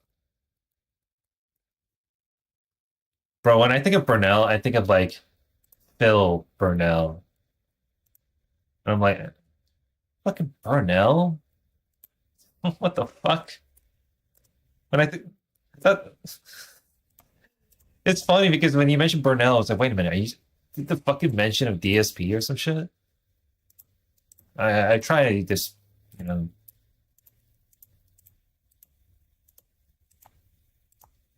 It's Borelli now? Oh, okay. But bro, like this has nothing to do with fucking, you know, Bonarelli, but man, imagine hating on DSP for like over like decade and a half.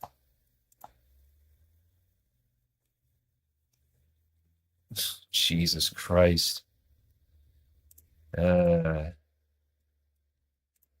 Bonarelli. Oh shit. No, my dialogue. Your former superior was a fine general. One of the best that I had the honor to serve with. Losing him has been a heavy blow to us all. The super mutant army destroyed a total of 6 full squads of our brothers. This is a large setback for the Brotherhood, since those squads contain some of our finest veteran soldiers. We shall not forget our brothers who fell in the line of duty, nor shall we let these feelings get in the way of our duty. Rest assured that intelligence searches for the general even as we speak. Until we have a lead on where the enemy is keeping him, you will be receiving all mission briefings from me. Go rest, warrior. You deserve it. After you are done recovering and grieving for our comrades, report back for your next mission. You are dismissed. Okay, well, I've only missed on some. It was like, welcome back, warrior. The elders have assigned me to be your commanding officer until we have further news of General Barnaby's whereabouts. So it's like, okay. At least we got the new guy.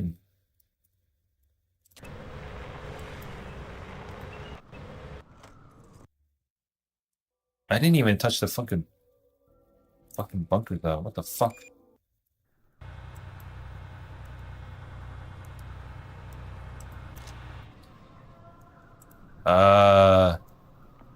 This is an issue at hand. Because my fucking car, and then I gotta drive these cars over there. You've gotta be shitting me, dude.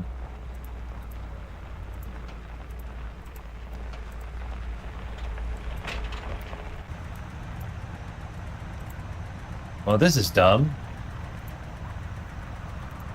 Oh, God. I hate this game already. Now I'm spawned with two. Now I gotta deal with 2 vehicles to micro now.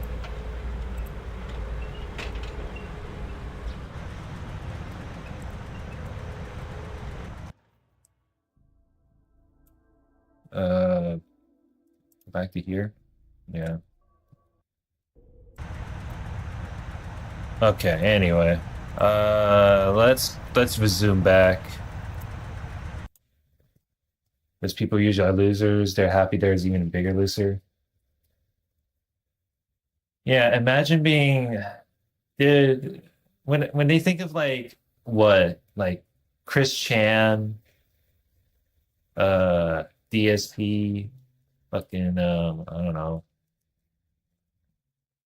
Ethan Ralph, like, you know, locale bullshit. And I looked at it on my feed, I'm like, dude, I could give a shit less. You know what I mean? It's like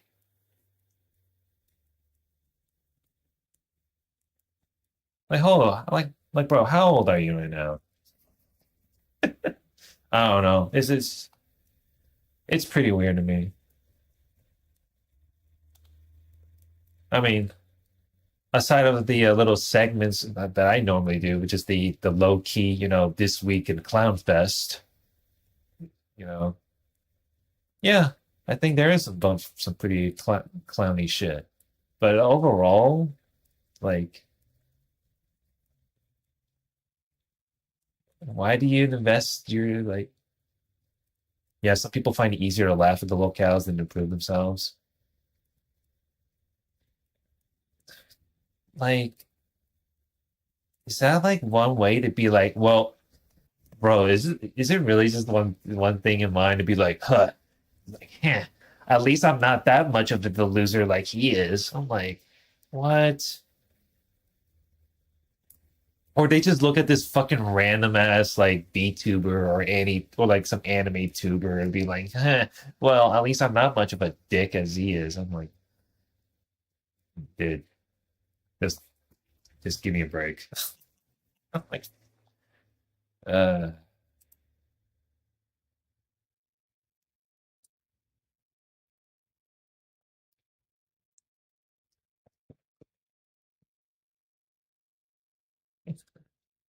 dude, just like, I mean, I guess that's one thing for like people that is like selfly deteriorating their negativity and just take it out online, right? But, I mean, fuck. I mean, I don't know. I mean, I don't think I can't really peer into people's not minds. Like, we're not like psychics or anything.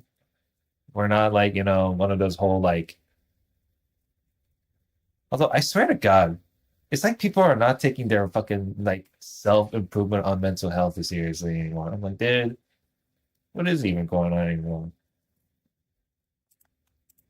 Representing and move them away from that. Thank you. Hi, I'm also from the college, fourth year. I remember you guys both mentioned, or there was a topic that was raised about disenfranchisement, feeling like hopeless.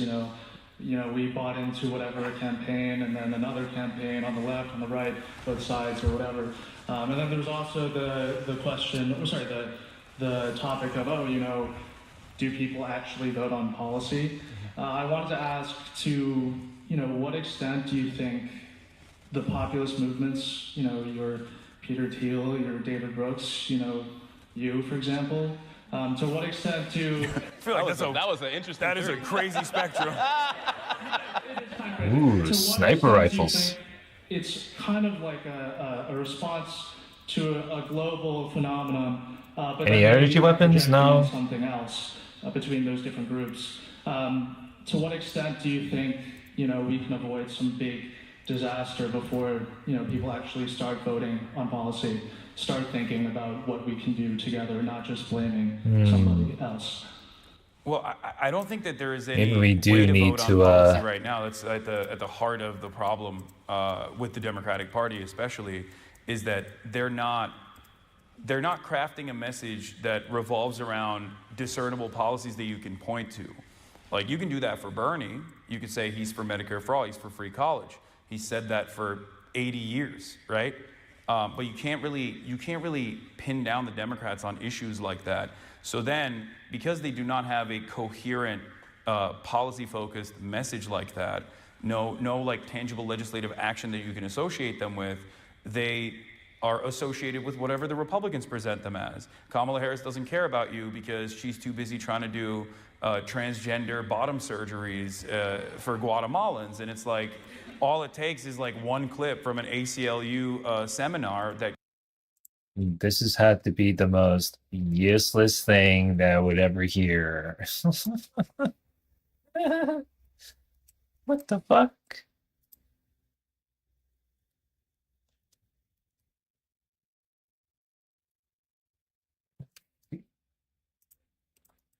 Kamala Harris answered that question on, for Americans to go, oh yeah, that is weird. Why does she care only about that? I don't think she cares about anything. If Kamala Harris had policies that you could associate with her that truly that truly address some of the issues that people are experiencing in this country, everyone could just go, oh, shut up, it's nothing. Like, okay, that's one answer that she gave. Why do you care about this? She cares about Medicare for all. Do you not want health care? So that's what I want the Democrats to get to, so that they can actually more successfully be a counterbalance towards growing fascism. But you're right, if they don't do that, then we're cooked, and we're just gonna keep spiraling towards barbarism. Yeah, I mean, recognizing that some people don't just vote on policy and some vote on vibes, there's one answer to change that. The other answer is to have better vibes, you know? Like that too. Yeah, like Barack Obama spoke to people who were voting for a whole bunch of reasons. No, but I'm saying a successful electoral politician does all of the above, is what I'm saying. So that's the only example I'm doing. Thank you. Hi, Hassan. Thank you for doing this. My name's Lance. I'm a second year at the college, and growing up in a rural area during this time, I've seen the polarization of young men particularly, and I was wondering how the Democrats could begin to activate some of these young men or bring them to their side, and also when is the Subnautica playthrough going to get finished? I don't even know what that second part Subnautica is a game I played, but I got too scared to finish it. Oh, okay. It was very scary, in my defense. It's a very scary game. Bro, we went from dude, this is like the one hell of a video game stun lock right there. I gotta listen to this. College and growing up. Is this the one? What I'm saying. So that's the only example I'm doing. Thank you.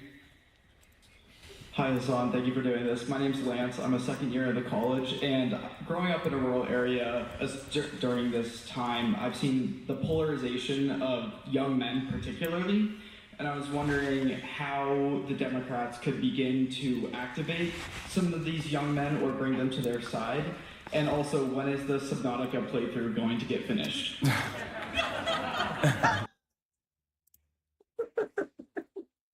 All right.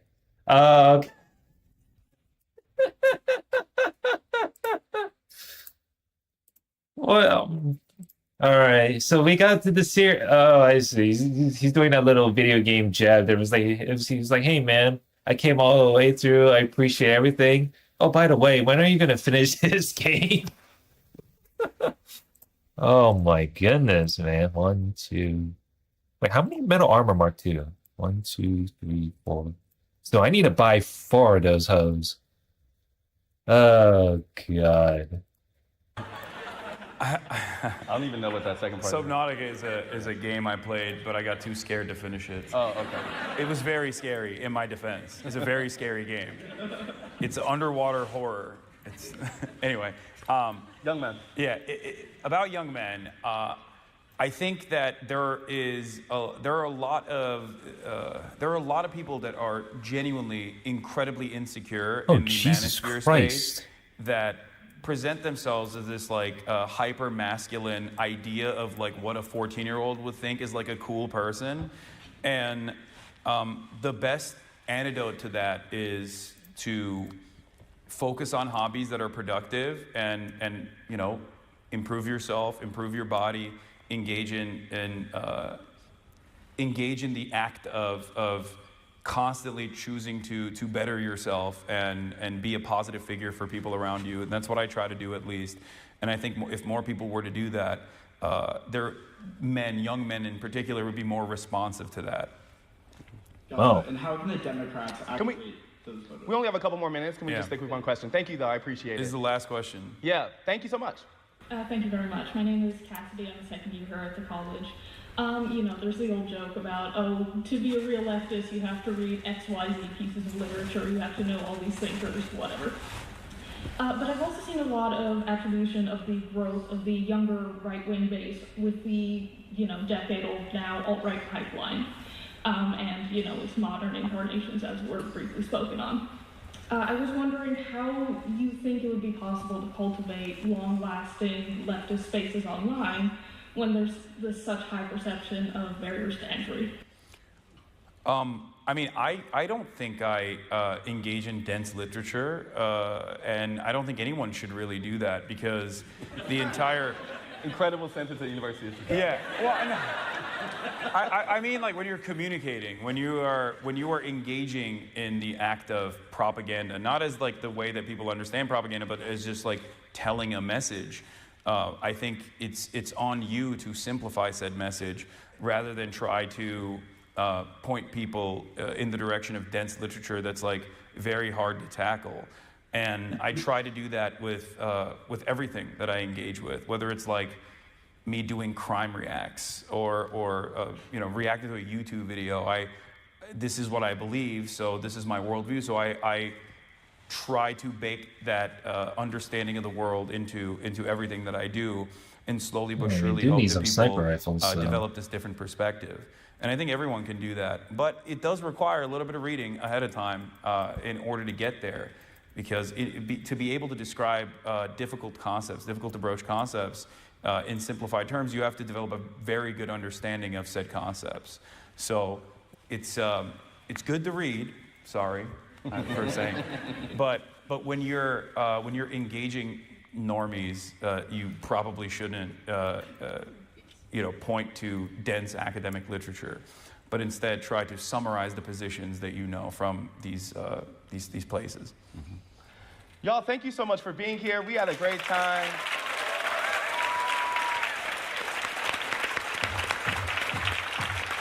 And make sure you follow some more events with the IOP and stuff. Cool. Yeah, that was pretty fun. I think the best part about this segment right there was the intro. The intro one, the nerdy one was great. I was like, damn. I did not know it can work out that way. Wait a minute. Let me see if I can actually get these sniper rifles out of the way before I head out. Because, I'm trying to get my... Wait, where do snipers go? Small guns. Yeah, this one.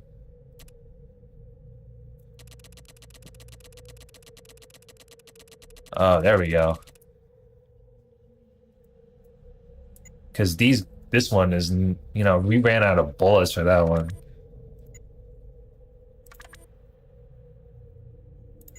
Ran out of bullets with these. I do. How many that needs the better armor replacement? 1, 2, 3, 2. So 2 needed them.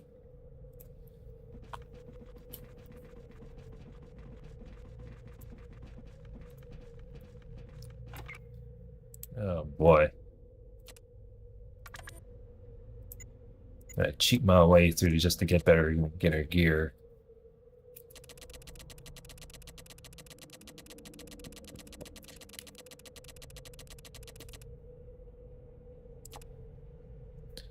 Let's see. What is it? He needs one. And then... Then I'll walk my way down just to give it the armor. Oh, right. There we go.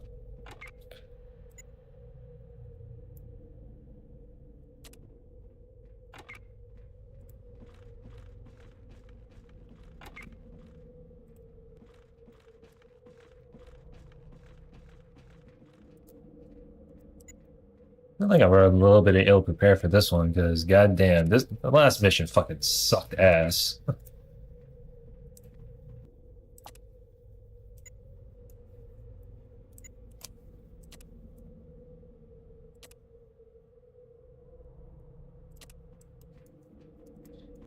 Da, da, da, da.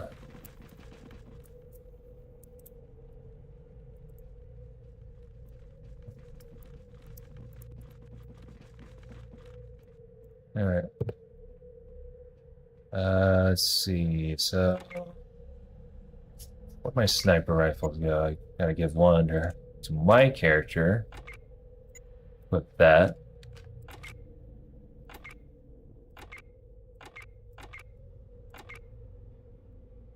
Of course, I have the sniper rifle too. These rockets in there. How many rockets do I have? I think I have I have 18. I have a reasonable amount. Don't really need those.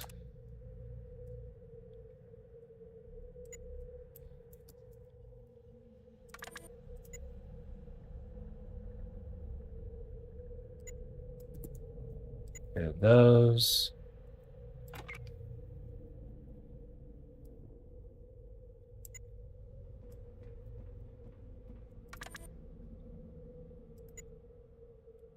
How many? I guess, yeah, 16 of those.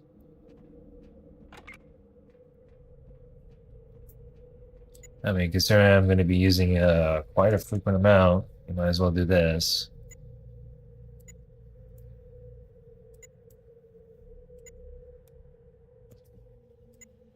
I mean, do I? Okay, fuck it. I'll just, throw in how many bullets? Yeah, like 500.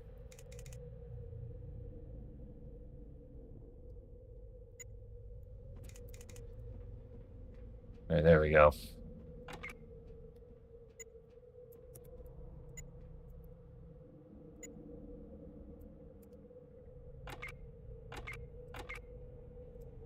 This.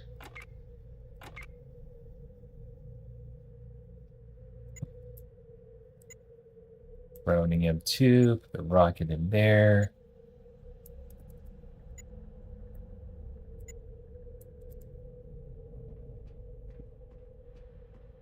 I mean, I have some ammo from. This is like the most. I thought.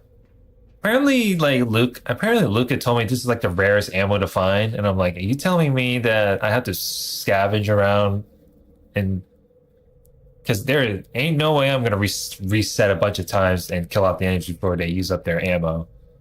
So, yeah, it's a little bit too sucky-ish.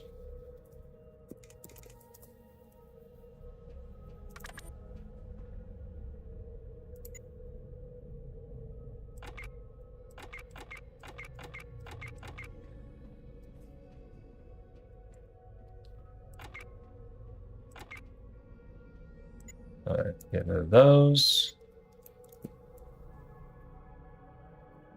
Shotgun bullets.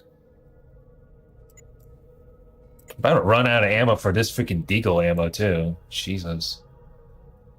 Isn't a rule of gun bullets quantity over quality? Yeah. Having more quantity of bullets doesn't. The quality of bullets don't matter as long as you have plenty enough, and then it can just, deal some damage. That's all that matters. But I'm still scrounging for shit like this. Oh, I kept another sniper rifle with me. Browning M2. So, we'll keep one Browning M2. Okay, well, technically she does have the. No, she doesn't have the strength to even use a gun. Doesn't even have the skill to even use the freaking gun. So what's the point? I'll keep one Browning M2. Keep that. Well, yeah, we'll just take the ammo with that just to be sure.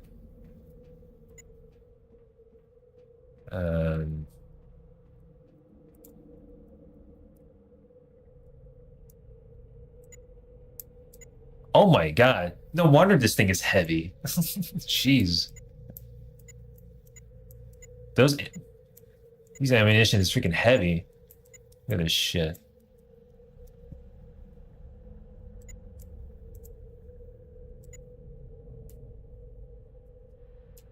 And look at that. I'm like, bro. Bro, I swear to God. Like, I wanted to hoard this kind of ammo, but it's like it just weighs like a ton.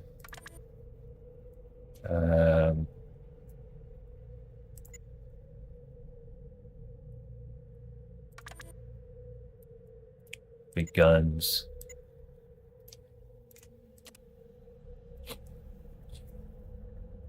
Better rockets, bigger boom. I wonder how many rockets do I have? Let's see where the rocket's at. I have 21 pieces of rockets. Don't think. I mean, he's capable to even use the rocket, though. I mean, yeah. Let's take one, and let's have plenty enough. I mean, I could have reset it just to see if I get plenty of rockets and take the metal out just like that, but keep it around just in case. Weapons. Where'd that needler gun? I think I have it with me. Yeah, there it is. Keep one. No, why? What the? Why is he carrying this? I'm supposed to make it my character use the freaking this thing.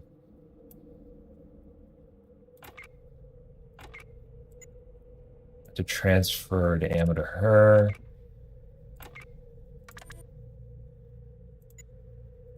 Yeah, this is plenty enough.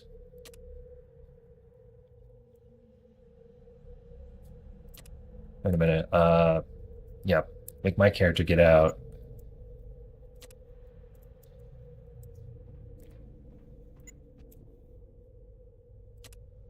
God damn it, I had to make my character exit the vehicle just so I had to equip this. How much damage you can do? 12 to 24. And the deagle is like 1424. I mean, it does this. I feel like it does like a similar amount of damage, although the deagle does like a little bit more. Needler has like a just the range is higher by 5 for this one. Okay, well, it doesn't really matter. All right, back in the vehicle.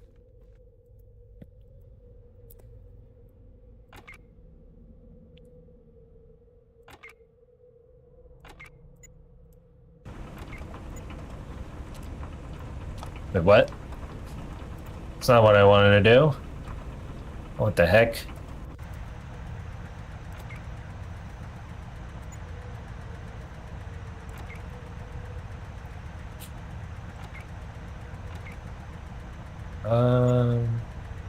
Give him the ammo.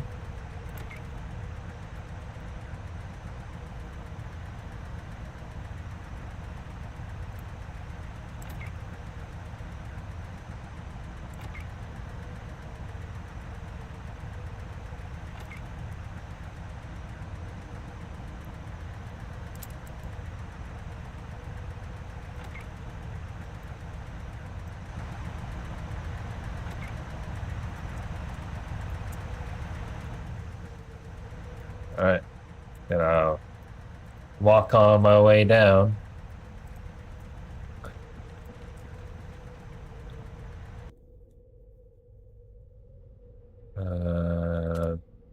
Bar just so I can get rid of this.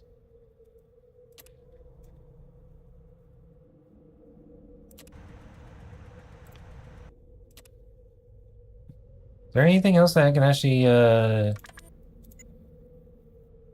any good ones that I can actually cheat away on?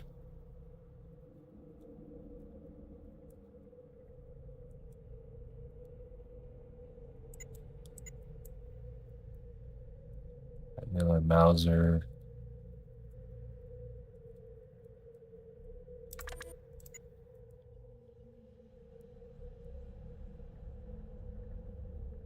None of those as far. Big guns is only these. No energy weapons though, so far.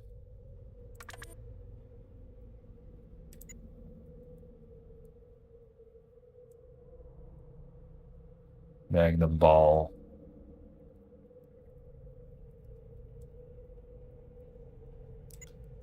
Probably cheat with this, because considering that we're gonna run out of, I'm gonna run out of bullets for the fucking that pistol soon. Yeah, fuck it. I'll just do that.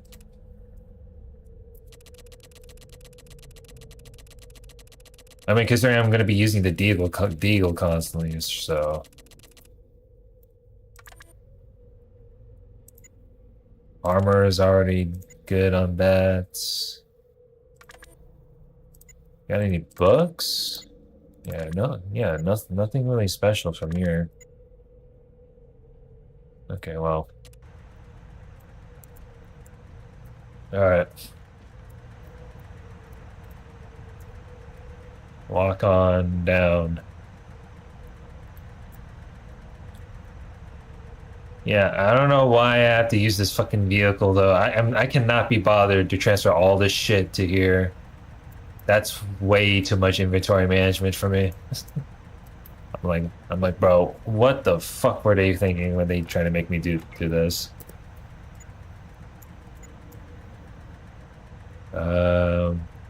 Oh, this is standard issue. I mean, it doesn't matter. I mean,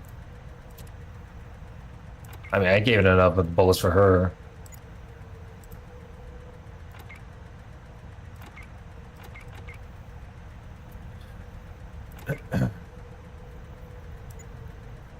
These, any med kits that I had to use up? Yeah, bring 2. We bring 2, bring a couple more doctor's bags.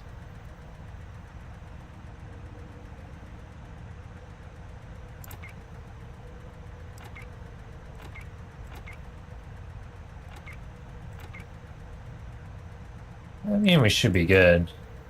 Alright. Alright. I went on for quite a long time. Over 4.5. I gotta go. So stop at all things. I'll see you guys then. Bye bye, people.